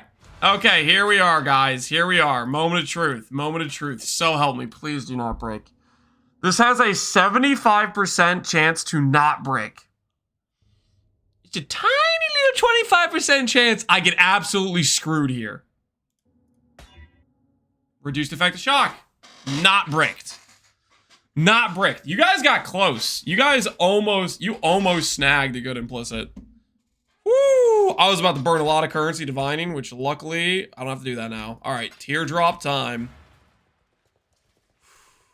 Teardrop time. Now is the part where I actually get screwed financially. All we need to do is upgrade the ES all attribute effect. The reason we rolled this on a fractured jewel was because that way we don't have to pay the divine cost of having the int get downgraded. The divine teardrop can't change the int. All attribute doesn't have a roll range. And 35 effect is basically a 50-50. So essentially what we're doing here is we're just trying to upgrade the ES and the all attributes is what we're trying to do. It's a good start. That's a good start. Good. Good. Not so good. Not.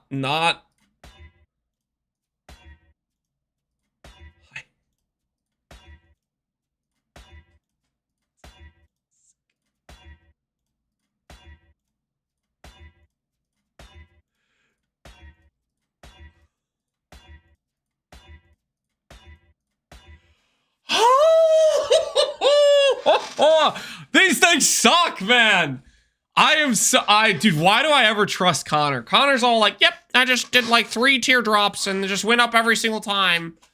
Friggin' every time I've touched these stupid things, it just doesn't go anywhere. I hate these things so much, man. Oh, these things are the worst.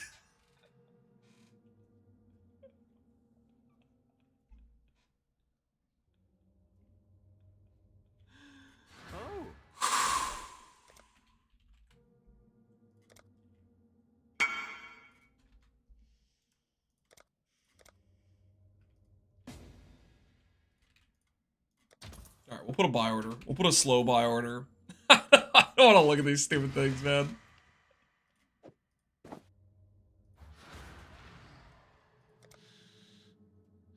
What setup do you use to farm gold?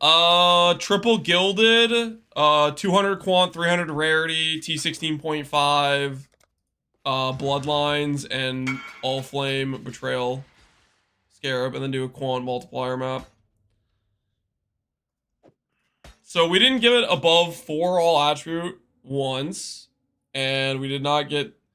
Did we get to T2 ES once? Maybe.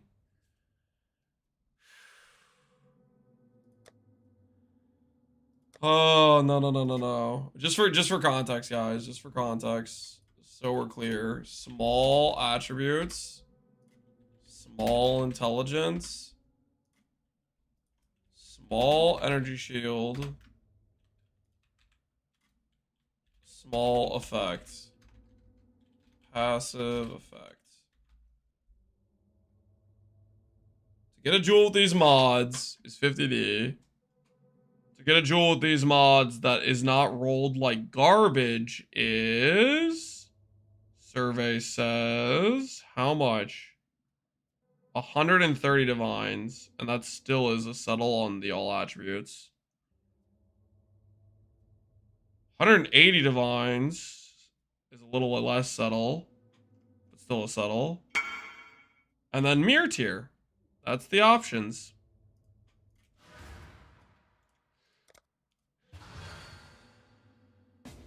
I heard you won from the kitchen. I did not win.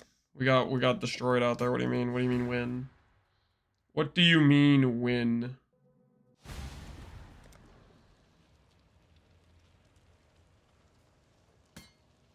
My friend wants to play Cassacred Hierarchy after watching your. Does he need a Rala Cash? Or can you start without one?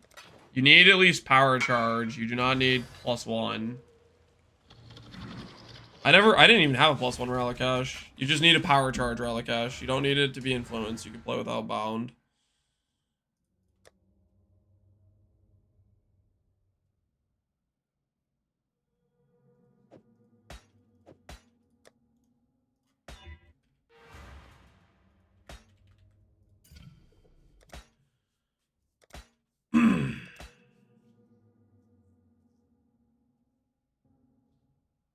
The background music is too loud? You're messing with me, right? The background music's pretty quiet, isn't it? Is it actually too loud?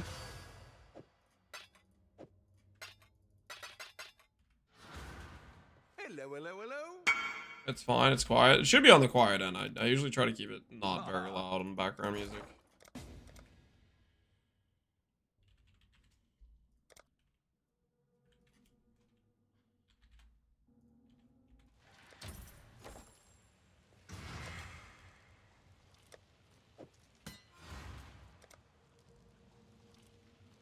Foreign music is never too loud. Based opinion, for sure. Hello, hello.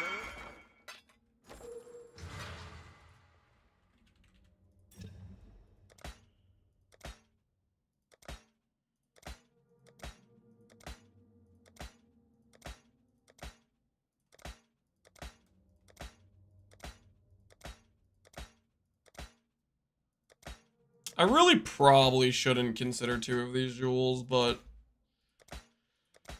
maybe RNG will be more on our side, you know? Maybe RNG will be more on our side. Right? Better things will happen the next go around.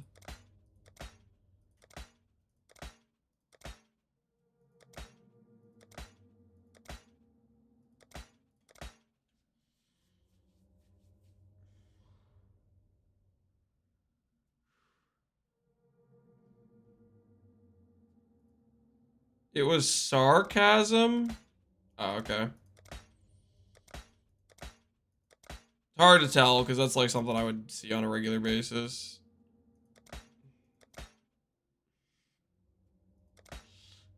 Very, very hard to read sarcasm if it's a comment I've seen from chat, like, on a bunch of different occasions. Like, you know, adjust your volume of this, change the sound on this. You know, no. I have no way to, like, hear, like, the tone of your voice or anything. There's also the possibility that it wasn't sarcasm at all, and you're backpedaling. I feel like that happens too. Somebody makes like a joke that doesn't land very well, and they said, or they make a comment that doesn't land very well, and then they say, "Oh, it's just a joke. It's just sarcasm." Classic backpedal. Not saying that's what you're doing, but that's like a Twitch chat thing that happens all the time. I feel like. Just a prank, yeah. It's just a joke, man.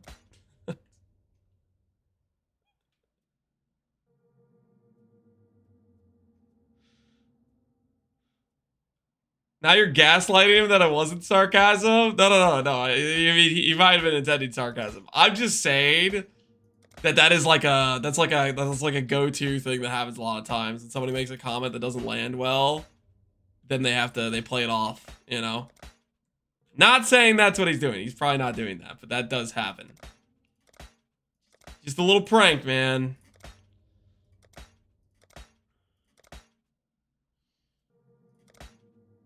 You know, I think what I need to do is instead of just having the number go down every single time, like I just did, I'll just have the number go up instead. What do you guys think about that plan? Instead of just having the number go down every single time you click the donated teardrop, I'll just have the number go up instead. Just straight up.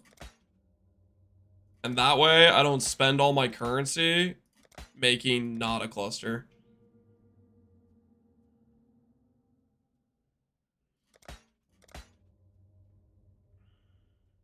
You're finally making some sense? Yep. Yep, I got a plan now. And it's a good one.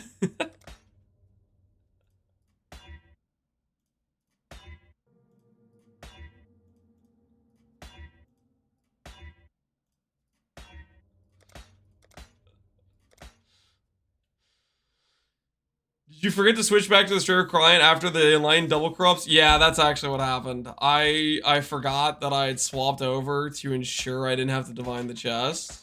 But yeah, that's a good point. I should log back in to the correct clients In fact, this cluster's kind of taking a while. Hold on, let me do that real quick. Just gonna reboot real quick. For no particular reason. Just gotta reboot real quick here.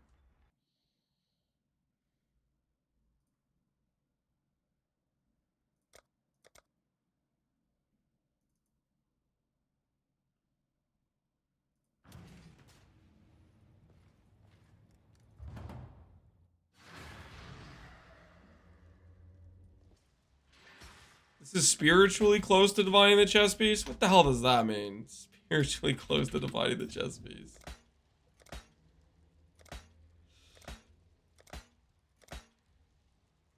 I guess in both scenarios you guys are watching my money get incinerated. Is that the idea? In both scenarios?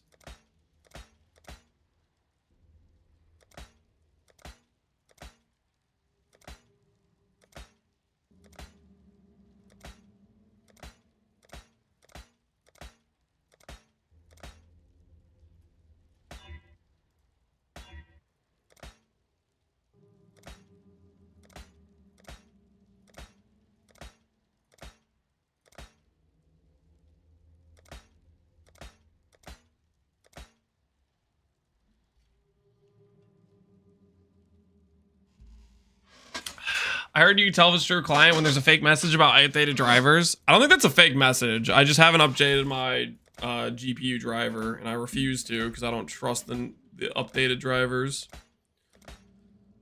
Basically what happened was when I got a new PC, I spent a whole bunch of time with like the newer drivers and having crashing issues. And then eventually I just went to a older driver, which then solved the issue. And since I haven't updated it, I haven't had problems.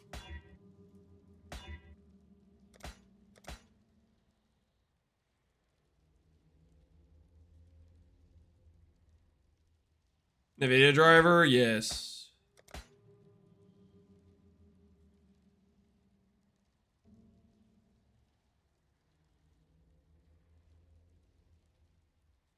I updated my drivers and my PC started giving me black screens. I turned it back and I backdated it. And I have it updated for 2 years. It's still chugging. Yeah, that's kind of the thing that happened. I spent a lot of time, like basically I was having issues with the new PC and I did like multiple different things of like freaking redoing everything multiple times. And the thing that worked for me was just using older drivers for the NVIDIA. I think that was the, as far as I could tell, that was the root of the cause at the time. Basically, I was getting a bug where in the middle of changing zones, it would freeze my entire PC, and I couldn't get out of it until I force shut down the PC. It was like when I was like zone changing in PoE. The thing that worked was going to a older version of the driver for NVIDIA, for the graphics card. I'm playing a self-cast version of Frost. Is the 100D really worth for Woke Spell Echo? Depends if you want to get the upgrade or not. Is it a good upgrade to get? Yes. Based on your current investment, I have no idea. I mean, that kind of depends.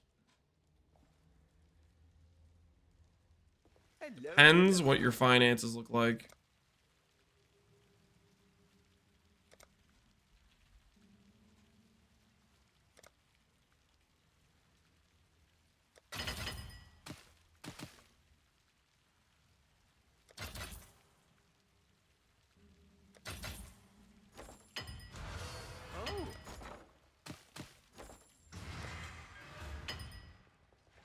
Godslayer. Ah, you don't. What have you?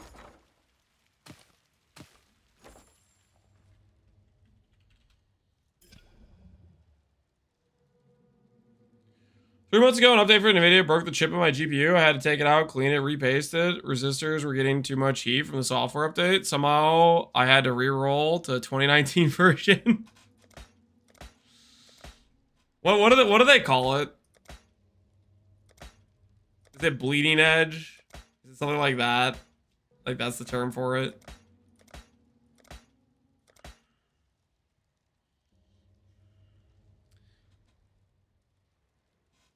What do you think is the best next upgrade for Chi version? I gotta wait and cast a crit already. Try to figure out what your weakest ES piece is and make a good version of it.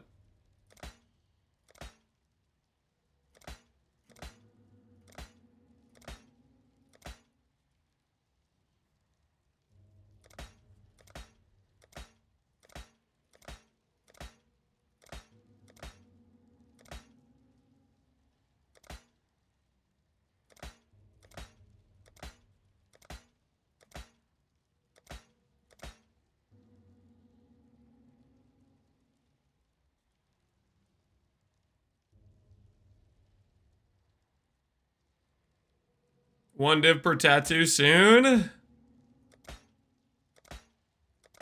Yes, tattoos to the moon, man. Yes, tattoos to the moon. They're really freaking strong. A lot of builds will probably use them, right?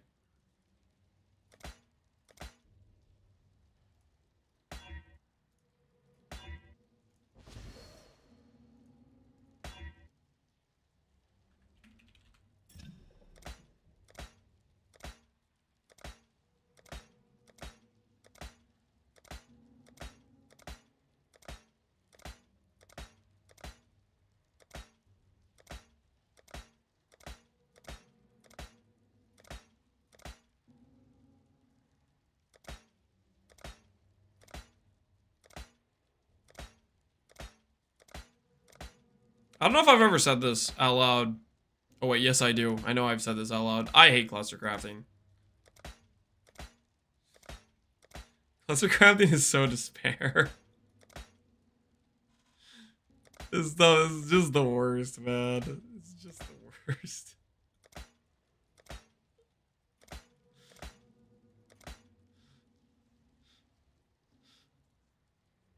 Should you allow meta mods on clusters? Oh, if you like metacraft them. Would that make them much better? I don't know if that would make them much better or not. I think that'd still be pretty... It'd still be pretty obnoxious, I think. There's only 4 affixes. I've never heard anyone say I love small cluster crafted. Yeah, it's... No one does. At least I don't think anyone does. Maybe there's a person who does. I don't know, man. I don't know. Hey, Captain Walmart, how's everyone doing? We're doing alright, man. We're about to swap over to making the character prepped for void maps. I just need to make a couple small clusters and then readjust the tree a bit, and we should be ready to go. But right now we are getting, right now we're getting pretty wrecked. We just did 21 divine teardrops, and our cluster is worse than what it started out as. We didn't even get a roll that was remotely worth settling on, so the situation's pretty dire, you could say. The situation is pretty dire.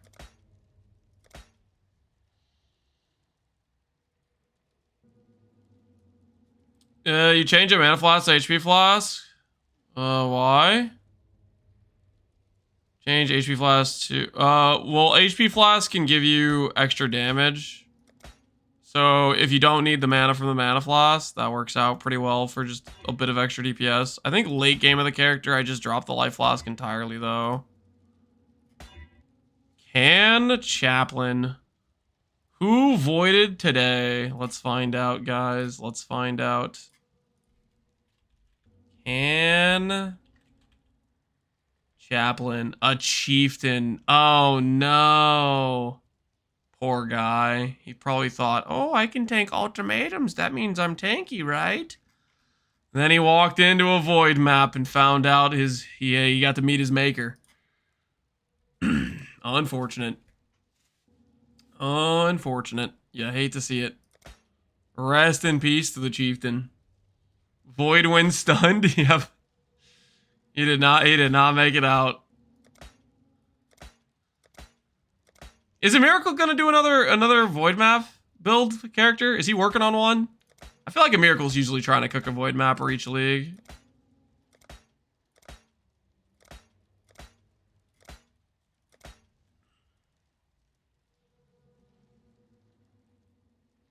That's the ultimatum, grueling gauntlet setup. He thought he could do it. Wonder what level of content he got voided in.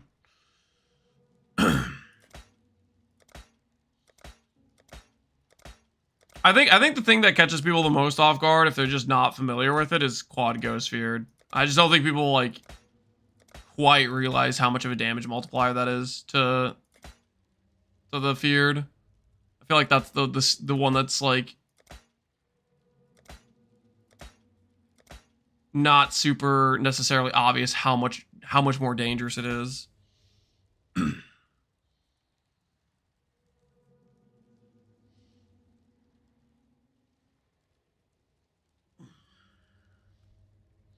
I'm absolutely betting on Void Ultimatum. I doubt anyone with Castman Sun build is gonna bother with a Ghosted Feared. Oh, you think he was trying to do an Ultimatum one? Ultimatum ones can be... A lot of people don't like running the Ultimatum ones. There's probably some good margins on some of the Ultimatum ones. Effect! I'm gonna be here forever. Just clicking Reforged Defense. Clusters are the worst. These things are the worst, by the way. They are straight up the worst. Okay, please. Just randomly give me ES. Yep. That checks out. Makes sense.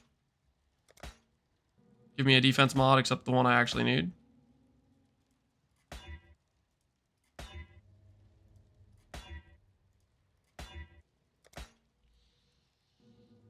How do you apply Wither on this character? You either do Balance of Terror or you do Overwhelming Malice on a notable. Overwhelming Malice gives you 25% Wither on hit. With how many times you hit per second, that gives you Wither cap. Or if you don't do Overwhelming Malice, you can do Balance of Terror, which also gives you Wither. Both work pretty dang well, I would say. So it would just be this mod here. Balance is this mod. Wither, Despair, 10 seconds, this thing. 29? Wait, what? Dude, no one wants to run Sanctum. Oh my goodness, no one wants to run Sanctum. 30 divines for a 1-stat Despair? I thought I was getting ripped off when I paid like 5. Oh my goodness. Wait, hold on. How much worse does it get with the, there's like the Curse Immune one, right? 114. My word. Wow, that dude, no one wants to run Sanctum. Sanctum got so screwed. Oh my word. Time to make a Sanctum runner build. Honestly, Balance of Terror Jewels might actually make decent money just because no one's actually like running Sanctum. So you might actually do decent currency if you were like a Balance of Terror farmer. You probably buy the relic for 1 chaos each. You buy 10 tomes for 5C because you get like 2 tomes for 1 chaos or something. Your margins are probably insane, but then again, it's not Sanctum like it used to be. There's no there's no divine drops.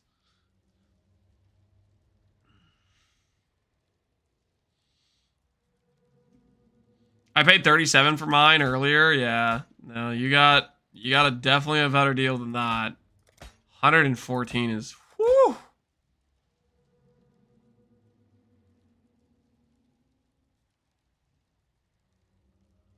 It wouldn't matter at those rates. Yeah, those Balance of Terror rates. I mean, oh wait, are there other valuable mods? Hold on, let's check. I saw a lot of POB warriors doing the LE weakness thing before League. Are there still POB warriors? Yeah, you got the people that are POB warrioring. They're like, I gotta put this in my POB so I can pretend I have twice the damage, but then like the quality of life just sucks. Thing is though, it's like you do it for Despair, so I can't judge because I've been using Despair off and on. Just crafted my smite chest for a good budget, I think. Suppress, triple ES, good defense. Yeah, that's a nice chest, man. Why did you 6 wide it though? Just wanted the aesthetics. I mean, I guess if you wanted the aesthetics, fair enough. The relic's actually 3D? No, is it really? I needed 5 red. Oh. Okay. Okay, that makes sense. If you needed 5 red, you're already gonna be paying a lot to well, no, I mean, socket recipe isn't that bad. You 3 white the first sockets, and then you do the jewel orbs are pretty cheap. And my axe. My axe, yo, SSJ Crank. Appreciate the prime, man. How you doing? Ryan's pretty free with the jewelers. Yeah, I think it makes sense to just do jewelers. Do like a 3 red recipe and then 3 socket, 4 socket, 3 socket, 4 socket type of thing.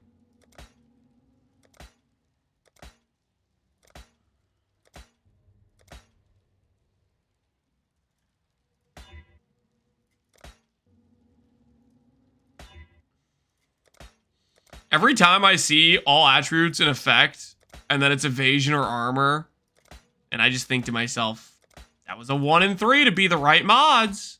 It was a 1 in 3 to be the correct affixes.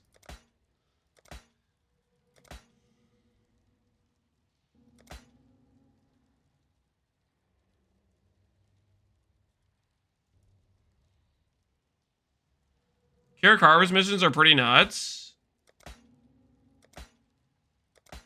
Oh, is it like the old Harvest Memories? It would be like the old Harvest Memories, right? Any Keurig farmers running birds and Harvest Memories, just doing the scouting reports?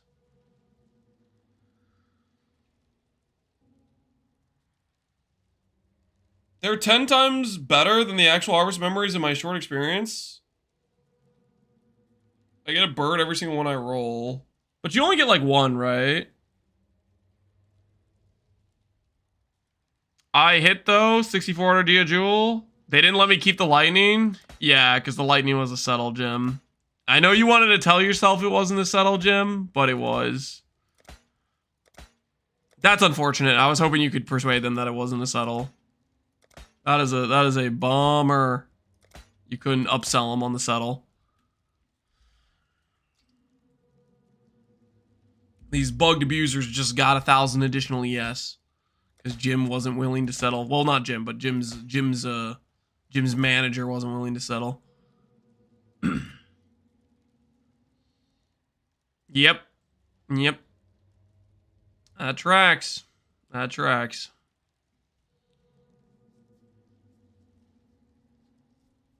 Do you have any tips on dealing with densely packed mobs like Breach with Castleker Frost? Any chance to explode on weapon? Not that efficient. Densely packed mobs like Breach. I mean, you could run Curse on hit plus Cultist Explodes. Do I need int over all attributes? You want all attributes plus strength is what you want for Gagarf. It was not a settle, it was more damage. It was a settle. But you keep telling yourself that, Jim. Not everything is about the POB DPS number.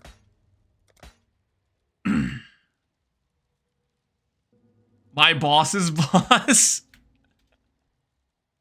Going straight to the top. Wrong? Yeah, you want int and all attribute like that. Or, yeah, strength and all attribute.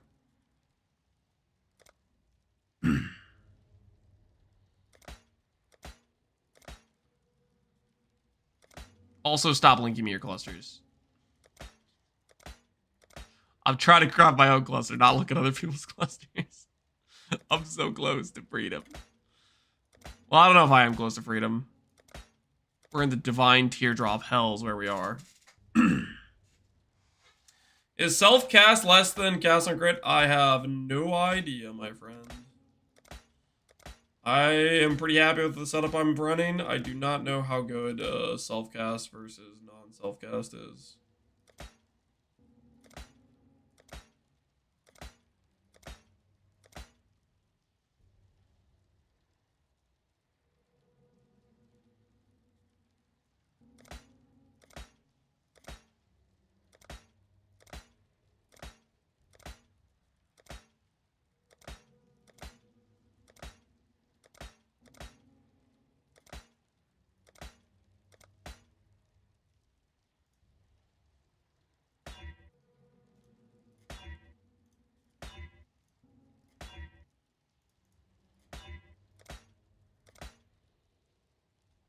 Kezra's more relaxing.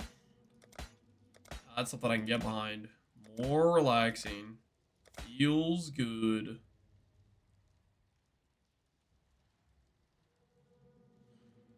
I play self-cast for Abyss. Yeah, if you're doing Abyss and you don't want to open the chest space, it's hard to argue with having the mastery, right? The mastery do be pretty nice for that.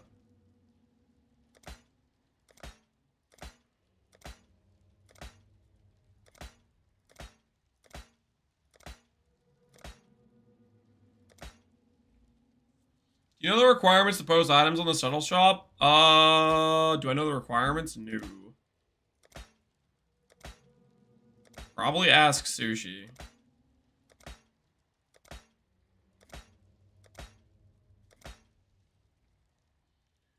Any idea if mercs can inflict malignant madness from eternal struggle or something preventing it?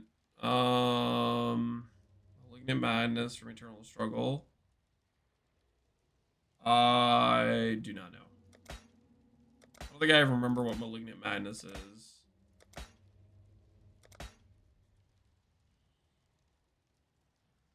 We're harvest rolling small clusters? Don't, dude, man, don't. Don't log in. This is not a login angle. This is complete and utter despair. It's worse than you think, because I'm not just trying to harvest reroll clusters.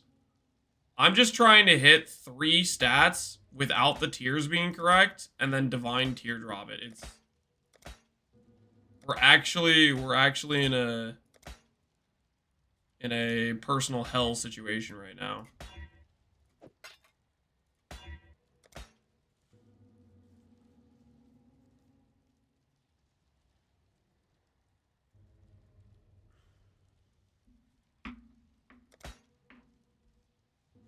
Is Divine Teardrop used to lower the tiers? Okay, I know what you're thinking. You saw me use 21 teardrops and take every single tier of every single affix to the bottom. But believe it or not, the number I've been told can go up. Okay? The amount of times I've had Connor link me and be like, yep, just took like 3 teardrops, and he has all T1s on a non-fractured jewel. I've been told the number can go up.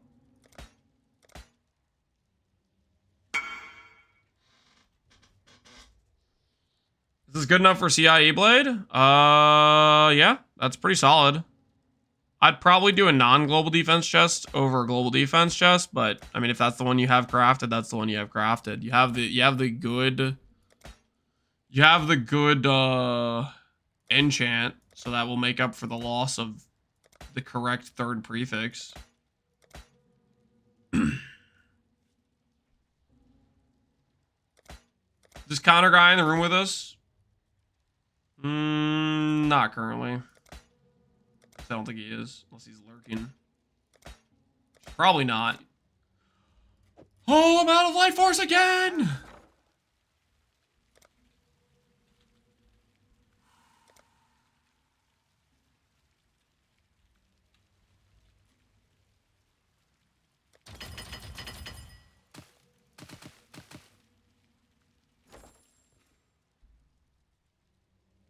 I try to teardrop a cluster this league. I used 28 and it bottom tiered. Never again. I used 21 and it was complete bottom tiers. And yet here I am. I have no trust in trying to craft this cluster without teardrops.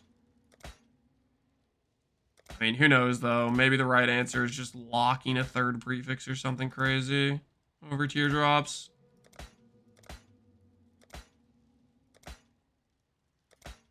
Nah, that's like mirror tier clustercraft. That's like absolutely not great. Can I mirror the chest? Yeah, you can mirror the chest, man.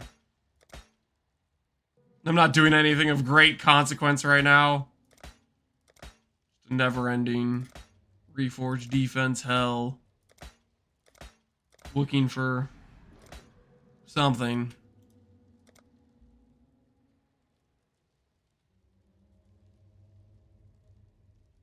What does it do? Raise lower tiers? It's supposed to be a 50-50 where it raises and lowers tiers on all the affixes on a corrupted item, I think. But I don't know if it's actually 50-50.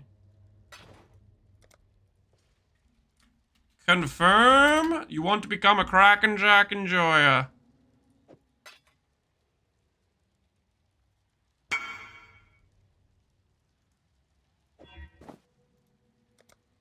I'm currently stalling making 435 effects, small reservation clusters. Don't tell anyone. Dude, it's not fun, man. It's not fun. It is not a good time. Rogue marker counter? Oh, yeah, we gotta keep the count. +1.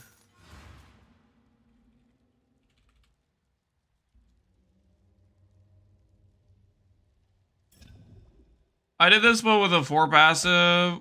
With large cluster, it's less bad. Because large cluster has less tiers. And on top of having less tiers, it's also easier to just get 3 affixes. But it's like, I don't know. Either way, you're having a bad time, realistically speaking.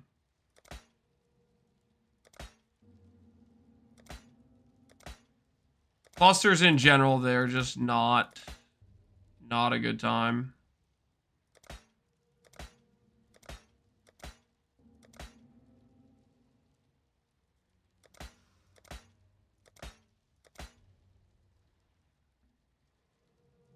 Armor Stacker's the highest DPS in the game. Armor Stackers? I don't know. They're pretty high DPS, though.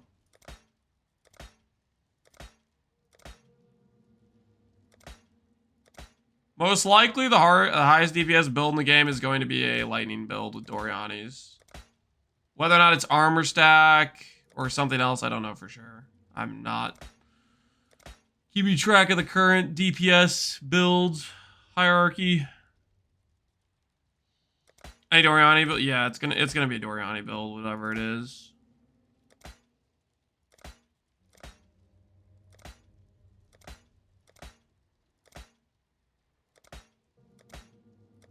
I missed the Val Orb on this.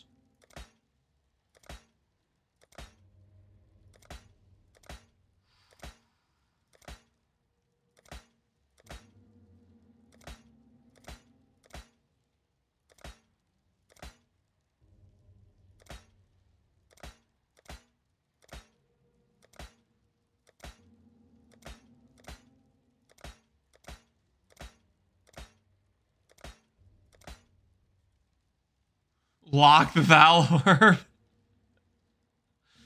If only that was an option.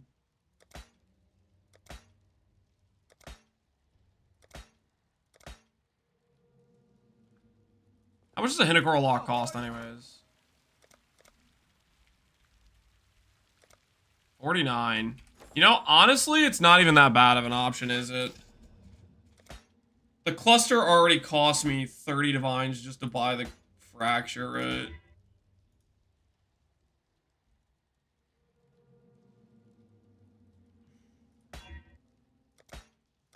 People watching you repeatedly press a button. I'm getting close, okay? I'm almost there.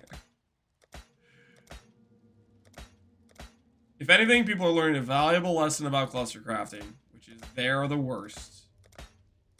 And don't do it.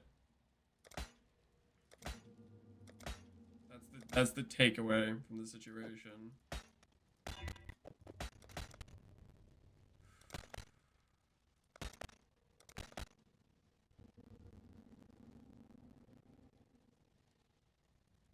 I'm not watching. Lance is a second monitor content. Thank you for stopping your first monitor content to let everybody know you're not actually watching. That's Hey, second place is pretty good. Second place is top 10. I will take that.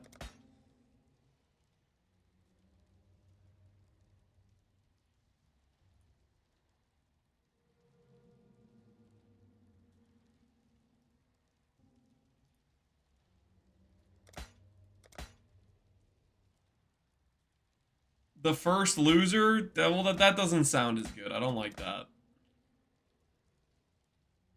Exquisite soundtrack? No, guys. I don't think I could do the hum 4 track right now.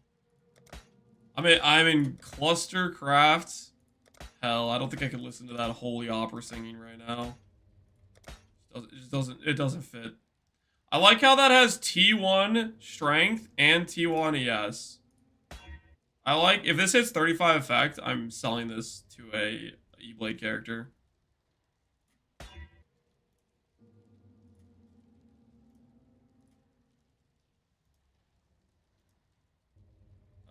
Is my game crashing?